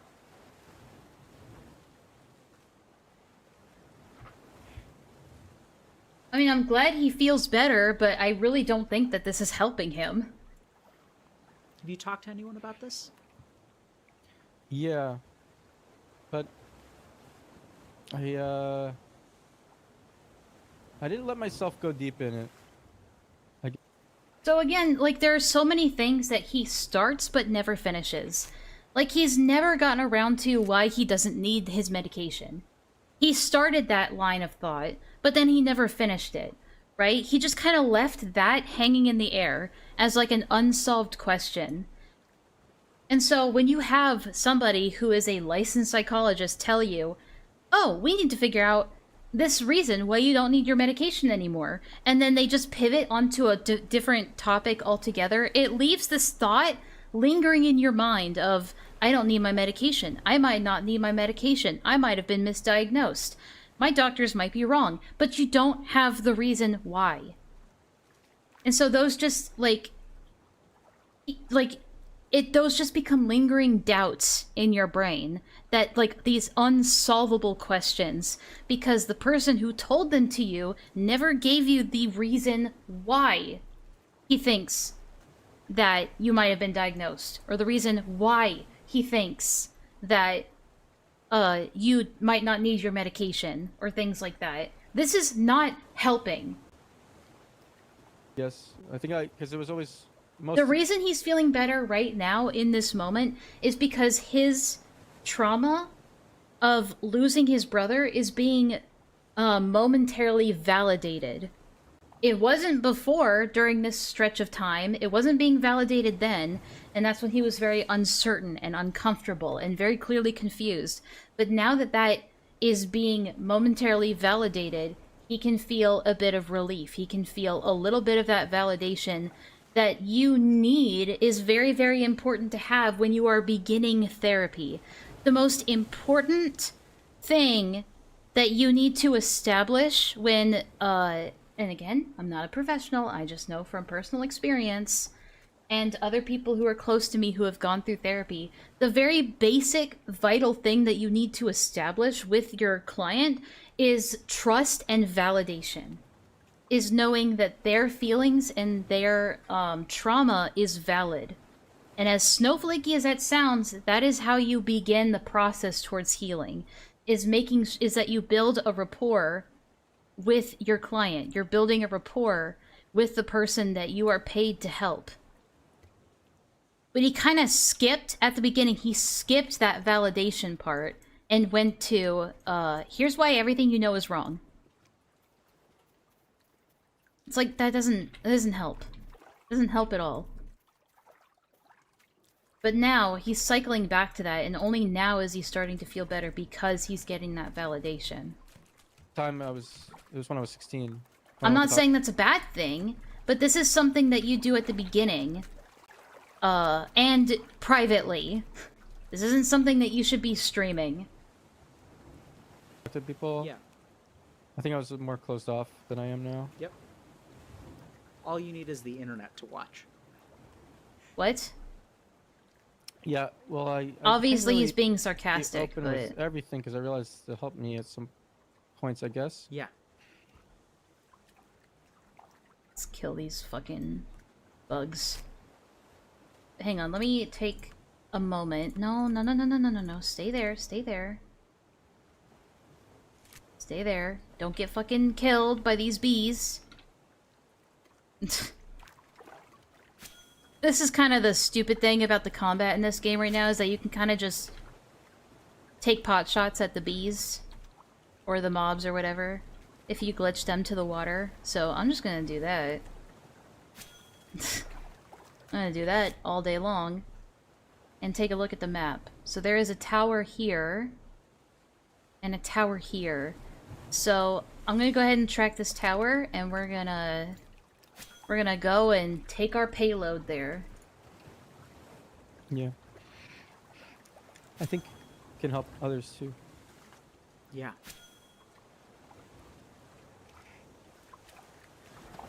Unless it's already being hit, So I don't why are know. you making this game, Rackful? I always wanted to make a game. Sure. But this reminds me, as soon as I said that, have you seen the split brain experiment video? What? Where there's a guy on his left side, it says pick up the Rubik's Cube, and he picks it up. And then it says hand it to your other hand. And then they ask his right side, why are you holding a Rubik's Cube? And he says, I always wanted to learn how to solve one of these. Which makes me think a lot of times when people are describing something they're doing and why they're doing it, it's inaccurate. Absolutely. What? So I don't know. I'm confused. Brilliant I know I always realization. wanted to... Yeah. I know I always wanted to make a game, for sure. When I started playing an MMO when I was 10, it was because Gary wanted to make a Pokemon MMO, and we were doing research on other MMOs, and then I ended up playing it for 7 God, why have they not made a Pokemon MMO? years. I know that there have been, like, unofficial ones that have been fun in the past, but still. And from 1999. So, it's kind of funny. I always thought it was a cool idea to make a game. I started streaming on Twitch because some game company who made a game called Forge said that if I advertised their game, I could work for them or something, or help design the game, and that their game. Yeah, didn't succeed, Nintendo so hates they never everybody. hired me. There it is. And then now I finally. I can don't make my know own if it's game, under just, siege or not. I guess we'll just find like out. I'm streaming for a long time and can fund it. Yeah, so Rackful, this is really important to understand, okay? And I'm Okay. going to reference Okay, this is really important, guys. Listen up. stuff that I've talked about before. So I want you to understand Did that I leave my pet everything somewhere that's again? I happened did. in your life has brought you to this point. No. It's almost like that's how life works. How insight this is so strong. What a strong message. You've always wanted to make a game, but that's a desire. That's just like, man, I've always wanted to make a game because I'm a gamer, and that's kind of cool. Like, I also want to, I've wanted to make games. Okay, and can you skip to the point? Like, I'm interested How? I never thought of it that way. in that. I bet There's lot a of people are. reason things happen in life, that things that happen in the past determine the future? No way. But what got you to where you are, like it has to be the right game. What? The stars have to align for you to make the game that you need to make. What? And there's been one really big star missing, which is like purpose. But he told you what the purpose is, and you're just not listening! What do you mean? He said the reason why he's making this game is because it's obviously, like, a way to fulfill, like, a desire that he and his brother had, but it's also, like, it also serves as a way for him to bring joy and happiness to kids out there who are like him that might feel alone. Right? And you were like, that's not good enough. Why am I lagging? Are you serious? This is another frustrating thing with this fucking game, is that mobs will just ignore all terrain. Okay, so now it's time to kite these stupid fucking bugs around and hope that they don't kill me, because their aggro range is insanely long. Here's the— you want to see something that's bullshit? Oh, never mind. They're flying away now. Well, let me try and aggro them again. I'm gonna show you guys something that's really bullshit. We're taking a little bit of a detour. Okay. Let me get these bugs again, because we gotta kill all these bugs anyway if I want to get to the watchtower and not die. Alright, so I aggroed these guys, right?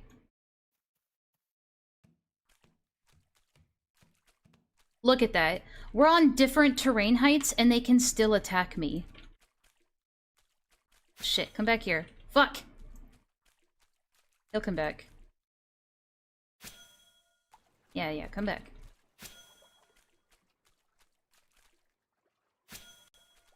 Ow. Ugh, god, this is the annoying thing about this game, dude.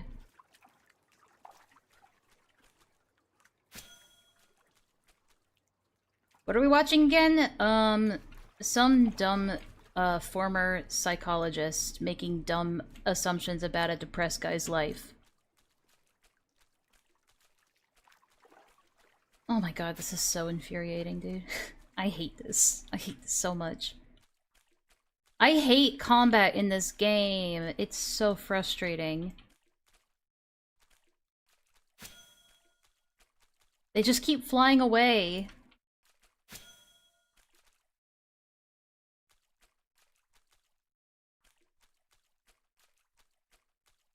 Look how much damage this little fucker does to me. There, I got him. Got him bugged out. It's the only way I can beat these things, is if I cheese the hell out of it. So annoying. I don't know, whoever decided that mobs should spawn every 5 minutes this frequently and this, like, all this time, like, that person needs to be fired. I'm sorry. Whoever thought that was a good idea needs to be fired. Gotta free up my inventory a little bit. This is so tedious and boring, and it just distracts me from the thing that I was trying to do. Alright, now it's time to get this other one.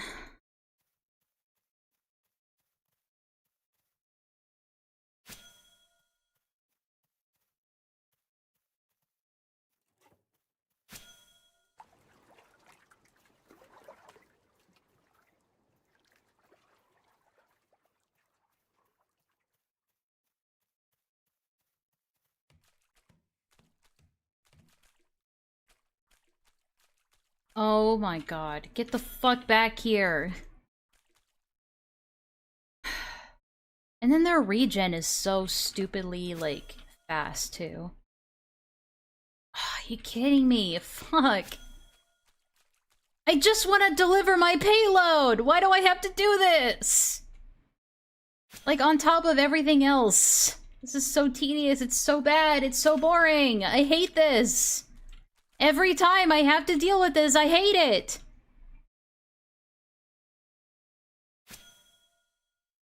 Motherfucker.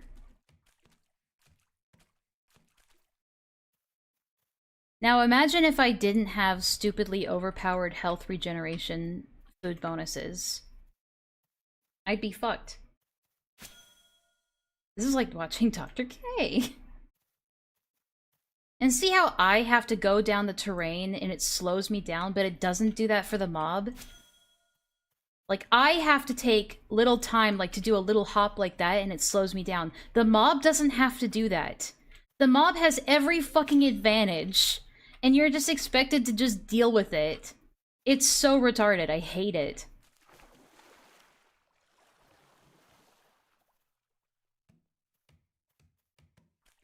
And then when I'm able to kite him to a place that gives me a little bit of advantage, I have to hope that he doesn't de-aggro and just fly to the other side of the map. So fucking annoying. I hate it. This isn't fun, devs. This is not fun. It's annoying, and it should have been fixed on day one. Do better. Do fucking better. Alright, am I good now? Are we clear? I feel like we're clear enough to get this done. Oh, I love when I can't click on my mount. Lovely, I love it. It's so much fun! Think we have to find a better route. Okay, anyway, sorry. I can't believe they added Dr. K as a mob.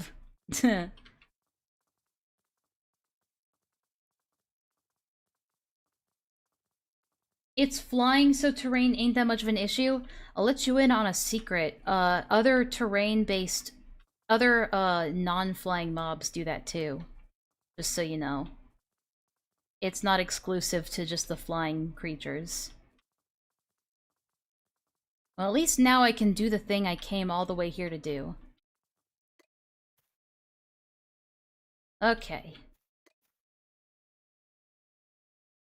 Oh, I see. It's already under siege. Alright. It looks like... I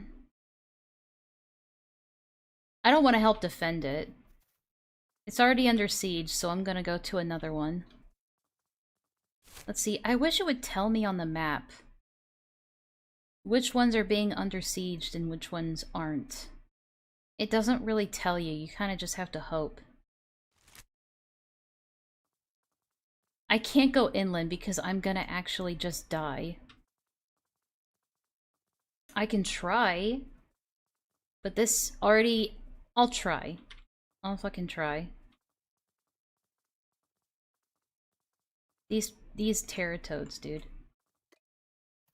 Wait, I shouldn't be carrying this on my back.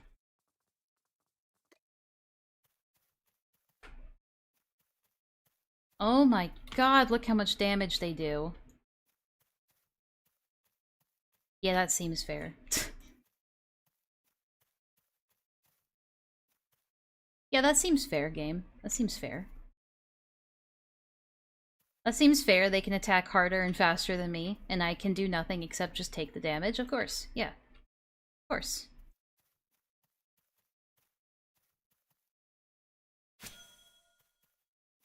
I guess my only strategy is I could just have to run back and forth like this and then eventually kill him, while 100 other things are targeted on my location. It's an indie game! Cut them some slack! Shut the fuck up. No, I don't. I don't cut indie games any slack. Not when other people in the same indie development industry have figured this shit out way before they have. Like 10 years ago. Alright? I don't cut them any slack. This is ridiculous. When other similar indie devs in the same genre as them have figured this shit out way better, they have no excuse. I'm sorry. I'm just gonna be a salty bitch. They have no excuse for this. Look how far I have to chase him again because he has to completely reset all the way back to wherever he spawned.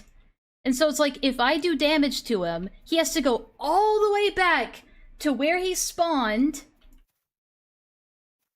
And meanwhile, he just heals a ton.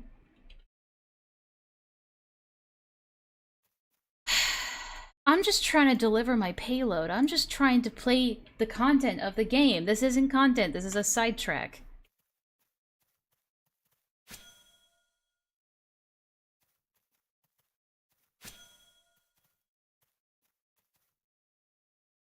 Oh my god. Fucking kidding me? Quit it. I have to run all the way back here and wait for my health to regen bit by bit. And I have to go in and hope I hit him and not just miss.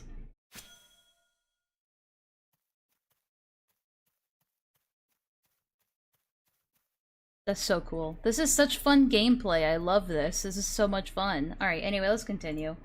And I think the reason that this game is different, and it's gotta be. Because you're trying to solve something with this game. Yeah. Yeah, no pressure or anything. This no longer can be just a game that you made because you want to enjoy it. It has to be to save the youth, and if it's not, you're a disappointment. I'm almost dead. Such bullshit, I swear to God. And that's going to give you the strength that you need to actually solve it. Yeah, the only way you can have purpose in your life is if you are fighting tooth and nail for somebody else's sake. If you are fighting for the sake of the children, that is the only reason you can have purpose and value in life. Wow, what a brilliant take, dude. Yeah, I'm a little worried. I don't know that I'll initially solve it on first release right Not to away, put but I pressure wanna, on him or always be anything. patching and iterating to get there. I Yeah. missed. we Are can you talk fucking about that kidding me? more, but I mean, I'm not worried about that. I mean, that's Just gonna take 5 more minutes, So guys. I think the main thing here is that you're trying to do something really important. Stop saying there's no substance behind it when you say that, dumb dipshit. Alright? You keep saying that, but you don't know what that means. What you're doing is important. What you're doing is important. This is important. Okay, but how? Why? Give me some substance. Something I can use. You're not doing that. All you're doing is saying this is important and then just not elaborating. That's not helpful, dude. Right? And I think you're not making the game for some like faceless kid out there. Hey? What? Yeah, you're saying I'm making the game for a kid like me who wanted something to go home to and friends to spend time with, a way to spend time with friends online and have community and stuff. Yeah. Which is true. For sure, yeah. Okay. I mean, I would take it even one step further. I don't think it was for a game for a kid like you.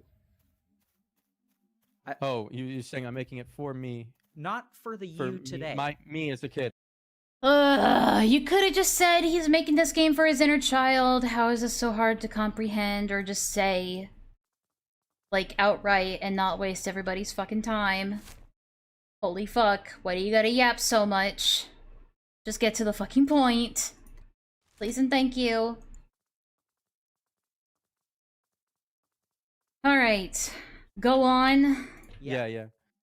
That's where it comes from. What do you think about that? What do you think about really that? accurate, I think, yeah. When you say it, it rings true. Yeah. It's like, yeah. Right? So I think this comes down to, so if you want to get to the roots of your depression, you've got to help that kid, like within yourself. You cut out. Sorry. Get to the root. Get to the root. What a great time to cut out, right? Yeah. To get to the root, I think you've got to help you, right? Oh, wow. It's almost like that's what he's been doing.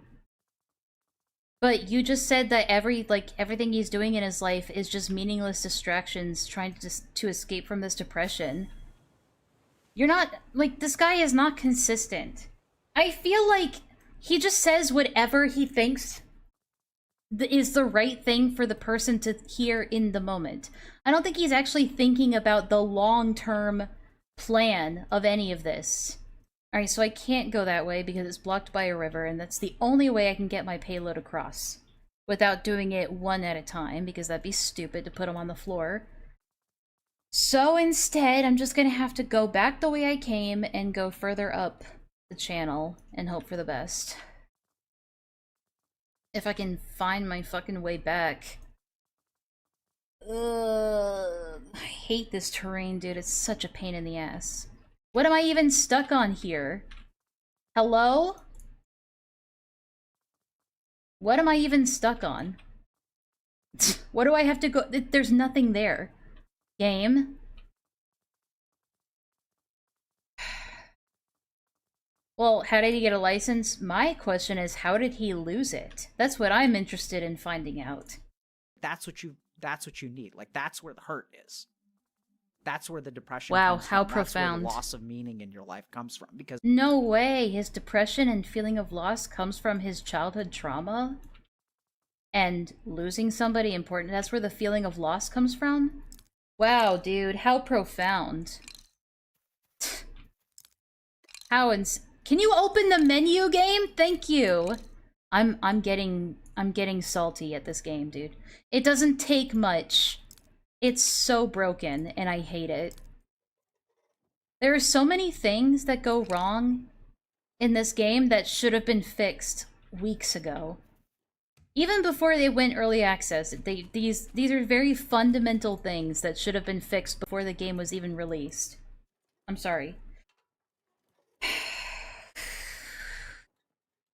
Deep breaths, deep breaths. This game makes me... I love this game. It just makes me so salty because there's so many compounding issues on top of one another that make me want to pull my hair out. it's like, meaning was taken away from you. You had plenty of meaning. In fact, I have, Lilith. I have. They just go, we're looking into it, and then nothing gets done. Until one day you didn't. And all you've managed to do is distract yourself. But hey, see... And find relief. But why is it your judgment that him doing art, photography, game design, and streaming, and finding fulfillment are just distractions? Yeah, the Dr. K shit isn't helping. Yeah, I mean, that's definitely adding to my frustration. You are correct. But it's like... why do they just have to be distractions? Why can't those things have their own meaning? Like, oh, all that other shit that you were doing in your life was just distractions, but helping children is the only way you can feel fulfilled in life. I know that's not what he's literally saying, but it's like he's implying that everything he was doing in his life up till now was not fulfilling in any way whatsoever, was just superficial, were just distractions. You know how invalidating that is to a person in their life? That puts the pressure on him to be like, oh, okay, so nothing I'm doing in my life right now is enough. Is enough. Like, it's not enough. And I have to do more. I have to dedicate my life to making something for children. And if I don't, I'm a failure. That is putting an insane amount of pressure on him, especially with his emphasis on, like, this is vital. This is important. What you're doing is important. This is vital. You're putting an insane amount of pressure you're putting an insane amount of pressure on this depressed guy to dedicate his life to helping others in order to, like, 'cause as if that's the only way he could feel meaning or purpose in life. And that is dangerous. I mean, clearly, it was. Through distraction. And you're good at what you do, and you're ambitious, and you're intelligent. So sometimes you can trick yourself into thinking that a distraction is purpose. Oh my god. Oh my god.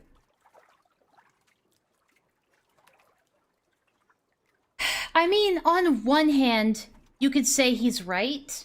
That, like, sure, like, an activity, like, let's say, like, sometimes, like, playing a gacha game, or, like, finding joy in gambling, or finding joy in drinking, or stuff like that. Those are distractions. Those are unhealthy distractions. They're not purpose. But that doesn't mean that you can't find a purpose in something that you just enjoy, like photography. You can have a purpose in photography. You can have a purpose in, like, streaming or making a video game, or even just living. Who's to say that just living a comfortable, cozy life and not doing anything big or important is not living a life with purpose? like I said before, like optimistic nihilism is the idea that if there's no meaning to life, then your purpose in life can be anything you want it to be. And I think there's some power in that. But this is just like, this is putting expectations on somebody who is already feeling incredible amounts of weight put upon them. Already. Like, it's already bad for this guy. And this is not helping. I went way past the watchtower, my bad. Just not helping at all. But it's not. And I have a question. yeah, Now, how did your purpose come to be wanting to help people? Okay, fine, let's hear it. I know, I'm curious now. I'm very tempted to just say I don't care and move on, but I do kind of want to hear about why he thinks his purpose is helping people. Because now you're talking about mine. yeah. Yeah. So my story is kind of funny. So I played way too many video games in high school. I mean, probably as a kid, even before that. But it really started to become a problem in high school. And then after my first year of college, I had less than a 2.0 GPA.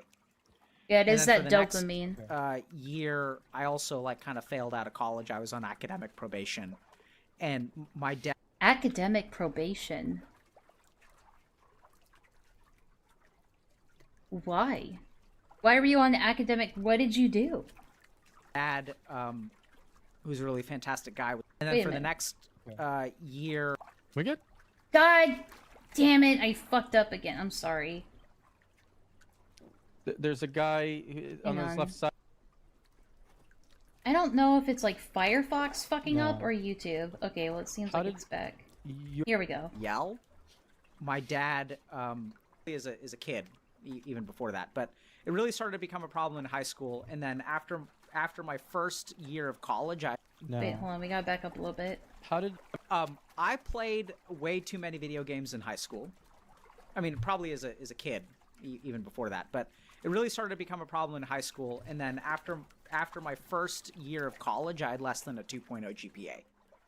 And then for the next year, I also like kind of failed out of college. I was on academic probation.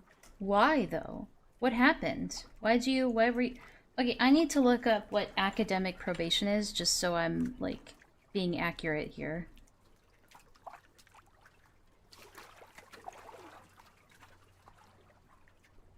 It's a formal warning that a student's academic performance has fallen below the required minimum standards. Okay, so it's not like he did anything ethically bad, alright? And my dad, He was just at risk of flunking out. who's a really fantastic guy, was like, something's got to change. And they'd tried everything. They'd like punish me, like sent me to a military school and like all this kind of crap. And I just wasn't getting my shit together. And he said, so you have to go to India. And I said, okay. So the summer after my sophomore year, I still remember because my memory is clear about this too.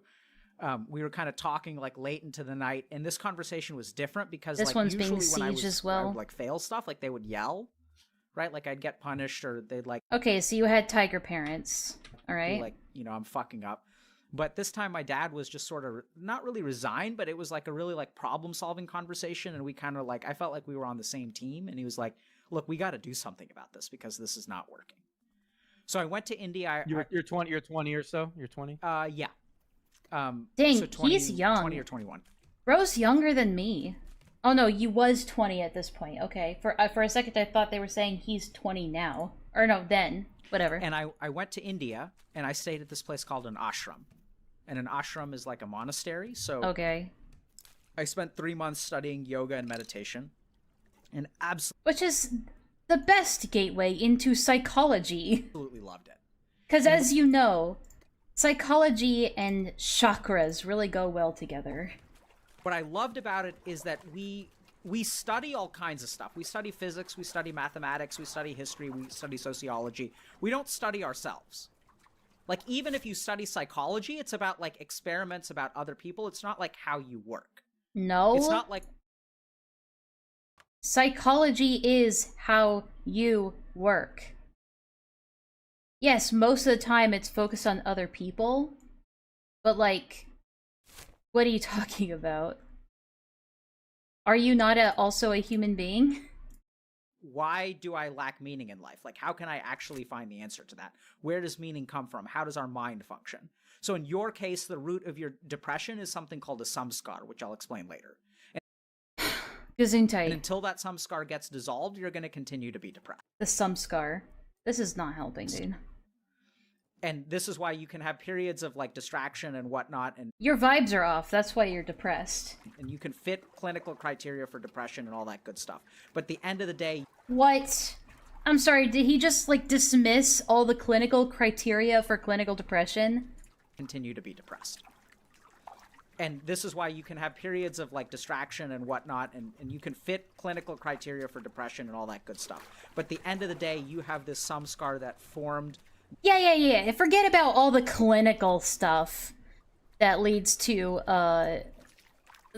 forget about all that. Forget about that. We need to focus on your chakras. Your samska. Your vibes. We need to focus on your vibes. No, we don't. No, we don't. The day that you saw that plus sign, or maybe the next day when you realized that when you went home. I think the samskar formed the day that you actually realized. Which was your older brother, Guy or Gary?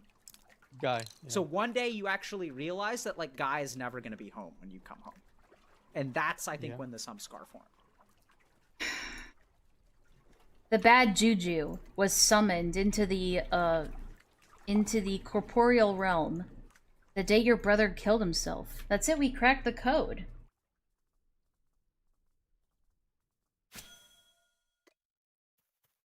Alright.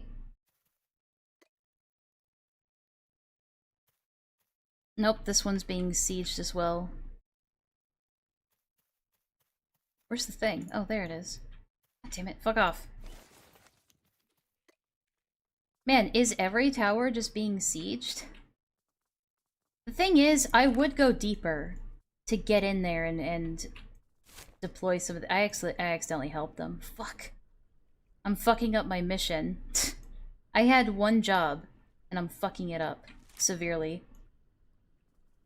Guys, don't tell them this. Don't tell my boss this. Should have just smiled more, I guess. I don't know. How do you ward away bad juju vibes? And so it was a system to understand like who you are and how you work. Like, where do desires come from? Where do desires go to? Like, oh, God damn it. all this different stuff about the self, and I loved it. And so I decided to become a monk. I went to— Yeah, that worked out. And yeah, that's what you're doing now? You know, the pipeline from monk to internet psychologist. Yeah, it's obvious what happened next. my teachers and I said, hey, I want to become a monk. And they said, that's fantastic. Come back when you're 30 and finish a doctoral degree and we'll take you. Okay. So I went back to the US and decided, okay, if I want to become a monk, then I have to finish college and then I have to like get a doctoral degree. So basically, this is just sort of an obstacle to what you really want to do in life, which is to become a monk. So, you getting a license for psychology wasn't your goal. It wasn't really to help people. It was, I want to become a monk, and they told me, well, you can't do this unless you become a psychologist, so that's why I'm here, fucking up people's lives and mental health. It's just, you're just my stepping stone to my actual goal. To become a monk. That's so great, dude. I'm so glad to hear that. That sounds great. I love that. I love that so much. So, but you had a purpose, so you probably did it.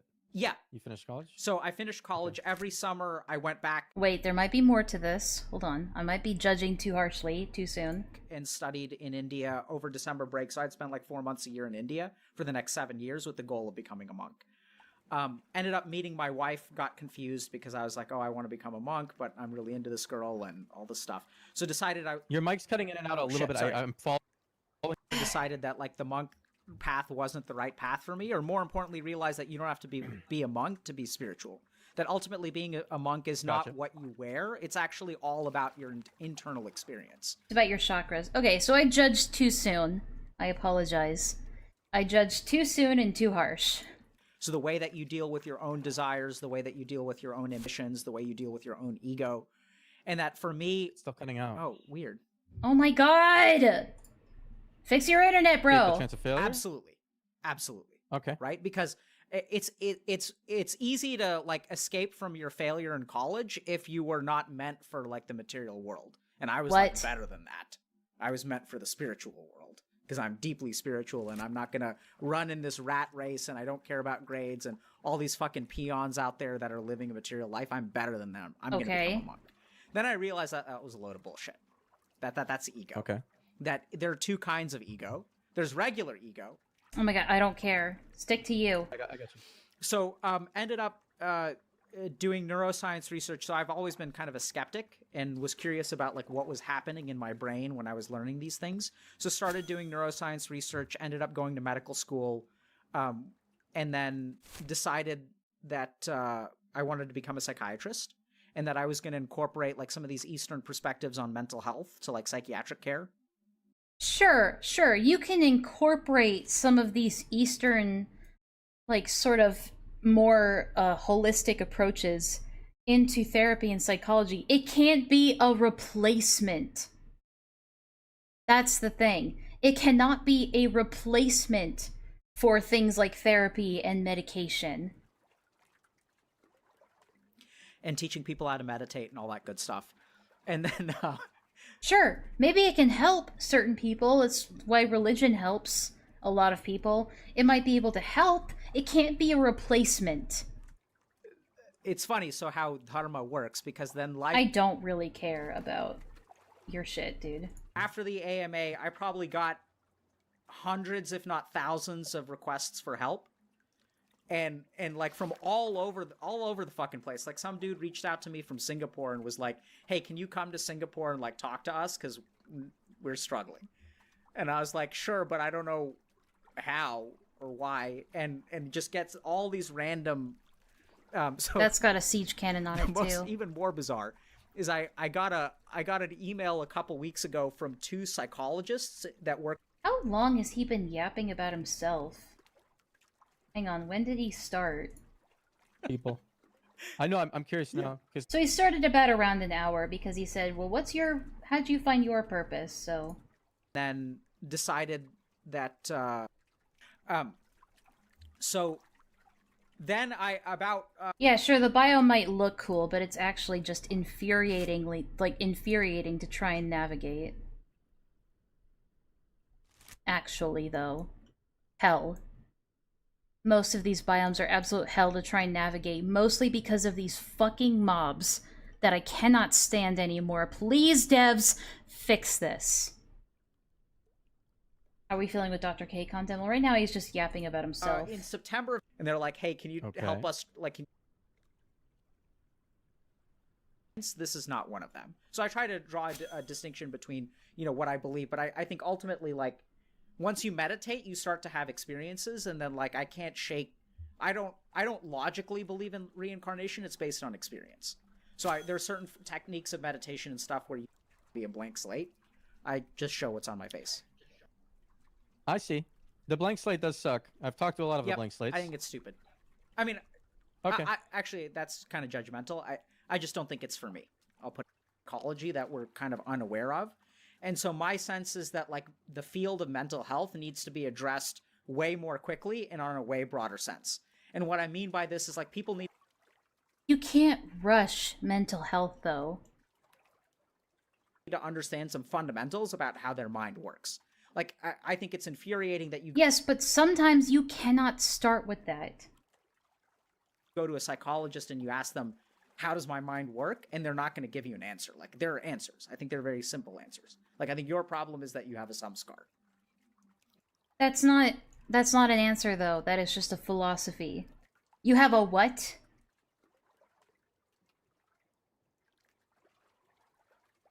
He's basically just saying, but that's not a valid answer, though. That's not telling him about his psychology. That's just saying your vibes are off. You have bad juju. You have bad vibes. That's not you explaining to the person how their mind works. That's not you helping them get like a deeper understanding about their own psychology. That's just you saying that you have bad vibes. How does that help? How does that fucking help? How are you giving them the answer that way? I'm kind of driving by these to see if they have, like, you know, little things on them. It's hard to tell from this distance. But at the same time, I can't get too close because these fucking mobs. Although, I can just do this because I bugged it out. It's so dumb. But hey, it's what I'm gonna do because fuck it. Anyway. TMI Laura was having a pretty bad episode and was spiraling. A long-time friend shared with me Dr. K videos that he thought would help me. They did not. Yep. Most people's problems are that you have this kind of ball of undigested emotion that lurks beneath the surface and exerts its influence on your mind. It's like you've had a debuff since the age of 6. Yeah, but you've also been playing you've also been playing life on easy mode. Remember, guys, when he said that towards the beginning? But now he's saying that he's played with a permanent debuff. Which one is it, dude? Get significantly better. And I think it's like right beneath the surface, man. Like I'm starting to believe it. I'm good at my job, but I mean like 15 minutes. I'm good at my job, loses license. Dude. 15 minutes is what it took. And it's Are you wait, hold on. No way he's bragging about this. Hold on. and maybe you're stuck with this for the rest of your life, but I think you can get significantly better. And I think it's like right beneath the surface, man. Like What? I'm starting to believe it. I'm good at my job, but I mean like 15 minutes, dude. 15 minutes is what it took. And it's just right there. And it's so big that All it took was 15 minutes and I got directly to the root of your problem. I'm good, but I didn't know I was that good. Loses license.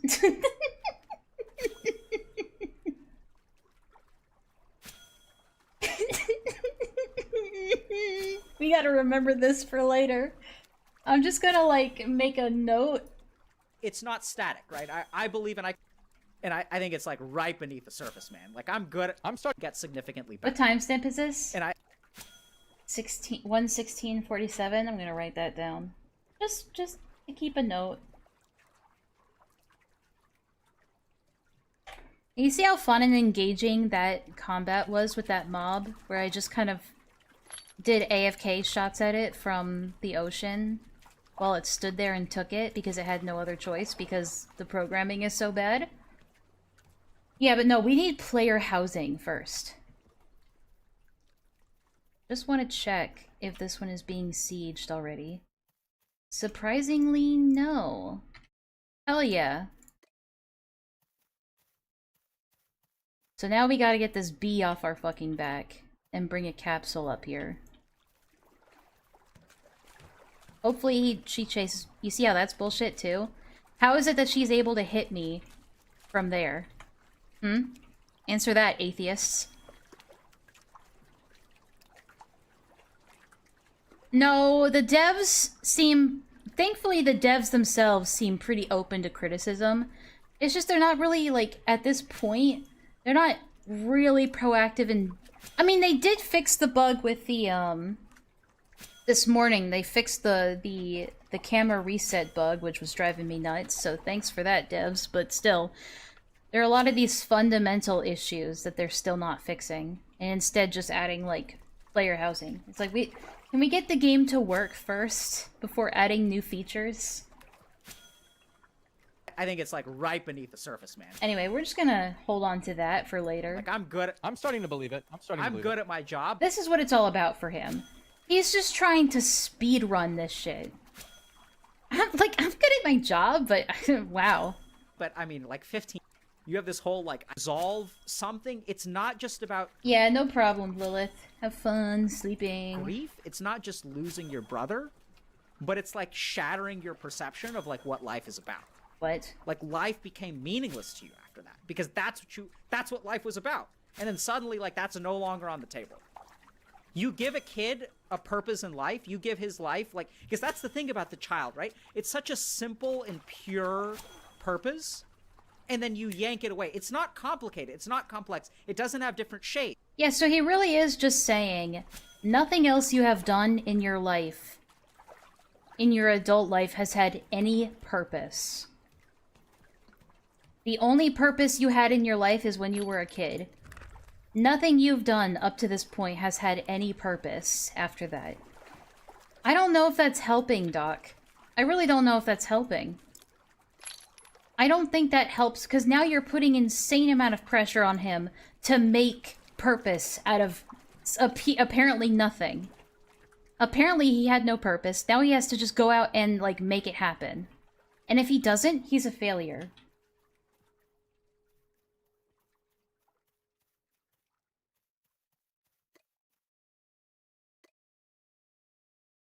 Alright, let's do this. How do I do this? How do I even do this? Oh. Here we go.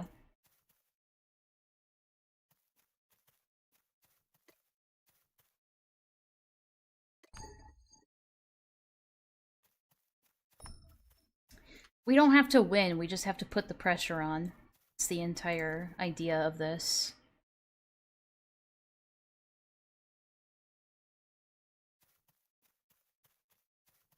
Again, keep in mind he's... and that's it. So it can be shattered in an instant. And then it's completely broken. If you lose your purpose at the age of 30, that's different. Because you have different dimensions of your life at that point. You have something to fall back on. But you didn't have anything to fall back on. But you're implying that he couldn't have possibly found any purpose in his life until now. Until this moment.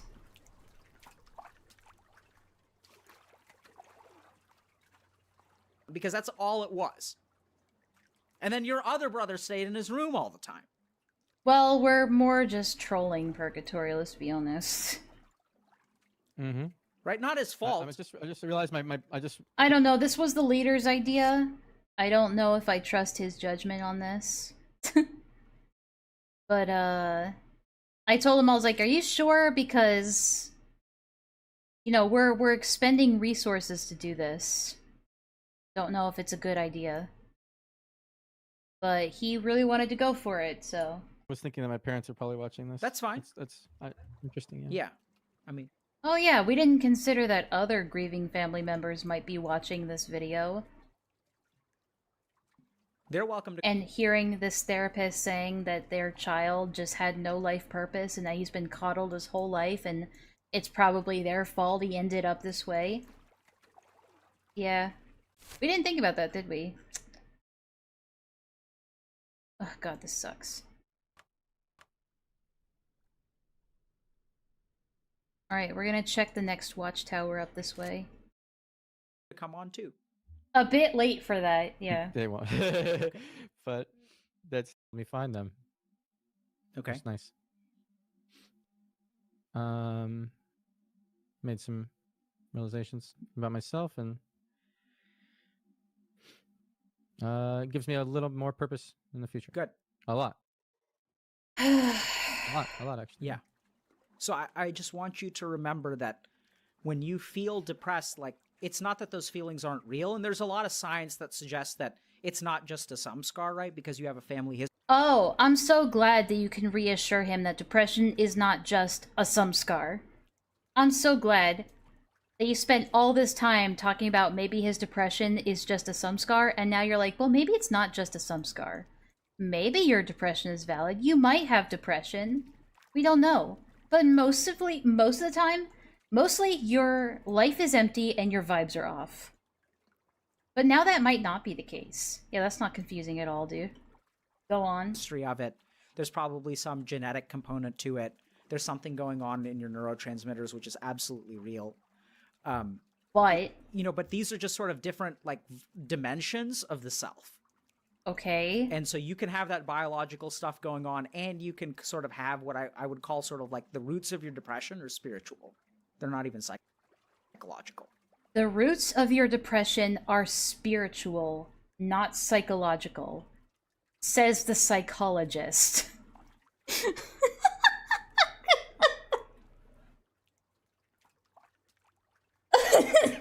He kind of is like an 8-ball given form. You might be onto something. Alright, come here, bees. Come here. Come on. Let's get this over with. Come on. Let's get you over here to the water so I can fucking auto-attack you to death. There you go, there you go. Lovely. Very nice. Yep, come here, come here. Yep, yep. Keep it going, keep it going. Yeah, just right there. That's the sweet spot right there. And that you have an unfulfilled karma. Gesundheit. You have something that you owe to the 6-year-old you and all of the kids who could be that 6-year-old. You have something you owe to that 6-year-old and to all kids who are going, again, just putting an insane amount of pressure on a depressed guy who just wants to stream and make a game. Next, they're going to disable hunting XP because people keep cheesing the AI. Yeah, how much you want to bet? How much you want to fucking bet? Love this game, but I hate the way they're managing it right now. Okay. Oh, no. There's a couple other mobs that we gotta take care of first before we can do any content. Gotta do this before you can do content. You gotta sit here and kill... you gotta tab out and wait for your character to kill this mob. Like it's a clicker game. And you have to help the world become a place where, like, that kid, like, you want to build the safety net that you... You have to help the world. It is your duty. Look at how many of these are on me right now. What the fuck? They just look over and they're all mad-dogging me, dude. Look at how much I have to do just to, like, drop off my payload. It's ridiculous.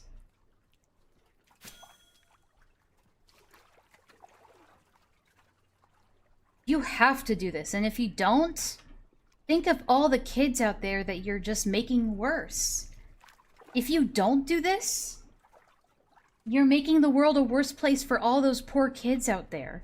Think of the children that you could be letting down if you don't do this. That is your purpose. Dude, what? You need it. This is not what a depressed person needs to hear. Yes. Sorry, I was thinking, there was a period of time where I started meditating when I was in Japan. Yeah. And I remember feeling just like serenity. Yep. And I wanted you to tell me a little bit about meditation, I guess. Yeah, great. So let's talk about meditation. Let's not. Alright, I think I've seen enough of this. I've definitely seen enough of this. Let's see what other people have said in the comments.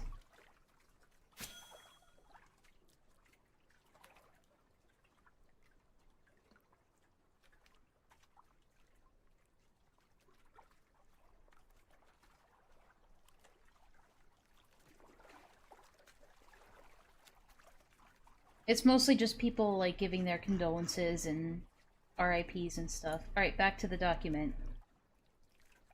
Dr. K's VOD in the aftermath. Apparently this is when he lost his professional license. Coverage and Dr...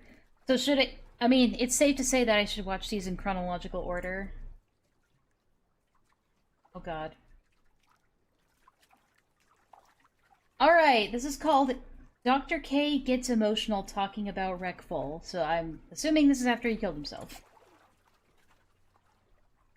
And I think that despite all of Wreckful's, out of everything that he gave to us, I think at the end of it, unfortunately, he was fighting it alone.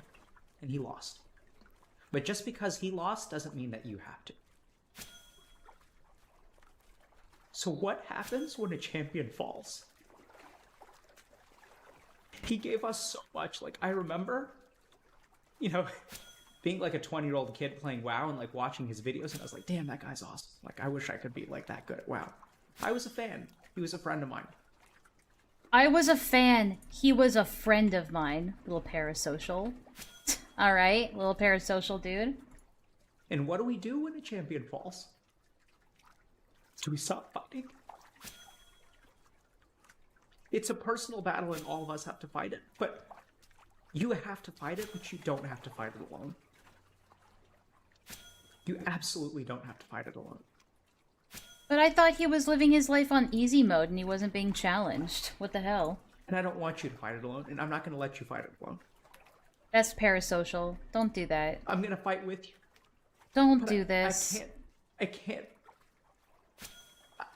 do it alone. So, I've got a pretty big HP pool. I've got 100 hit points. I lost 80 of them yesterday. What? Guys, his suicide has made me feel worse.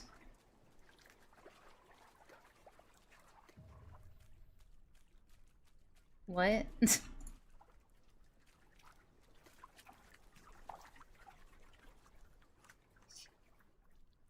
I lost most of my HP bar.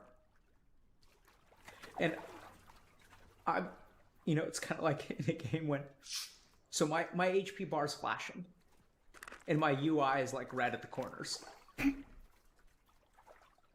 I didn't actually pre-screen any of these, what the fuck?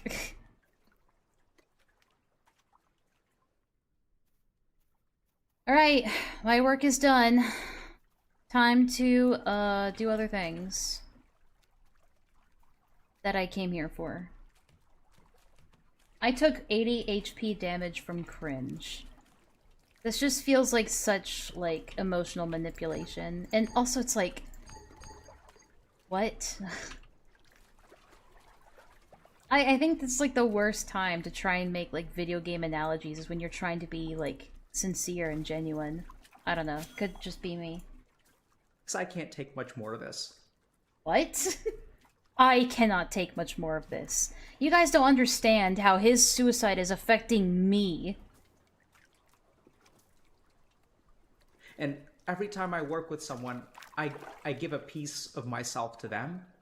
Yeah, 80 hit points, apparently. And yesterday, the piece that I had given to Reckful died with him.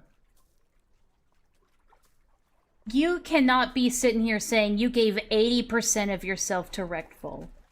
To Reckful. You cannot be sitting here saying you gave 80% of yourself to Reckful. Ain't no way my bro's saying that. How dare he take that away from you? And what causes me to lose life is when y'all lose life. What? So Spirit Link shit. And what causes me to gain life is when y'all gain. What? And I can do a lot, guys. I really can. And I tried with Reckful. I really did. I tried. Well, I tried. I really did try. You know, telling him he had no purpose in his life. You know, and that it was his moral, lifelong obligation to help others, you know. I really tried my best, guys, but well, we'll get him next time, boys. But I can't do this alone. What is this going for? What are you asking from the audience right now? What do you mean by that? Because at the end of the day, I'm not superhuman. No one said you were. I'm just me. I have two hands. I'm sorry, but like, why are you making someone else's suicide about you? I have one heart. I have one voice. I have two ears. Guys, think about my pain. I want to be more than human. I try to be superhuman, but I'm not.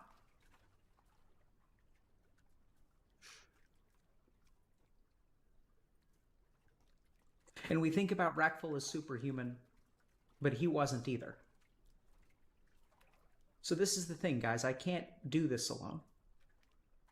And I can't take much more of it. And so what I need you guys to do first and foremost is live. Okay. Guys, stop killing yourselves because it makes me feel bad. Okay. Alright. Because every time y'all die, a piece of me dies too. Oh my god, this is the most parasocial, like, emotional manipulating shit ever. What? Guys, don't kill yourselves, because that'll make me feel bad. And you don't want to make me feel bad. Because you don't want to make my HP drop.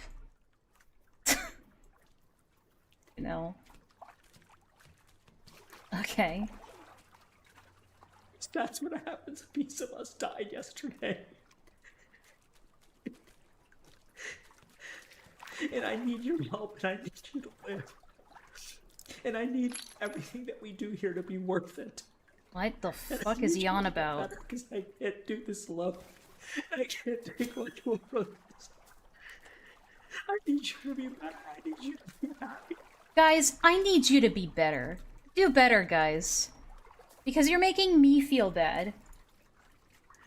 I need you to find hope. Meaning, and I joy. know I'm giving it the least charitable interpretation, but come on. Really? That's what keeps me hope. I can't take much more sadness. Because I'm only Ew! I saw this comment. Seeing Dr. K cry is unreal. It's like watching your dad cry. Oh my god. I was about to off myself. This video is one of the reasons I'm still here.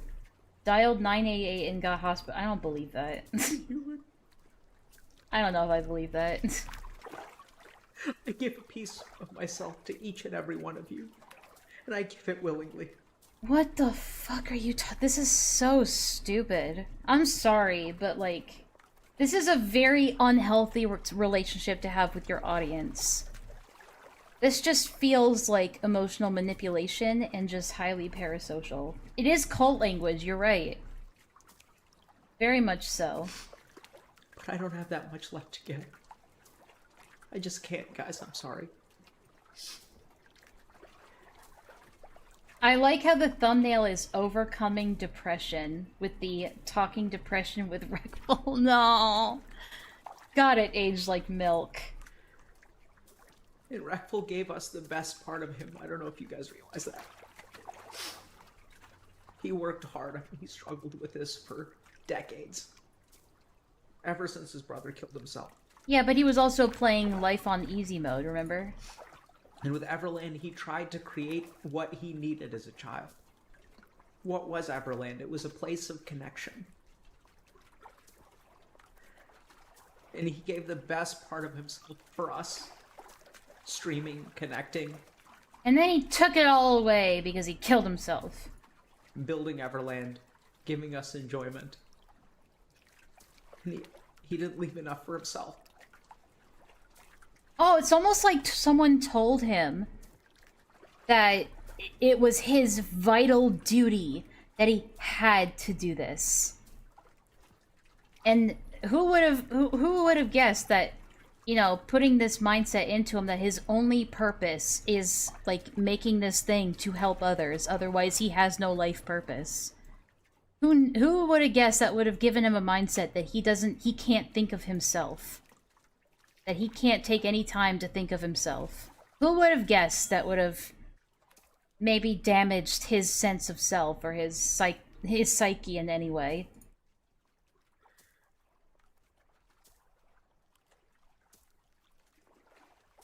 So really what you guys need to do is be better. Be better, guys. Take care of yourselves. The last thing that he's giving us with his death is a call to action. A call to What do you action? do when a champion falls? You fucking pick up and you fight. You fight. You know? He is really good at the theatrics. Holy fuck. Because I don't know how much longer we can take this. It's not just me.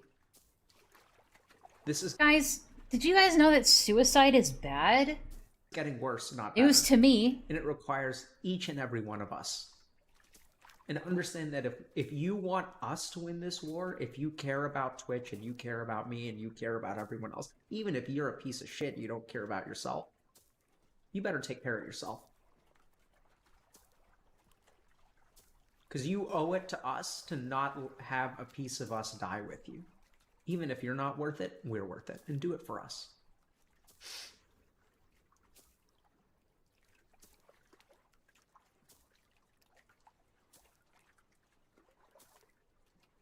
So he gave us the best parts of who he was. And I am too. So don't leave us hanging. You owe us no less. You Yeah. owe him no less than to... You owe him. You owe him, and you owe us with your life. Your life is ours. This is very much cult talk. This is very cult talk. I owe it to those in my immediate circle to take care of myself, not random Twitch chatter, penis rocket 8827. Yeah, it's like, what? What do you mean you owe it to us? What kind of language is that? Give the best parts of who you are. Duh, that scared the fuck out of me. The cannon going off scared me. And if you do any less than that, I'll be disappointed. Aw, poor guy will be disappointed. Much. Me this opportunity to speak.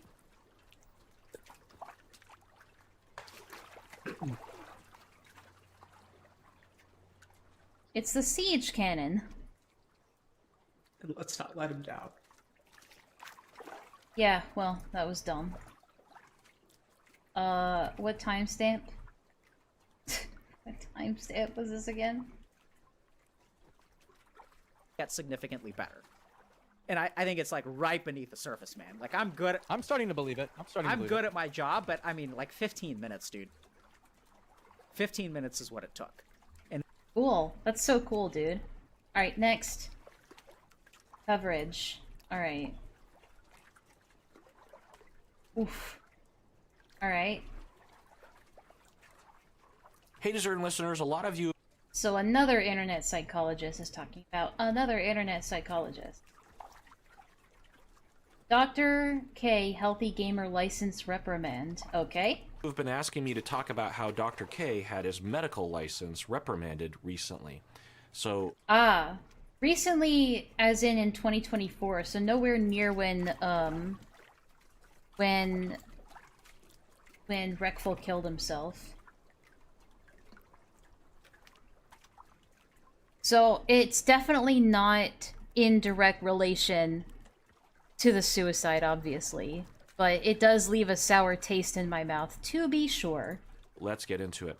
I have read the report that the state licensing board submitted, and also I have read the statements from Dr. K and Healthy Gamer, and I've watched some of the videos put out by Dr. K in which he talks about the situation. And one of the reasons why I want to talk about this today is that there seems to be a lot of confusion online as to what this means. Yeah. With some people saying it's not that big of a deal, and other people saying that Dr. K should have his license removed, or they even He said it, not me. think that this means that his license has been removed and he has been charged with a crime or something. So I thought we would get into it here. It makes sense that people are confused because it's pretty confusing if you're not in the profession. And I should say that I'm not a medical provider. Dr. K is a psychiatrist, and I live in the world of psychology and marriage and family therapy and I'm just counseling. looking at this. But the ethical codes and the considerations are very, very similar. Now, some of you might not know who Dr. K is, so I thought I would just give you a quick primer here. Primer? Dr. K, and honestly, I don't know that much about him. I, of course, have watched some of his content, and people have referred a lot of his content to me over the years. And from what I've seen... Okay, so I got it like wrong. That's my bad. Okay, so... He has not gotten his license revoked, but he has gotten a reprimand. So we're about to learn what that means, because I don't know what that means. A very respectable guy, doing a lot of really wonderful things in Sure. society, helping a lot of people. But I can't comment on everything he's done, obviously. Mm-hmm. So a little primer on him. Why does he say that? Okay, go ahead. Is that he is I know for a fact that's not how you say that word, but I'm just nitpicking. Psychiatrist, and he is on Twitch and on YouTube. He on YouTube has 2.5 million subscribers, so he's very, very popular. He graduated from Tufts University School of Medicine in 2014. He has been a licensed psychiatrist practicing medicine in Massachusetts since 2017. He is board certified in psychiatry. I think we could label some of these streams, these interview streams, with he's done with people medical malpractice. Meaning that he has additional training and has passed additional testing. It's a major pain in the ass. Board certification in psychiatry is rough, and just getting the degree is rough. So he's been through a lot and proven himself to know what he's talking about. He also has a private practice, and he is the primary owner of Healthy Gamer GG, which I'm not exactly sure what the organization is in its entirety, but I know that they are making content, like Psychology in Seattle, for example. It's an organization. It's not just me. It's, there's employees and whatnot. So Healthy Gamer GG, I'm imagining, just a guess, that it started out as just him, and then as things became bigger, he incorporated and had employees and, all the kind of stuff. And in terms of how Healthy Gamer advertises itself, quote, it is a mental health platform that provides content like YouTube and Twitch stuff, but they also provide coaching and community resources to help young people take control of their mental health and their lives. So it's not just content provision, but it's also providing coaching and community resources. Here's the thing, I don't think it's a bad thing to make gamers more conscious of their mental health. I would not go to this guy in a crisis. I'll just say that. I don't think this is the right person to go to when you're in a crisis. Resources, I'm guessing. Yeah, therapy, Discord server. No thanks. Classes or a helpful hand. Unless the Discord server is around offering resources on where people can get real professional therapy, maybe, I don't know, getting your therapy from the internet is not a good idea. So I'm guessing, I don't know, tools. From my understanding, Healthy Gamer, the organization, has a number of coaches under their employment that when people reach out to Dr. K or Healthy Gamer, they are referred to these coaches, I'm guessing. Now, so it's like BetterHelp for gamers? Of course, coaching is not a clinical service in the least. So I have some thoughts on that, of course. But if coaching is provided in a responsible way, it can be a wonderful service. So it's unlicensed therapy that they're paying for people. All right, so let's get into the licensing board complaint and report. And I should say at the outset that I'm not a scholar in this topic. There are people who know a lot more. It's okay, dude, neither am I. More about this. The thing that I can offer is my own professional opinion. I'd say that this guy and I are on the same level of intellect when it comes to psychology. I would say so with your confidence. I also consider myself to be an expert not only in ethics but also in the provision of online content by clinicians. I also consider myself an expert in ethics and whatever he just said. Have been a podcaster and a YouTuber for 16 years and have made it my responsibility to make sure that I am following the ethical codes and am following the law and not harming my clients, or the somebody has to. Public, or my own students or supervisees. So there's that. Also, as a supervisor, I not only had to supervise my supervisees in terms of their clinical work, but I also had to make sure that they were following the ethical codes, and that means I need to understand them forwards and backwards. Also, I took it upon myself to write a white paper on clinicians using social media to provide content. I wanted to comb through the literature and the research. You can find that white paper on my website. Okay. So when I comment, I am commenting mainly from that place. Okay. But my knowledge of the details of this story is limited because I haven't watched that content. I considered watching it all, but it would have taken me weeks to go through it. There's just too much. So, okay. So I'll just say that from the outset. All right. So what happened? Well, this is all from the report from the licensing board, by the way. There might be additional details, but These are the relevant details. This is the result of the investigation. And I appreciate the licensing board's report.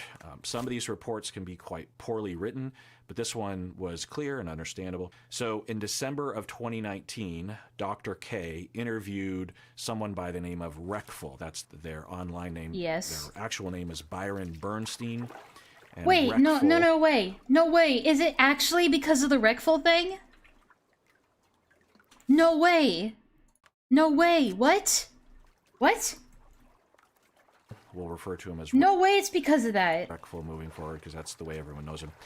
He was a prominent Twitch streamer, particularly for playing World of Warcraft, is my understanding. So Dr. K interviewed Reckful for about 2 hours on a Twitch live stream in December of 2019. And they talked about depression, bipolar, suicide, and psilocybin. And it was a and what was it again? Some scars. Some scars? Whatever it was. 2 hour long conversation, so there's a lot of things happening. During that conversation, Dr. K acknowledged that his colleagues worried that he could be sued if someone on his stream died by suicide. Also, Dr. K offered Reckful to reach out to him, to reach out to Dr. K, if Reckful had thoughts of killing himself. So he was recommending people come to him in a crisis. Why?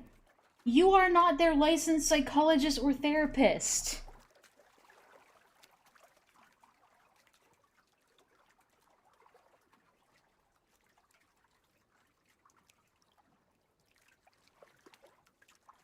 Wait, what?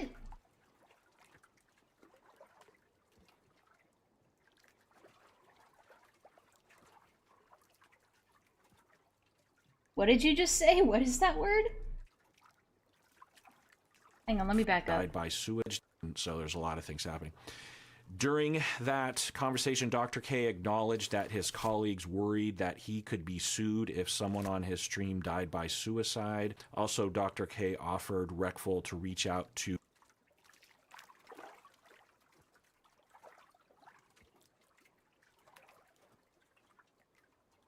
He was doing mushrooms? Wait, is the thing that I thought was medication this whole time actually mushrooms? And I was just being an idiot? Wait, what? about depression, bipolar, suicide, and psilocybin. Psilocybin. Oh my god. Ain't no fucking way. Ain't no fucking way this whole time. He... You know, maybe I should've just looked it up. I'm actually just retarded for not looking it up.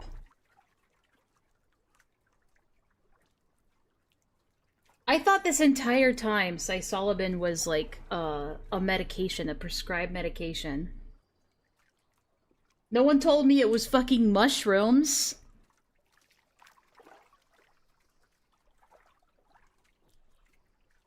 Villa, what?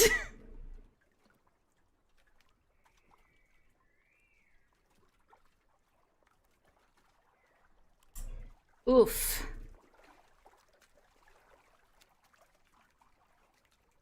That's an oof on my part. I should have just looked it up. This whole time, I thought, because like, here's a thought process. Because when Dr. K asked him, what medications has he taken, or what medications is he taking, or what medication has he found to be helpful, the guy said psilocybin.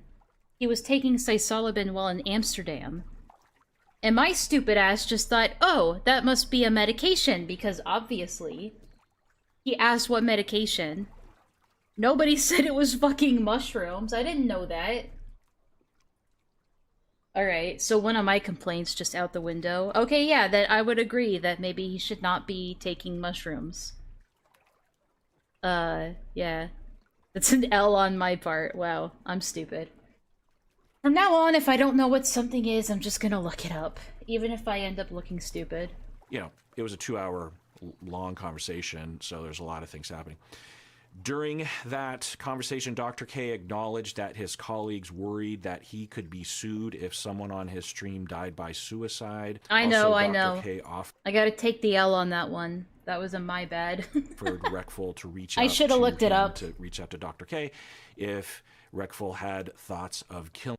He was self-medicating psychedelic mushrooms. Oh my lord, why did no one intervene? Well, to Dr. K's credit, he was saying, well, maybe we should look into your psychology and figure out a way where you don't need the whatever it was.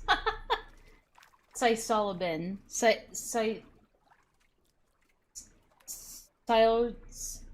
Whatever. Killing himself. So it sounds like in this first interview, this first online discussion, it's not a session, it's not clinical, officially anyway. Yeah, but they it can still talked fuck you about up. his depression, his bipolar, his suicidal thoughts, and Dr. K said, hey, you know, if you ever are thinking about killing yourself, you know, feel free to reach out to me. All right, so let me talk about providing therapy during a live stream or providing clinical psychiatric services Don't. over a live That's stream. my take on it. Contrary to what a lot of people think, Psilocybin. there is a way to provide clinical services during a live stream in an ethical and legal manner. Clinicians have been doing this sort of thing for decades, prior to the internet even. There's a famous Sorry, I was set closing of up my films trash. by Carl Rogers and Fritz Perls and Albert Ellis. The slang. I mean, to be fair, my thought process was accurate. Okay, I will say that much. My thought process was on point. Alright, I am going to reasonably assume that if they're going to talk about medications and then someone brings up a word that I don't know, I'm not going to instantly assume that the medication they're referring to is mushrooms unless I'm told otherwise. Because I don't know shit about mushrooms. Yeah, exactly, Destruction, that's what I was hearing. Unless Dr. K thinks that prescribed medication and mushrooms are the same thing. Title is the... And psilocybin sounds like a medication, I'm sorry. I know I'm just coping at this point, but holy shit, how was I supposed to know? Gloria tapes, but these were... Would have been helpful if somebody said, oh, so you were doing mushrooms. Therapy sessions that were recorded, filmed, actual film, you know, and published. And, you know, so we've been doing this for a long time. The reason why we do this sort of thing is so that we can educate clinicians that are in training or current clinicians. Also, it's a way to get the word out to the public as to what therapy might look like, or there might be principles or lessons that are learned in the session that the public can benefit from. That's always the way that we think about ethical decision making. It's not do this and don't do that. It's given every situation, is the benefit enough that it justifies taking the risk? If we avoid all risks, then we wouldn't be able to do much beyond a very... Why am I never here when you need me most? Yeah, I probably should have just waited. Who made the road like this? Are you seeing this? Who did this? And why? narrow band of behaviors, but sometimes we want to go outside of that a little bit while considering, is there enough benefit to justify the risk here? And that's how we make those decisions. So for someone like Dr. K to have a talk with Reckful during a live stream that might look kind of like therapy, there's a risk there, right? Yes. Reckful might think of it as therapy. Yes. Even though... Because even if it's just like a therapeutic interview, when you bring licensed psychologists into the mix, of course, anyone who's being interviewed is going to like internalize it as a genuine therapy session. I think that looks good. I can only assume that like a big resource node was there when they made that. You might be very clear to Reckful, and from my understanding, Dr. K was. He would tell people this is not therapy, just so you understand. Also, the audience might think of it as therapy and think that it's okay. Oh my god, my brain is... You know what? Maybe I'm just like stupid today. Because I dragged my wagon all the way over here without putting any of my shit into the wagon. What is wrong with me? Alright. Time to go back. Wait, hold on. I'm just gonna put this down here first so I can be faster. To live stream therapy, which Yeah, exactly. It's like, even if it's not technically therapy, you're still, like, getting the guy to, like, make himself incredibly vulnerable and exposed in front of thousands, if not millions of people, and millions of strangers. That is the same as having a genuine therapy session. You can say it's not therapy, but if you're doing literally like, all the same shit that you would do in a therapy session, then it's basically therapy with a licensed psychologist. It's just not licensed. It's unlicensed therapy, which is the most dangerous thing. Is there... Really? There was a jackal right in front of me, and instead of attacking it, I decided to attack this other jackal. Alright, that's cool. That's great. I love it. Alright.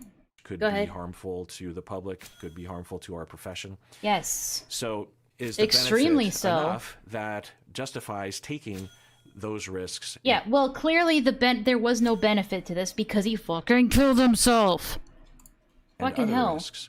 Well, I don't know specifically, but often there is a benefit as long as you take the proper precautions, because from my understanding, Dr. K does a lot of good in the world. A lot of people watch that's debatable. these live streams or these videos and learn things about themselves and are made to feel validated about their own emotions, even though they're I mean, if we want to look at it from an objective standpoint, does Dr. K do more good than harm?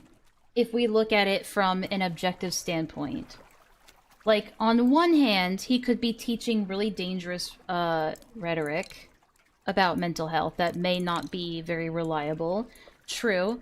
On the other hand, he might be, like, the consequence of him... Really, dude? The consequence of him talking about psychology and therapy and mental health and stuff on his streams, regardless of the ethics involved in it, are still opening people up to learning more or being more open-minded about their own mental health, and that might be helping more people overall than it's hurting. So that's one thing to think about, where it's like, if the quantity of people it's affecting is more positive than negative, does that mean that overall he's doing a good thing and that he shouldn't stop? not involved in the conversation, and that's incredibly helpful. Also, If you were to ask me, just on, like, just my uneducated opinion, I would say, dude, I love having these houses here. Look at this. This is so nice, having houses everywhere. It just adds so much more, like, flair. It adds more, personality to the place. I like it. Anyway. What? He pregnant genuinely helped people. No, fuck. He he pregnant.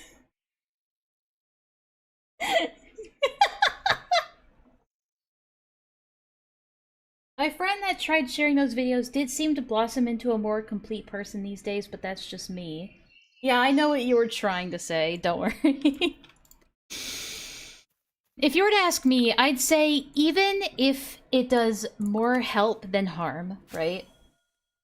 To use layman speech, right? I still don't think that he should have a license if he's gonna do this. I think he needs to pick a lane, okay? Either he can use the knowledge he's learned from his schooling to spread awareness for mental health on the internet, but he can do that without a license. I don't think he should have his cake and eat it too. I don't think that he should be allowed to do both. I think if you are going to become like an internet psychologist and like do these live streams and do all this, you should not have a license. I think you should be allowed to say the things that you want to say about psychology and mental health, but I do not think that you should be able to have a license at the same time. I think you need to pick your lane. So some Because you end up having this risk where you just end up with a really parasocial cult of personality, which is what it seems like Dr. K has right now. Especially with that rhetoric he was using in that VOD that we saw previous to this. Like, that was very much like cult talk there. It was very uncomfortable, very manipulative, in my opinion. people might see it and go, "Oh, maybe I should get a therapist." You know, there's a And it's like, and him being able to say that he's licensed at, like, it gives him this undue trust that he probably shouldn't have. This undue authority on the internet that he should not have. Because it makes it easier for someone like him to emotionally or psychologically manipulate people if he's able to say, well, I have a license, so you should just trust everything that I say. But a license doesn't inherently make you, like, more helpful or more knowledgeable about these things. Not inherently. Because obviously, people can misuse their licenses. I don't know, that's just my take. a lot of benefits to it. I don't know specifically about this particular discussion, but you know, that's the way that we think in our field. And I should say that I've thought about doing this over my 16 years, but I've just never had the time to look into it, to look into how to do it ethically. And I don't think also, there is any way to do it ethically. I think if you want to do it ethically, you would do it without a license. That's my take on it. Oh, I don't know. It's just not high on my priority list, really. But if I had 10 clones of myself, one of them would be doing this sort of thing. The other thing worth pointing out is that just because you have a psychiatrist or a clinician who is talking on the internet, live stream, with someone about their depression and their thoughts of suicide, that doesn't mean that it is a clinical service. For example, for myself, if a friend... Yeah, but we're talking about technicalities. We're not talking about how the brain interprets it psychologically. It still takes it in the same way it would take in an actual licensed therapy section. It's going to absorb it the same way. were to come to Even me, if you say it's not technically therapy, the brain doesn't, like, the emotional part of your brain, the internal subconscious part of your brain, doesn't care about technicalities. this isn't online, if they were to come to me and they were to tell me about how they have PTSD or they have some sort of reaction to something, and I'm like, you know, it kind of sounds like PTSD or something like, and then they say, well, what do you mean? And I say, well, tell me more about this. And okay, that sounds like a symptom of PTSD. As long as I am not crossing the line into treatment and I'm clear to my friend that this is not a replacement for treatment, and I'm not providing treatment to them right now, I'm also not diagnosing them right now because that is not considered ethical. I might say something, and I recently said this to a friend after having a long conversation, that I'm guessing that if they were evaluated, they would be diagnosed with the following, you know. But I said, I can't know if that's what's going to happen or not. You're just going to have to go to a clinician and be properly treated and assessed. But also, if we were to periodically, like once a week for an hour, talk about their issues, even if I said, hey, this isn't therapy, it's starting to look like therapy. Yes, that's what I'm saying. Speaking, in terms of the way I described it, that should be something we should steer away from. Now, the reason for all this isn't that we just have this rule about boundaries. It's because we're concerned about harming people. We don't want to risk harming people. Is it necessarily true that I'm going to harm someone if I did that, if I met periodically with a friend? It's like knowing the signs of the flu and be like, hey man, that sounds like the flu, you should go see a professional. Yeah, it's not the same, but like, imagine that, but instead the person was like diagnosing you with the flu, or saying, oh, you don't have the flu. It's like, I'm a professional. And I am sitting here, like, from 15 minutes of talking to you, you don't have the flu. And about their PTSD. Not necessarily. It's not... Like, Dr. K was telling Reckful that he could very well have been misdiagnosed. Just based on nothing. Guaranteed that I'm going to harm them, but the based harm on his is vibes. Greater, and it's not justified because there are plenty of clinicians out there who would be able to help them. Now, what would be the harm? Well, as their friend, I would lose objectivity. You know, we could never be fully objective with anybody, but as their also, there is the aspect that Dr. K said that he was a longtime fan of Reckful and considered himself a friend of Reckful, which is, again, really parasocial and kind of creepy. But he said that. And so it's like, obviously, there is that bit of bias there. friend, I know their part, you know, if they were to complain to me about their spouse, and that spouse is maybe even a closer friend than the person talking to me, then I have a conflict of interest. And I could go down a long road of all the various things that could happen when we have these multiple relationships. But suffice it to say, it's harm that we're concerned about, not following a particular rule. Okay, so let's get back to the report. So there was that first meeting in December 2019 in which they talked about depression, suicide. The same month, December 2019, Dr. K and Reckful live streamed an interview that was 1 hour and 20 minutes long. They talked about Reckful's history with therapy, among other things. Dr. K also suggested that he and Reckful meet every week for 4 to 8 weeks to address. Oh, no. And keep the context in mind that this guy saw himself as a fan of Reckful, by the way. Like, this guy was a fan of Reckful. And he's telling someone who he has proclaimed that he is a big fan of, I want to talk to you multiple times. Scheduled. Exclusively. I don't know about that. Seems like it makes it look like there's a bit of an ulterior motive there. His loneliness. So it's starting to kind of sound like treatment. Yeah. I don't know if this is one. No, that is what you do as a treatment. Suggested that he and Reckful meet every week for 4 to 8 weeks to address. Yeah.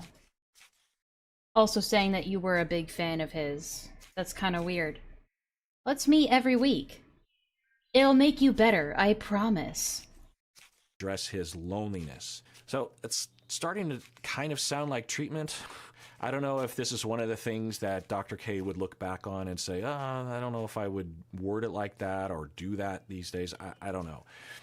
All right, so January, the next month in 2020, Dr. K and Reckful connected for a third live streamed interview that lasted over 2 hours, in which they talked about depression, Reckful's brother's suicide, and also psychedelics. So it's just a continuation of conversation. January 2020, another meeting, 1 hour and 50 minutes. They talk about borderline personality disorder in addition to other things. What? Dr. K in this meeting stated that he would try to love Reckful for 2 years. What? What? What?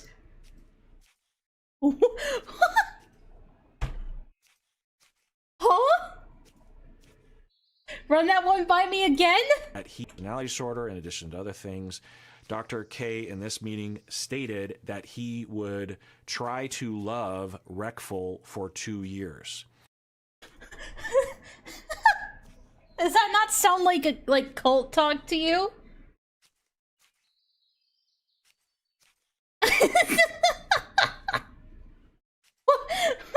I gotta see that. What? Hang on. I see a part 2 here. So it's almost like you're And a like part 3. battle Okay. grief and stuff. Okay. So, we're gonna pull out the handy dandy transcript. You know exactly what we're gonna do.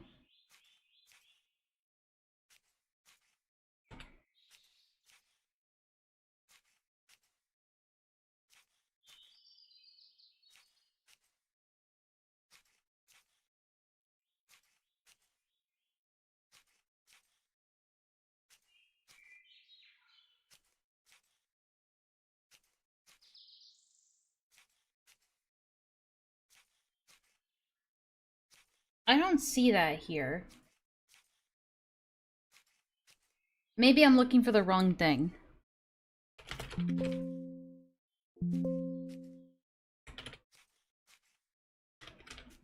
Nope. Okay, it's making me look in the wrong place. Look in the transcript, dumbass. God damn it.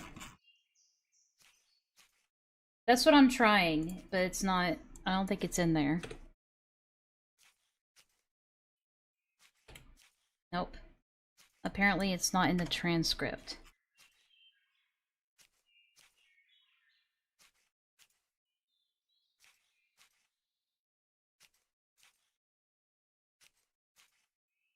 Okay, let's try years.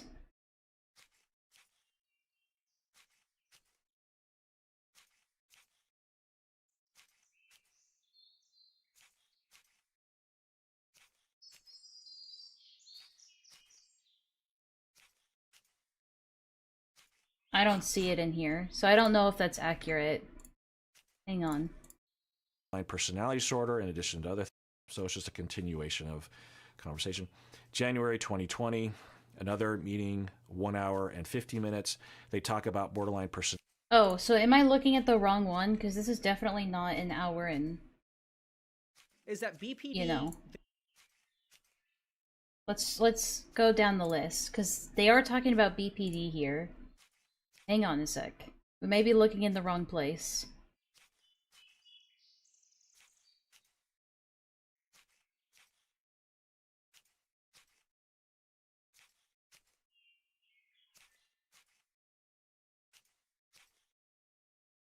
Oh my god, no way. I can't trust any of them. True. So I'm gonna try It's to nice love having you for, someone to come to every week like this. I'm gonna try to love you for 2 years.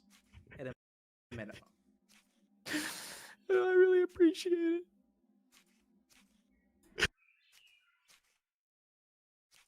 Oh boy.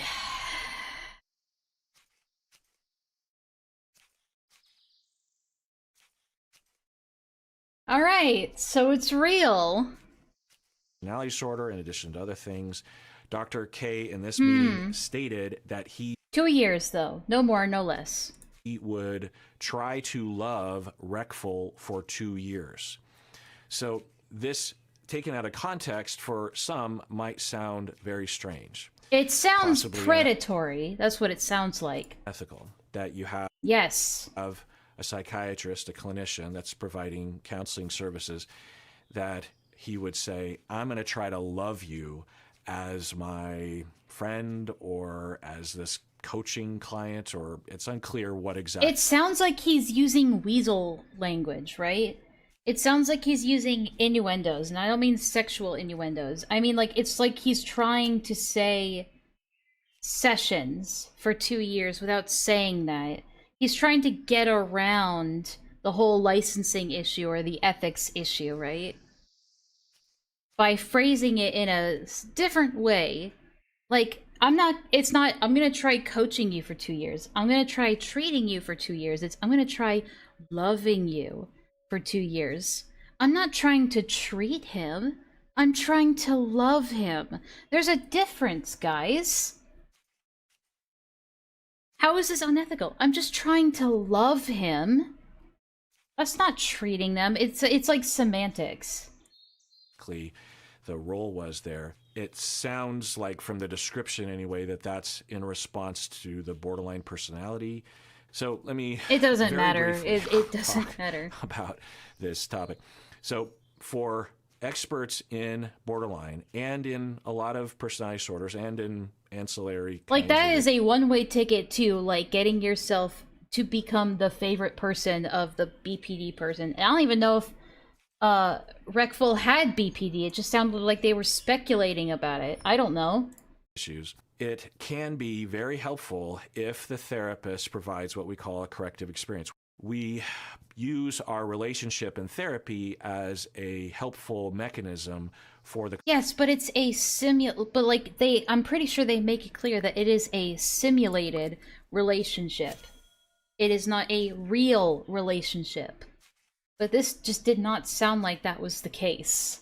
client. For example, with people with borderline personality disorder, often their trauma is that they were abandoned and or betrayed severely and repetitively, abusively growing up. And a part of their issues and their symptoms, their behaviors, their emotional issues stem from this belief that they are always going to be abandoned and they're always going to be betrayed and no one's ever going to love them. And as therapists, we might see it that way. You know, there's different ways of looking at it, but that's the way that experts will see it, such as myself. And when we're trying to help a client to believe that other people can be trusted, not everybody, but some people, it can be really hard for us to convince them of that when they are in relationships outside of the office and things don't always go well, oftentimes because they are misinterpreting other people's behavior. So we can use the relationship in therapy because, at least for myself, when I'm treating someone with borderline, I know what I'm thinking and feeling, or generally speaking.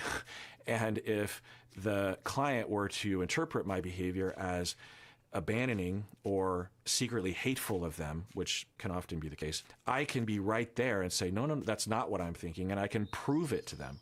Whereas if they come into the session and they say, so-and-so, I know they secretly hate me because this is, I don't know, maybe that person does secretly hate them, but I do know that I don't hate them, and I do know that I can make up for it, and I'm trained, and I have, consultants and a lot of Right, experience. but that's in a licensed, paid, therapy experience, right?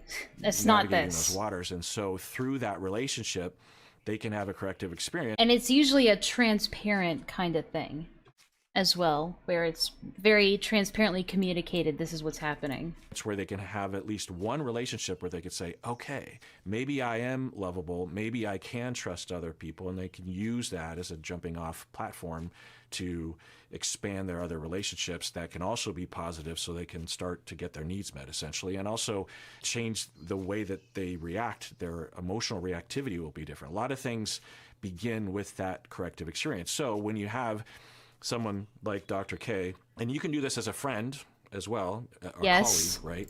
Like with people that listen to my audio podcast, with my... But friends cannot be a replacement for therapy. Like, your friend cannot be your therapist, and your therapist cannot be your friend. My co-host, Bob, it's a little yappy, though. I'm gonna skip a little bit. The last interview. And they has a lot of risks to it, obviously. But let's move on here. All right, so moving forward to the 5th live stream, it was the same month, January 2020. This interview lasted for almost 2 hours, and in this interview, they talked about their last interview. And they talked about the nature of their relationship, whether or not Dr. K was Reckful's therapist or friend or what. And later in the video, Reckful told Dr. K that he remained conflicted about the status of the definition of their relationship. That's a bad sign. Really understand. The line has been blurred. I'm not even gonna try. You understand what I'm trying to say. Irreversibly so. What we are with. That is typically, we're already at the point of no return for, when I feel like when a therapist has already crossed that professional boundary, it's time to seek out a new professional. Each other. Also, Dr. K acknowledged that his very bold claim about loving Reckful for the next 2 years was irresponsible. So he says in the last, he's like, I'm going to love you for 2 years. At least he recognized it. Or a helpful thing. And Dr. K said, that was irresponsible. I shouldn't have said that.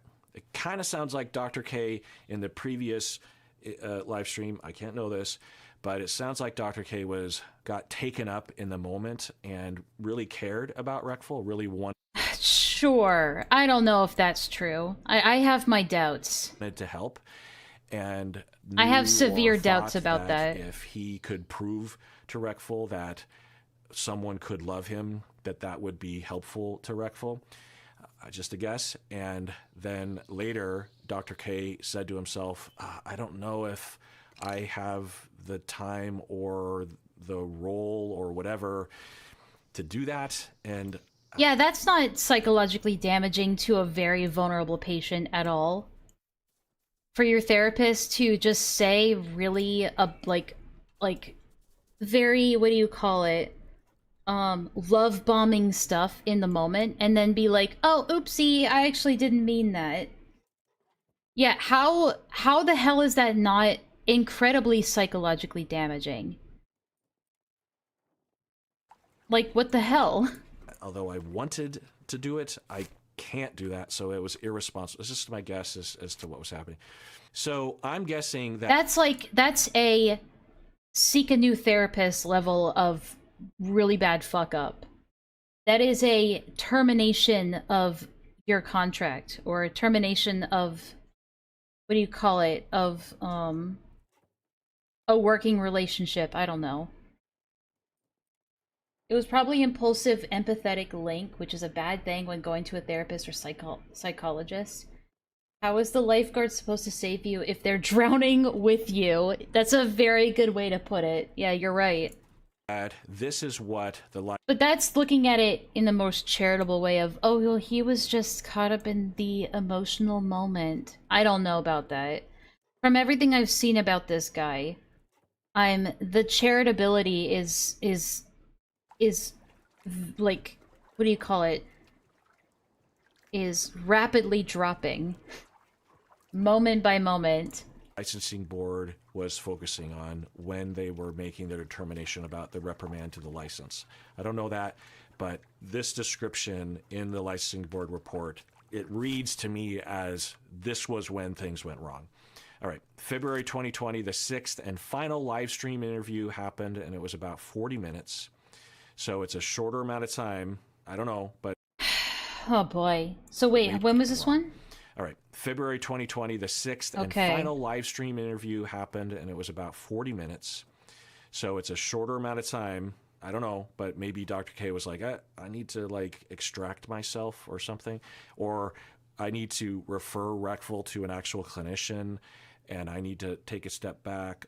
Or I need to transition Reckful into clinical services, which means which should have been done from the get-go, but you know. Can't be live streaming it. I don't know. I don't know what was happening, but it was a 40-minute. It was their final one. And in this video... You know what sucks? Is that I have to aggro this drone and then climb back down and just, like, take the hits that it's gonna deliver to me. Or not. Wait, the drone could just be a dumbass. Wait, the drone could just be a dumbass. Hold up. Okay, I can work with this. Reckful mentioned that he and Dr. K would continue their conversations offline. So Reckful's like, well, you know, we'll talk about this later. So I don't know, but the way that it reads, it's possible, which would have been okay if the proper precautions were taken. Oh, fuck off! Either Dr. K and Reckful There's actually transitioned a from toad live hitting me. streaming relationship between colleagues or friends or whatever to either a psychiatric counseling relationship or maybe a coaching relationship. I don't know. I read somewhere that Reckful doesn't live in Massachusetts because that's where Dr. K is Actually licensed. just sniping me from the top of the mountain. How is that fair? I can't even, like, see him. I can't even pan my camera up that far to see what's hitting me. How is that fair? Let me guess, if I tried to come over here to climb up the mountain to get the guy that's up there, he would still be able to hit me. Yep. How is that fucking fair? I can't combat that. That is just a permanent siege tower. What? Huh? How the fuck are you supposed to contest that? You can't get close enough to him. I can't even select him because he's not on my screen. That's bullshit. I'm leaving. That is not fair. Can I at least get this without him yelling at me?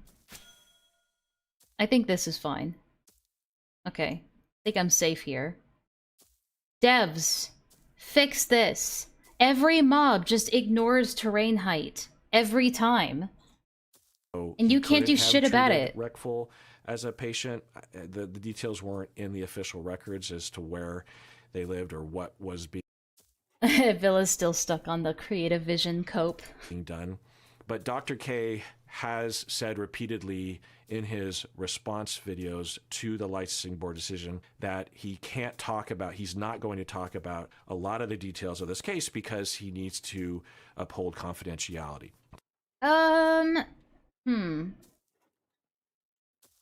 But it doesn't sound like...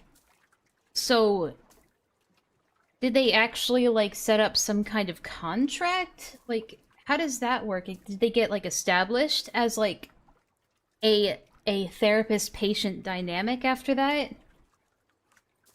I don't know if that sticks, but I'm not Dr. a professional. K Hang on. doesn't live in Massachusetts because that's where Dr. K is licensed, so he couldn't have treated Reckful as a patient. So then they don't technically have confidentiality. The details weren't in the official records as to where they lived or what was being done. But Dr. K has said repeatedly in his response videos to the licensing board decision that He made response videos to the licensing? Oh, I see. Okay, so he's not... So it's not that he can't tell the licensing board. It's that he can't tell the audience. Okay, fair enough. can't talk about, he's not going to talk I mean, fair enough. If it's still being, like, something that's litigated off the internet by, like, a licensing board, then yeah, fine, fair enough. about a lot of the details of this case because he needs to uphold confidentiality. Typically, we don't use that word unless... Do we know how long Dr. K was seeing this guy up in, like, before he killed himself? Unless we're talking about a professional relationship. So, was there a professional relationship? It kind of sounds like that way to me. Just speculative, but it sounds like Dr. K transitioned Reckful to become... So, but why can't that not be disclosed to us if that was the case? What's the harm in having that disclosed, exactly?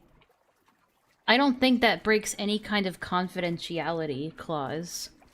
To say, oh yeah, the relationship became professional. I don't know, dude. There's something fishy going on. It sounds like he's withholding some information that doesn't need to be withheld, in my opinion.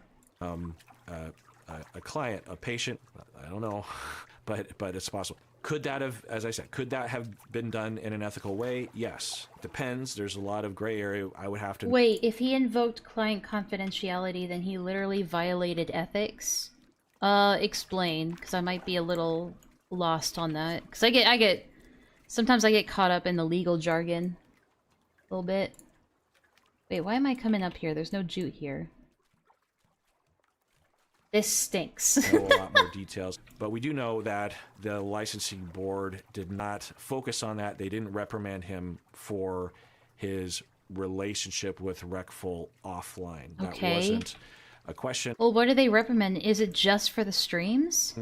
Which seems to mean that when they did learn the details, they were okay with the way Dr. K was with Reckful offline.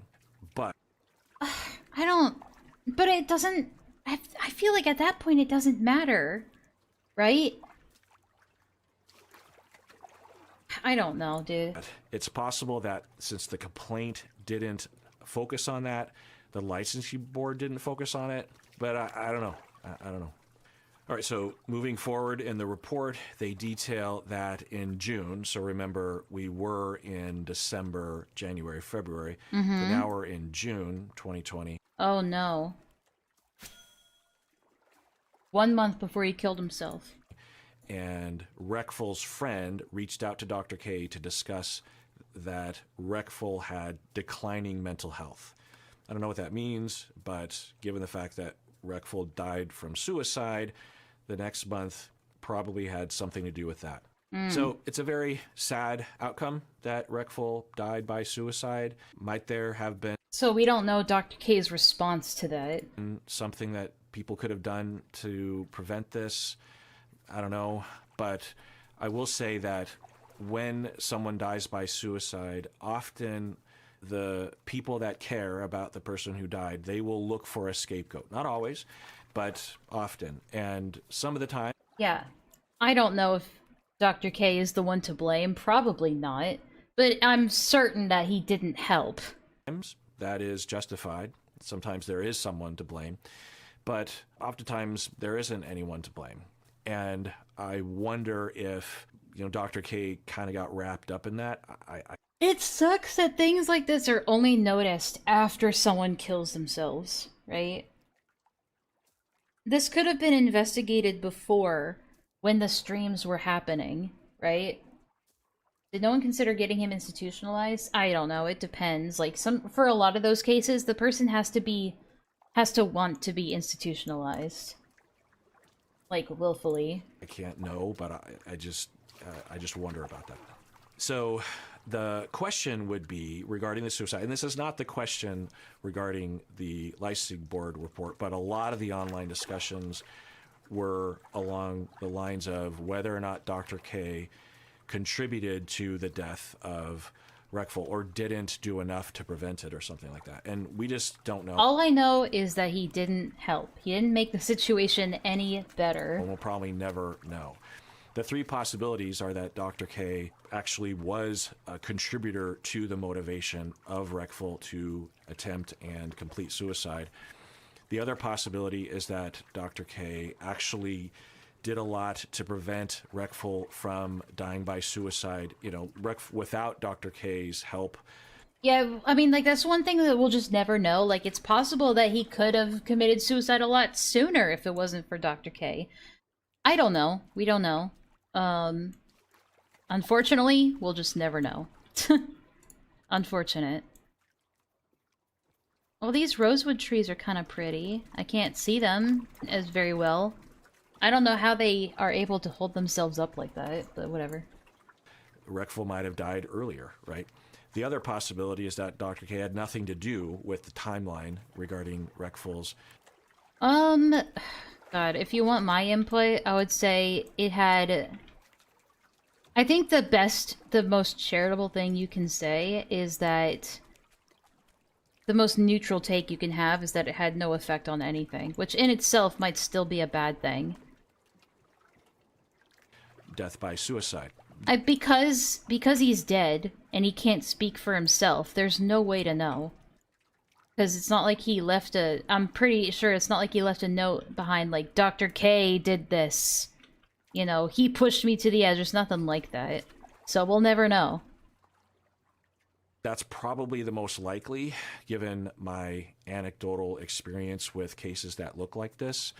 But we just can't know. And I'm not hearing anything in the description or even in the online allegations and discussions. I'm not hearing anything that makes me believe, oh, wait, maybe Dr. K did do something that was irresponsible. No, he definitely did shit that was irresponsible. Like, let's not be too charitable here. Exploited him online. I mean, that's the most uncharitable take you could say, is that he exploited his mental unwellness for his own benefit. Maybe trying to... It's not out of the possibility, though. Amp up his depressive symptoms or his suicidality. Maybe not really addressing his suicidality because it makes good content. There was nothing... I didn't hear any data to support that. If anything... The odds are low, but never zero. It was the opposite, right? So... I'm on the nothing he did mattered and he didn't do enough and he should have seen the signs given his education. Yeah. To consider Dr. K without any information as someone you can blame for Reckful dying by suicide. I guess the takeaway you could have is that as a licensed psychologist, he could have helped, but he didn't. It seems like looking for someone to blame. Or, obviously the other charitable take is that, like, he did help. But we never know, because, like, you can't prove a negative. So, there's no way to prove that he would have killed himself sooner if it wasn't for him. After Reckful died by suicide, someone complained to the state of Massachusetts State Licensing Board. And then... The thing is, if I saw a close friend of mine getting on the internet and having a live-streamed, unlicensed therapy session... with this guy, and the guy said, "I'm going to try and love you for the next 2 years," that's when I would, you know, have my complaint, you know? That's when I would step in and have a complaint or two, you know? A 2-year investigation I feel like this could have been intervened, at least his conduct could have been intervened a lot sooner. took place, which culminated in a decision that was made very recently, just a few days ago, from Okay. the time I'm recording this. So let's go over the conclusions in the report. So the conclusion was that Dr. K, quote, has engaged in conduct that undermines the public confidence in the integrity of the medical profession. I So let's agree. break this down. I agree. I can agree with that. He has engaged in conduct these online live streams with Recful that undermined the public confidence in the integrity of the medical profession. So what does that mean? Well, it's a category of TLDR, it made the field look bad. So yeah, okay, that's the takeaway from this. Now we're gonna look at his response, or at least one of his responses. Wow, it is less than a minute. Okay. One of the challenges of this situation is that because someone has a right to privacy, I cannot share everything that I know about the situation, right? So people made allegations, and like, in order to defend myself, I have to violate someone's privacy. And I'm not going to do that. I'll never do that. The good news, the relieving thing for me, is that with the medical board, the right to privacy, because they are a medical board, they reviewed a lot of records, things like that, right? They can look at patient information, and they are allowed to make a determination after they've looked through all of the information. And I don't even blame people for thinking negatively about me, right? Because you guys didn't have all the information, and you can't ever get all the information. I can't give you the information. It's just not. Yeah, the only way you could ever think negatively about me in this situation is if you just didn't know any better. I can't blame you for being stupid and ignorant. That's just the nature of it. You'll never understand. Not possible. And that's okay. And that's right? okay. So it's part of what being a content creator is. So I think this is a really important, healthy process. This is what oversight looks like. Guys, we should all take this as a learning moment. To learn and grow. To learn and grow. Yeah, they still reprimanded him, so what does that say? Yeah. Alright. I have had a long stream. Oh, I can't blame you little fellows for being fucking idiots. Oh, you're so cute when you're so dumb. Alright.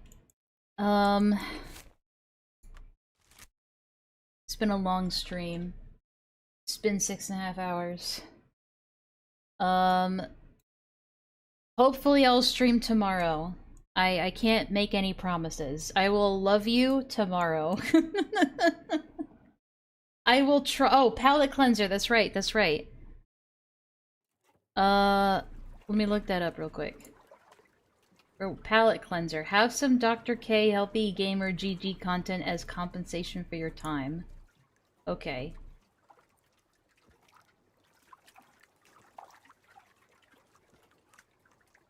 Ooh, okay. Go on. Can you look directly at So you said this was a bad... Oh no, it's a Dr. K bad hit piece. It's not a Dr. K bad hit piece.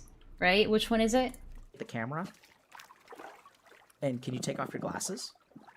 He definitely gives off televangelist vibes, doesn't he? This internet therapist has just asked a famous Twitch streamer to show him her face shape so he can diagnose her personality with What is this voice? Indian skull science to the thousands of people watching live. What? And that isn't even the craziest part. Strap in, everyone, and get your calipers out. Dr. K is a celebrity therapist who does public pseudotherapy sessions with other I mean, that is what it is. It's pseudo-therapy. celebrities to a live audience. He also sometimes posts lectures on his YouTube channel, and sometimes he sneaks in a little pseudoscience, specifically Ayurveda, or Indian homeopathic medicine. If you're wondering what homeopathic medicine is, it's basically like medicine, except it doesn't work. I just presented in some of Dr. K. Oh nah, his nose big. We're not gonna talk about. I'm not gonna say anything about his nose. These lectures include your facial features being related to your personality, as well as your veins, your What? hair, how many calories you can consume, Yeah, pseudoscience, pseudopsychology. Oh, good. I love it. how good of a friend you are, and much more. All interlinked into 3 elemental personality So this is a cult. This is a cult. archetypes based on wind, fire, earth, kind of like Yeah, kind of like Avatar. Avatar The Last Airbender, but with more lead poisoning. For the duration of this video, I will also be referring to him as Mr. K for reasons that will become obvious. Well, he didn't lose his license, let's be clear. Unless he did, because this is in 2022. Hold on. So once again, I can't provide medical advice over the internet.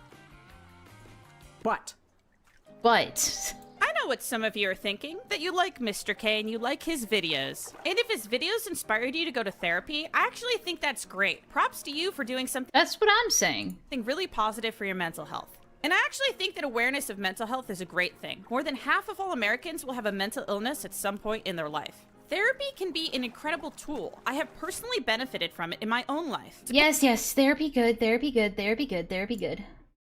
Here's the rub. Mr. K seems to be behaving in an irresponsible way as a public medical professional. And sometimes worst of all, he seems to make unclear distinctions between scientifically supported evidence-based treatment and pseudoscientific ideas with shaky foundations. To his young... Yes, I know. That's what I've been trying to say, except just not as eloquent because I'm retarded. probably mostly mentally ill audience. And I will... Look at these 2 capitals, like, right next to each other. We have the capital of Hearthglen, and then we have the capital of Hexwater.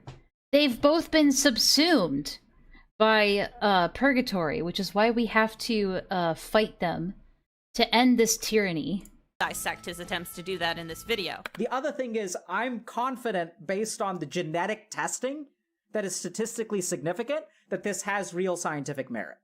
We'll see about that one, Mr. K. But first, let's look at the questionable application of religion and pseudoscience he sometimes performs in his sessions. Like, for example, in this live stream where Miskiff was talking about ADHD, depersonalization, and not being able to enjoy the small things in life. Uh-oh. Villa, pay attention. That's why I'll eat literally almost anything. Is because to me, it's just food. When like people like enjoy the taste, that's what I really wish I could fix, is the feeling of not being in the moment.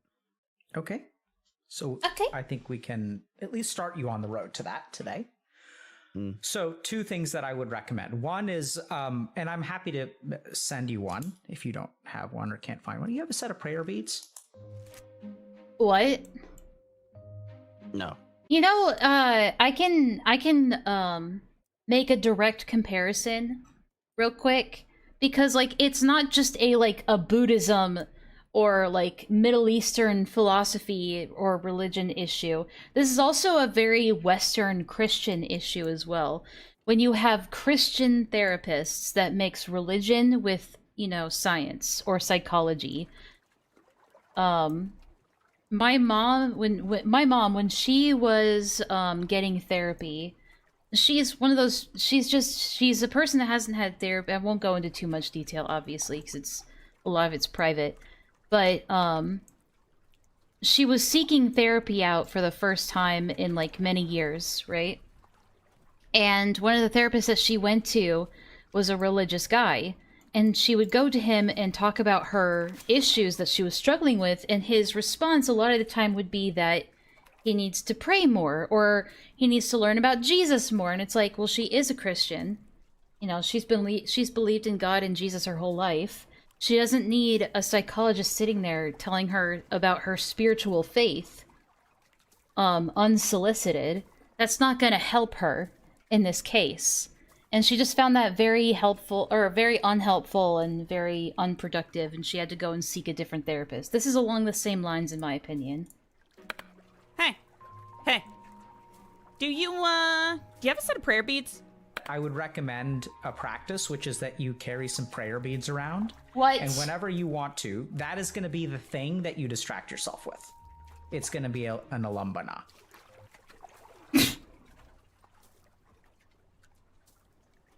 Okay. Okay. So like what I want you to do is like use a set of prayer beads, and if you want to, I'm prescribing you 10 grams of prayer beads a night. I'll give you like a mantra or something like that too. Oh my god. Which is like something that you're going to repeat to yourself as you use the prayer beads. It's gonna Like, I would be just as annoyed if some, like, Bible Belt Christian therapist was spouting the same nonsense. Like, about... But instead it was about the Bible and Jesus Christ, you know? the same thing as the Pokemon cards or the It's the same... Prayer beads are the same thing as Pokemon cards. belt or whatever else. Does that make sense? So a prayer beads, it's not to pray, it's to Nope, it's not to just pray. to hold. Yeah, to hold and to use. Yeah, but... To use for what? Prescription, rosary, and crucifix. So I want you to repeat something to yourself. This is if you want to, okay? Guys, we need to do positive manifestation. That always helps, dude. We're just talking about how you can't feel joy eating food anymore, but maybe try holding a cross. Maybe carry it around all the time. Maybe wear it around your Yeah, have you thought about wearing a cross around your neck? Maybe that'll help. neck, if you want. I mean, if you want, though. If you want to feel better. Sorry, just had to scream. If that's what you want. If you want to not be mentally ill anymore, maybe consider accepting Jesus Christ as your Lord and Savior. Yes, exactly. She gets it. I like how instead of a mindfulness practice with a pen or a phone or something a person would probably have, he goes with this. Just a Yeah. reminder that therapy is not like this, thank God. And if it is, you should leave. Yes, And then there was thank this you. conversation with Hafu about insecurity. It's exactly what my mom did. Can everyone solve all their insecurities? Well, so the answer to that I believe is yes. Really? Yep. And You're and in insecure your about case, nothing. Yes. What? Sure. Zero things. Sure. So zero Sure. things that people say to you affects you. Yes. Yes. Yes. Sure. Superman, dude. I mean, that's been well described, right? So, like, there's this religion called Buddhism, and this religion Oh my called God. Hinduism. What is them? Buddhism.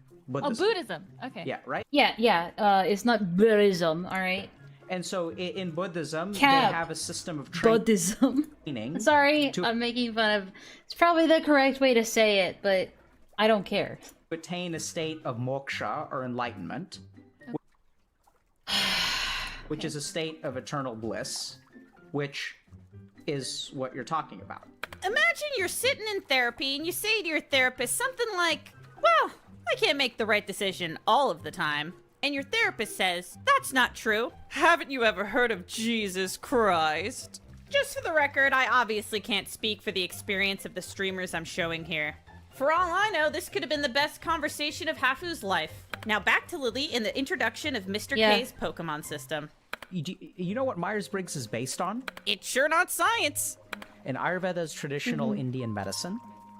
And Ayurveda, Sure, he was insecure about making fun of micro-penises. sort of posits that, like, so Western medicine kind of says that everyone is the same. This is true. Actual medicine has declined to acknowledge anything related to genetics or individual variation. A doctor learns, Wait, what? Hold on. like, so Western medicine kind of says that everyone is the same. This is true. Actual medicine has declined to acknowledge anything related to genetics or individual variation. Well, clearly that's been changing in the last couple of years. Because they're starting to link your genetic makeup to what kinds of medications would be good for you. So, I don't know, there might be some change there. Doctor learns how to treat a disease, they don't learn how to treat a person. Mr. K does this thing where he presents his ideas in opposition to Western medicine, which is more commonly known as science. Like the scientific method is some special thing only white people can do. But obviously that's not true. Plenty of brilliant scientists and lots of groundbreaking scientific discoveries come from places like India. Yeah. I mean, the Indian Medical Association, comprised of over 3 million doctors, calls Ayurveda quackery. Modern medicine has Oof. Ouch. Yikes. a lot to improve, but the solution isn't pseudoscience. So Ayurveda starts with kind of a different assumption. It says that all people are different, and that we each have, like, different elemental balances. We all have a different chakra level. This is kind of, they use elements to describe certain Yeah. characteristics. You are more aspected towards water ether, while I'm more aspected towards wind ether. You understand? like personalities or physical form or things like that. Dear God, people, please don't pick out your Pokemon type. Please just go to real therapy. So there are all kinds of traits. So, for example, you are predominantly Guffa, is kind of think Oh my about God. earth and water. So people who are Just Guffa, bring out the horoscope chart while you're at it. Just bring out the astrology charts while you're at it. was when their mind becomes stressed, they become kind of isolated and depressive. They start to think negative self-thoughts about themselves. Vatas are different. Oh, because you're kind of right. This is a slippery slope into justifying the caste system. I mean, I'm not gonna say Vatas it. become anxious and start thinking negative thoughts about the external world. So they start worrying about, oh, this is going to happen, and this is going to happen, and this is going to happen. Whereas Guffas, when they get stressed, say like, oh, like, I'm dumb because I did this, I'm dumb because I did this, I'm dumb because I did this. The third element is Pitta, which is kind of like fire. And so when Pittas get stressed, So really, he's just trying to shoehorn his own personal religion into everything psychology, and that sounds really dangerous. they get angry at other people. Yeah, this system really doesn't seem like it's shoving you into a box. And and so you're predominantly Guffa. I mean, that's basically astrology. It's the same reason why I hate astrology, because people can look to these signs and they can just be like, oh, sorry, I'm a Gemini, so that just means that I'm like inclined to yell at you sometimes, or I'm inclined to have an emotional day and do whatever the fuck I want, or do something impulsive and then just say, oops, I'm a Taurus, so that's just something I do, haha, and it takes away personal responsibility from one's own self when people do shit like that. That's why I hate things like astrology. And I think you have Vata as well. And hello, what's going on? Read the title of the stream. the other thing about Ayurveda is that there are physical characteristics associated with these as well. What? So can you look directly at the camera? And can you take off your glasses? Can we do that not on stream? Yeah, sure. So I'll do my face, okay? So my face Okay. tends to be like a little bit I know, she's definitely putting on a voice, dude.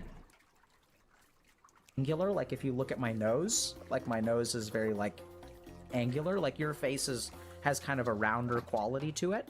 At first, you might have thought I was being hyperbolic, but Nope. no, this man Nope. genuinely believes his nose relates to his personality. And trust me, it gets worse. If you look at my hands, so my hands have very prominent veins on the back of my hands. My What? fingers tend to be like long and thin. These are all Vata characteristics. What? So these are very wind. So yeah, this is just Buddhist astrology, basically. That's what this is. This is Eastern astrology. And I think the other tricky thing about this is that, like, I'm not sure, because all of this stuff was developed with, like, Indian people, so I don't know how exactly to translate this stuff to Yeah, it's Indian white girl astrology. other ethnicities. Excellent point. We really do need a way to categorize people's personalities based on race and skull shape.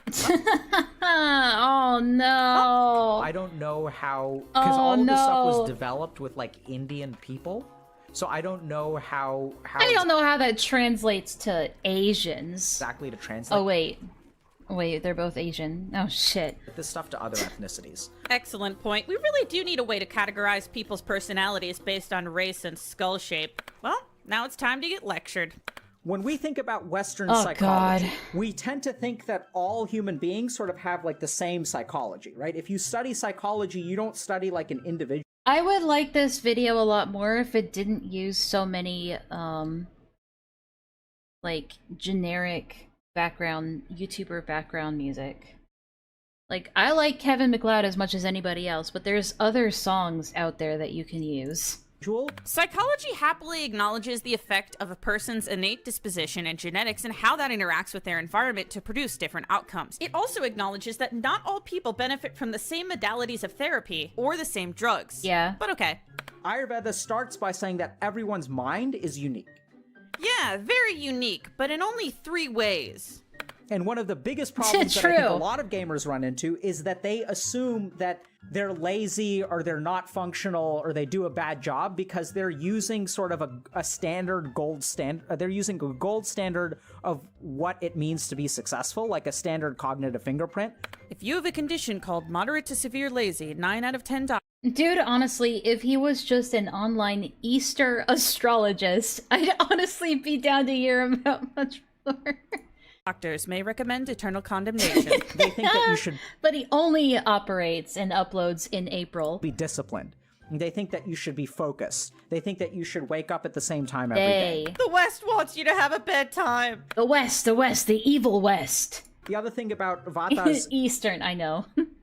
is that their mind learns very quickly. So Vatas, much like the wind, can blow really hard in one direction. So Vatas are super dynamic in their memory. Like This really is just astrology. Fuck off. Very quickly, but we forget things very quickly. I like how he says this is a correlation when it actually tends to be the opposite. Quick learners generally have better long-term memories. So remember that Ayurveda says that like your mind has correlations with your body. So Vatas are also what we call people with fast I metabolism. beg to differ. So I can basically eat I'm a quick learner, but I don't remember jack shit. whatever I want to, and I'm not going to gain a whole lot of weight. I mean, it's obvious. Vatas store all their weight in their angles. Then there are people who have medium Ooh. builds, and then there are people who are what we call big bone. In their noses. So They're like- medium builds are pittas, and big boned people are kaphas. And so kapha people who are like big boned, they can eat salads every day, and they're still going to be chunky. That's just that's what their Ayurvedic What? dosha sort of dictates. And Vata people are going to always kind of be That's just what their spiritual energy is emanating. thin. It's their ethereal balance. Different body types, of course, but assumptions about their personalities is a ridiculous extrapolation. Furthermore, weight gain is related to energy in and energy out. How many calories you consume minus how many calories your body burns. People burn different amounts of energy depending on their activity level and metabolic rate, determined by things like genetics, how much muscle you have, and there are all kinds of factors that influence appetite. Yes. But saying something like this is just perpetuating a harmful myth that people can't affect their weight and they should be Like, if I exercise more, I wouldn't be overweight. It's pretty simple. judged based on it. The other thing about Vata body types is that like they have angular off, features. Jackal. So if you look at my face, like my nose is like very like angular, right? How about your penis? It's like sharp. You seem to be pretty focused on micro penises a lot of the time. The features of my like my face is sort of angular. You know, I honestly think it's the fact that this stuff is so foreign, it really leads people not to do a double take. For example, on the last stream we had Joro. We had someone named Joro, and Joro's a classic Guffa. Like he has a very round face. He's like, a classic I can't even, like, Guffa. grow A full stereo. beard. You could say he's a stereotypical Guffa. We don't like that guy. So Vatas have very like scant facial hair, whereas Guffas have like full facial hair. If you can grow a beard, you're destined to be fat forever. It's just how it is. And Vatas also use their hands a lot. So like I use my hands a lot when I'm talking. My mind also jumps around a lot. Like for example, just now I just commented about Jordan. I was like, oh yeah. Yeah, but that's just because you're a sped. Not because of your Vata or whatever. Like I want to say something about Joro, and then I'm kind of coming back. So Vatas are sort of like, they have a mind that's like ADHD. Can confirm, I have ADHD and I am both bony and hairless. So one of the things to remember about Guffa is that they learn slowly, but they also forget slowly. They have very round features, and It's funny how he says, like... It's funny how he says that this is, like, how you promote individualism, but he's basically just stereotyping everybody. Yeah, it's like, this is the opposite of individualism. It's like, you are a very specific type of person. This is how all Vatas are, you know? Guffas tend to be very, very resilient. So they can withstand large amounts of like negative situations and sort of handle that pretty well. They can withstand a kinda lot have, of negative high aura. constitutions or high endurance. Didn't he say that the fat, hairy, and stupid personality type is more likely to be depressed? Honestly, I don't blame them. I'd probably get depressed if my therapist told me I was fat, hairy, and stupid. True. But the good news is you're resilient to your fat, stupid, hairy life. The reason that a lot of people fall into MMOs is because MMOs offer a really wide skill set, like kinds of activities that engage your mind in different ways. And what I like about Ayurveda is that Western medicine says that melee DPS is the only way to go. What? Remember, this all comes back to his nose. Your Guffa is the friend that you've been with for 10 years. They're the person who's always What? been there for you. They reach out to you from time to time. You go. Alright, I get it. I get it. I get it. When each of your dosha stats is too high or too low. If it goes Oh my god. So many buzzwords. it's like 10 points higher and I hit 85, then I have ADHD. What? Ah, shoot, I dropped my Prakriti. Then he puts this hilarious chart on screen to break down the Hogwarts houses. That is somehow more broad-reaching and The Hogwarts houses! extreme than actual phrenology. So this includes physical and mental stuff. So I don't know if you guys can read this, but this is weight. And of course, the angry personality archetype is bald. So Vatas are usually thin, often difficult to put on. It's good to know that they have stereotypes in India as well. Personality type? Gaffas have like thick skin, cool skin, oily. So hair tends to be like thin, kinky. Like I don't know if you guys see this, but Kinky? Oh, go on. My hair is like kinky as you guys see this? Like What does that mean? Like it kinks. It kinks. Huh? Like you see this action? Like They have a higher special defense stat. like it's not straight. Wow, he's really trying to sell this to the audience. I wonder why. Journal of Complementary and Alternative Medicine and Psychosomatics. Oof. Hmm.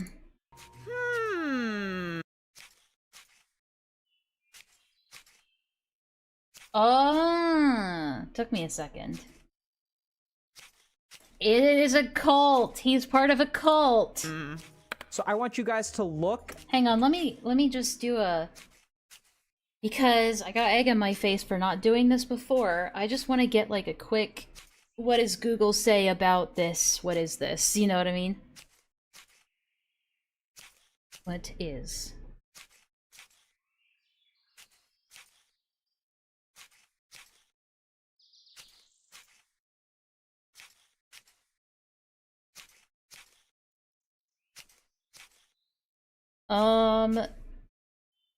It's a system of traditional medicine native to India, which uses a range of treatments.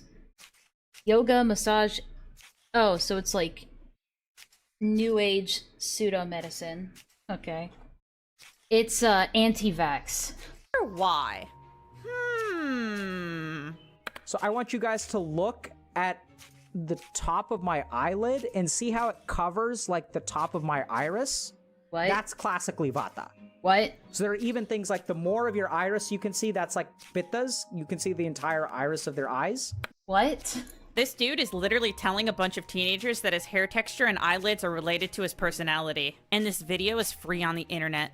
Amazing. One other question that I want to get to is someone asked about I like how someone in the comments just does question marks. Myers-Briggs. So I do believe that there's some correlation with Myers-Briggs. Good God. Remember that. Okay, now I need to look this up. What is Myers-Briggs? Listen, I'm learning a lot today.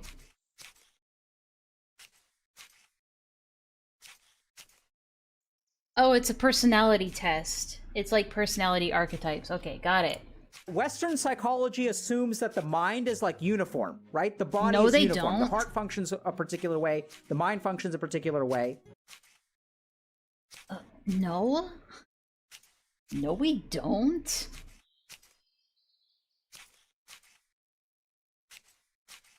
Today on Learning with Enlaa, listen, my brain not work too good. How many straw men he could run a farm? My heart works different because I'm bald! And then Myers-Briggs comes along and says, people are fundamentally different, that not everyone is the same way. Myers-Briggs revolutionized modern medicine. You guys want to see science? Anyone wondering whether there's Look any at these, science look at these sideburns behind this stuff? Like, this is just theory, right? There's no, like, science behind it. This guy's like, he's one of these complementary and alternative, like, homeopath, Reiki people. It's not real. Kind of letting out your insecurities a little bit, bro. Come on. Can't be real. There's no way. You guys want some science? There's the science. Okay?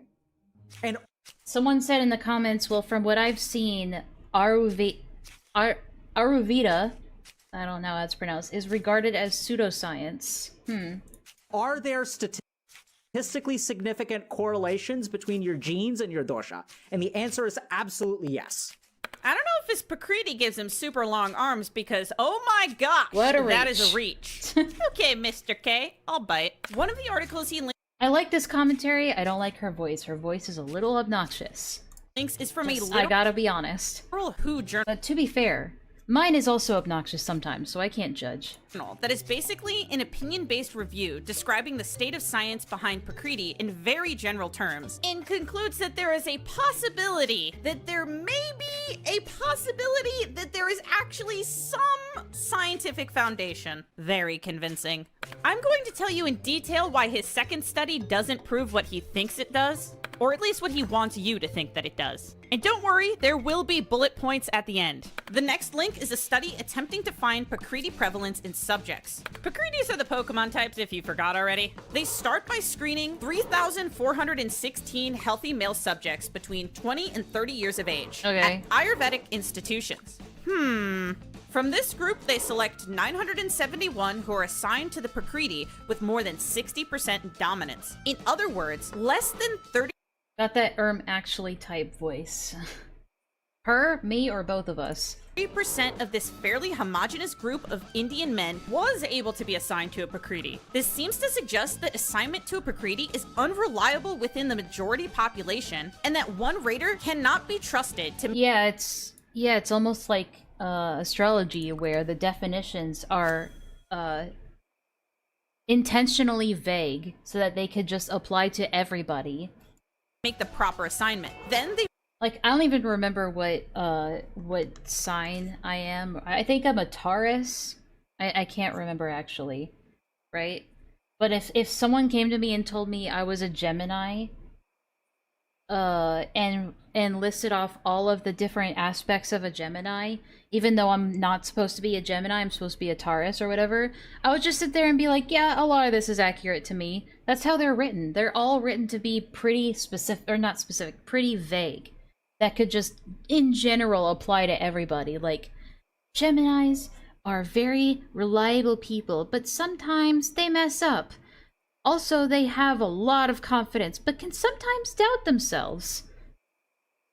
Or sometimes they doubt themselves all the time, but then sometimes they have some confidence. It's like, they're worded in a way where it's like you could read any of them and be like, oh, the majority of these apply to me. That must be what I am. Randomly select 262 of the 971 for GWAS evaluation. A GWAS is a genome-wide association study.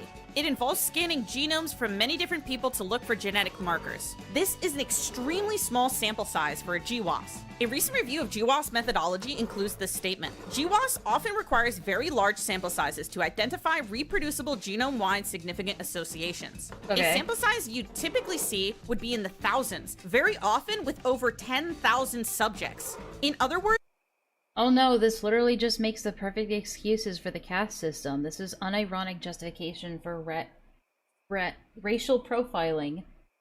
This study is very underpowered. In the study, they performed principal component analysis, PCA, using 405— This is getting a little too technical for me. I gotta be honest. This is getting a little too technical for me. Loading with Sorry, I'm gonna skip. Overwhelmingly convincing evidence. Why, number one, doesn't anyone in any other field even care to learn what Ayurveda even means? And number two, why are the two— Because they're racist! Papers you cite from like 7 years ago to extrapolate unrelated medical advice to a broad audience off of a seemingly unproven, all-encompassing phrenology system? I mean, in the medical field, or the scientific field, is 7 years ago really that old? I don't think it is. I think a lot of people still reference science or research papers that were made decades ago with no problem. I don't know. After invoking your medical credentials seems questionable at best and gross— Hang on, hold on. Extrapolate unrelated medical advice to a broad audience off of a seemingly unproven, all-encompassing phrenology system after invoking your medical credentials seems questionable. Yeah, the fact that he invokes, unrelated medical credentials, like being a licensed psychologist, in order to prove this, like, this spiritual pseudoscience stuff is really scummy in my opinion. At best and grossly irresponsible at worst. Just to be clear, some aspects of traditional medicine can be integrated into modern medicine, and some already have. But when you test something and it works, it's just called medicine. It's not special to white people, it's just science. You want well-powered, well-designed, quality, rigorously peer-reviewed research that comes to a concrete conclusion. You want trials that control for placebo, that include subjects representative of the population a treatment applies to. If you want to claim something is scientifically backed, you really have to prove. You guys see this black line that's like slowly crawling up the screen for this like filter, or is that just me? It is very questionable to give out medical recommendations to a young, mentally ill, vulnerable group of people with such a shaky foundation and brazen exaggeration. It really does feel like it's mostly a cult of personality around this guy. Just blind faith and belief. You There see it? has to Okay, be good. It's not just me. a physiology behind this. And that's just how it works. So Ayurveda has been looking at this. So Vatas are prone to autoimmunity. Autoimmune disease is a Vata disease. What? What? What? Right? So there are correlations now. So now there's a huge area of research emerging in Ayurveda. And the more that we study it, the more that we scientifically analyze it, the more correct it turns out to be. Absolutely. So I want you guys to look back at like everything that Gizmo has said. See, look how passionate he gets about talking about this definitely not a cult thing he's talking about. Gizmo is textbook Vata. Has fucking lupus, has ADHD mind, is super Vata, has eyes that are larger than their stomach. Like, has an autoimmune Profiling. We love it. disease. Like, I can't diagnose people over the internet, but, you know, we kind of But I can certainly try. diagnosed Gizmo over the internet. Like, I don't know anything about Gizmo, but I can predict that the likelihood that Gizmo has an autoimmune disease is greater than other people who are Pitta or Kapha. What? So that's what's awesome about Ayurveda. Like, you can make predictions about your life. Good news, Mr. K. I don't think you can get your medical license revoked by diagnosing somebody with a Pokemon type. About Ayurveda is that if you do have an autoimmune disease, if you do Vata lowering treatments, your autoimmune disease should get better. Oh my god. So Ayurveda has treatments like food, for example. There are some foods that will lower your Vata, buff your Vata. Some foods that will debuff your Vata.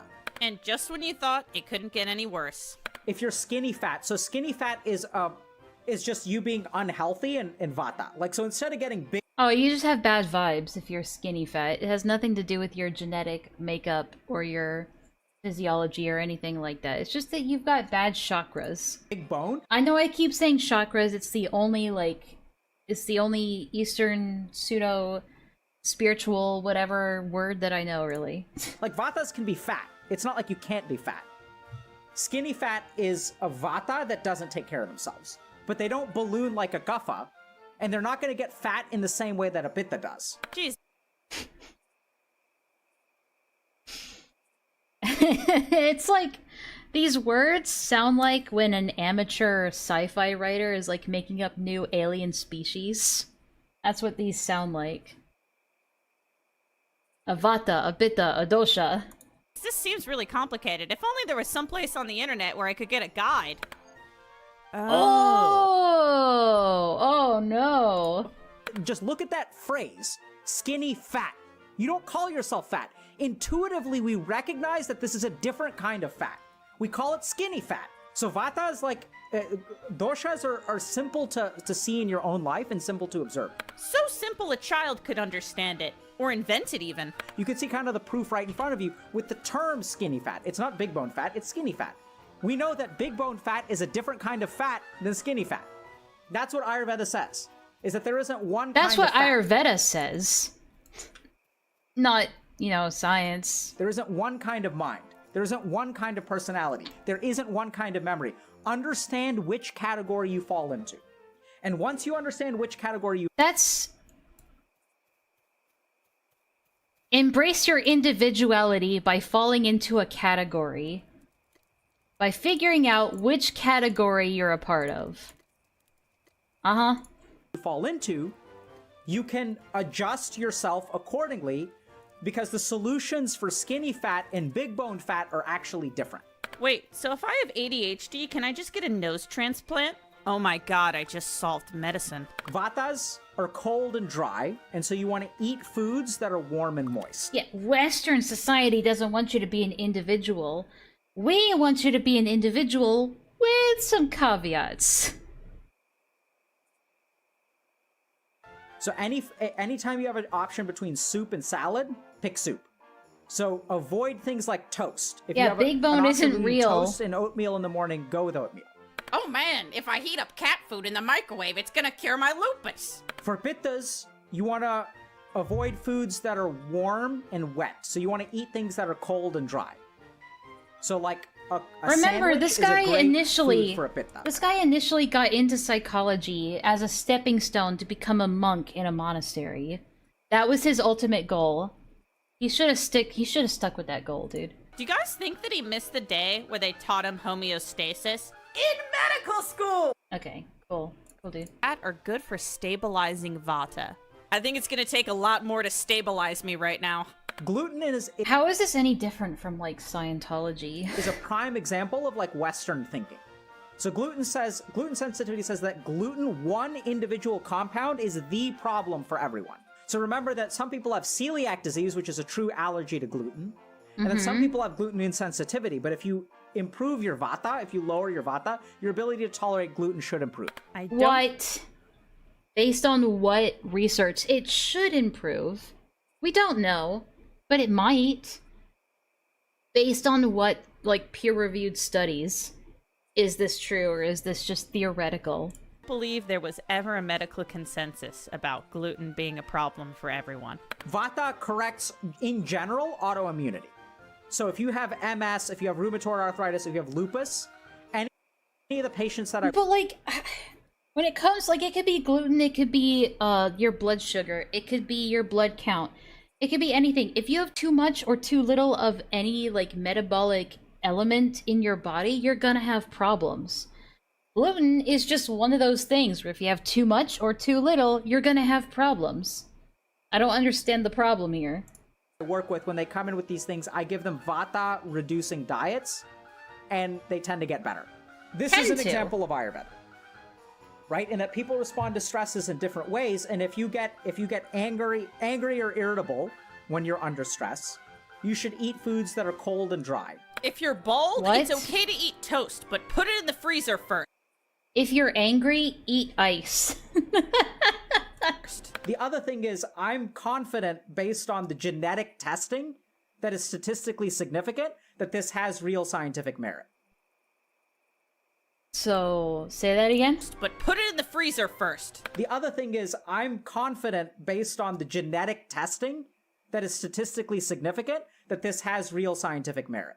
So I'm pretty confident that because something else has scientific merit, this thing that we made up must also have scientific merit. His insistence on a solid scientific foundation is so questionable. So the really cool thing about Ayurveda is if Gizmo balances Yeah, do some fucking peer-reviewed studies and tests on it. Get it funded.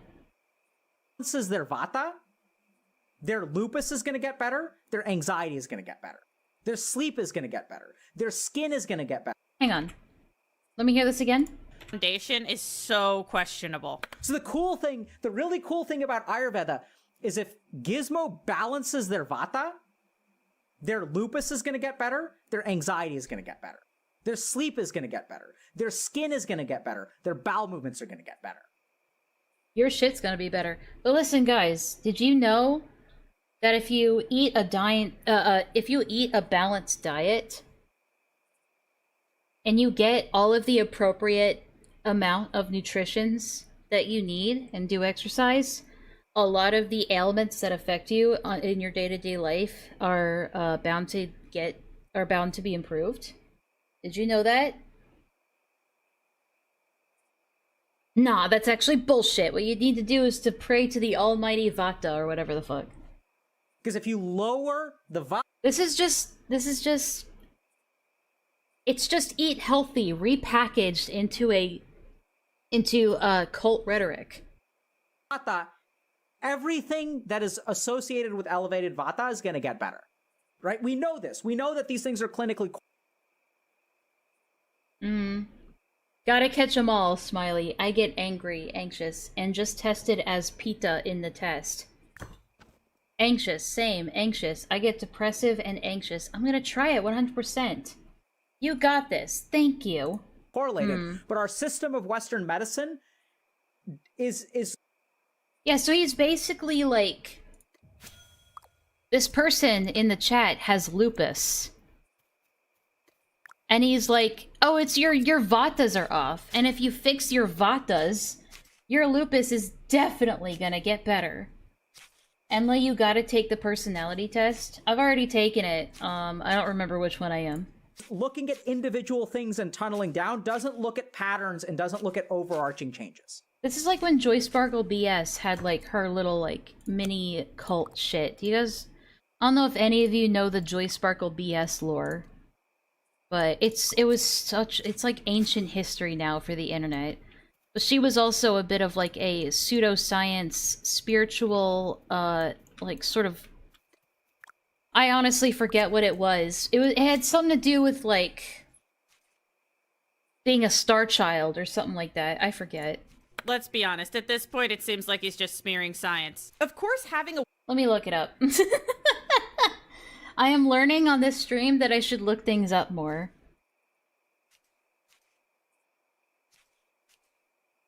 What was her stupid religion?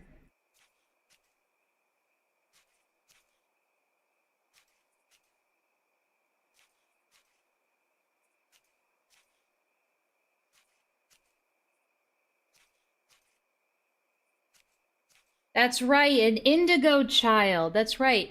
They were spouting all kinds of bullshit about like how autistic kids are not actually autistic. They're indigo children.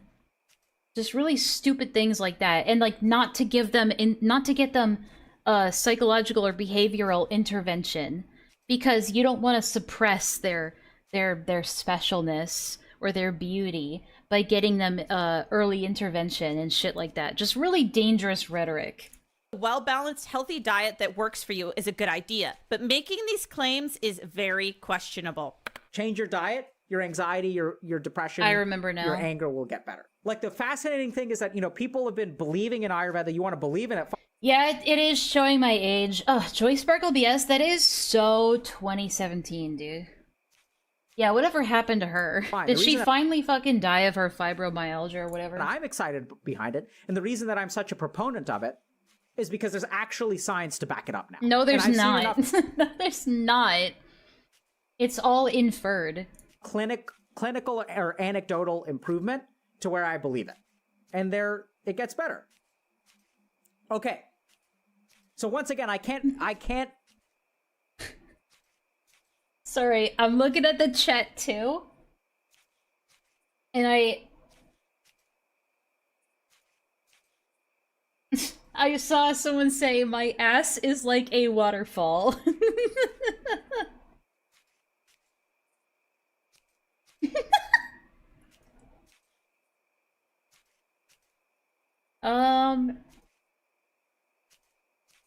That's because you got extra XP from the quest in the India region. You're not better than the others. You're not better, the others are just worse. I wish my doctor used words like OP. Provide medical advice. Someone says 5 head. Advice over the internet. But I can't provide medical advice over the internet. You just were. You were telling this person how to help their lupus by increasing their vata or whatever. Is that not like professional is that you not like giving your idea of what professional medical advice is? But I'm sure some of you are still thinking, well, Mr. K does a service. Simon Bramhall was an accomplished surgeon and well-respected in his field. He was convicted of having signed his initials on the livers of his patients in December Right, I remember this. 2017, and has since lost his medical license. Simon Bramhall did a service, but does it make what he did okay? Medical misinformation and health gurus have become a big business at this point. I think it's worth considering whether really fucking annoying or not things like this do damage to the faith that people have in doctors, or at the very least create noise and confusion for people who could otherwise have gotten the right kind of help faster. Yep. If you don't value science, then you're just listening to what you want to hear. But hold up. If we're using age as like a measure for how trustworthy a resource is, your source is from 2009, so how can we trust that? Help faster. If you don't value science, then you're just listening to what you want to hear. Let's be honest. Psychology is a pretty fuzzy social science that is on its way to becoming more scientific. That fuzziness or open space between ideas gives a lot of opportunities for people to leap in and give extreme explanations for complicated things. And to a young person with no background in psychology, I can certainly see how they'd come across as believable. I just feel like it's possible to create educational psychology content on the internet without doing all of this. Yeah. You know? Yes, I agree. You have a set of prayer beads? God damn it. Please go to real therapy. Amen. Guys, leave this video a like. Give this video a like.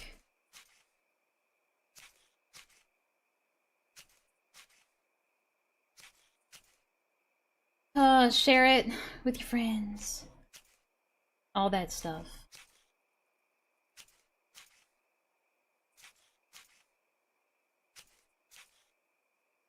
Excellent video, much desired since the guy has so much mainstream success without much pushback. Thank you, Ratatouille 2025. Thank you for your input.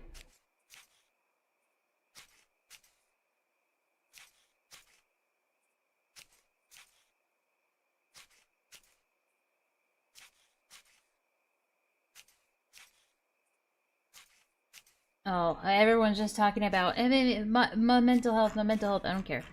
Anyway.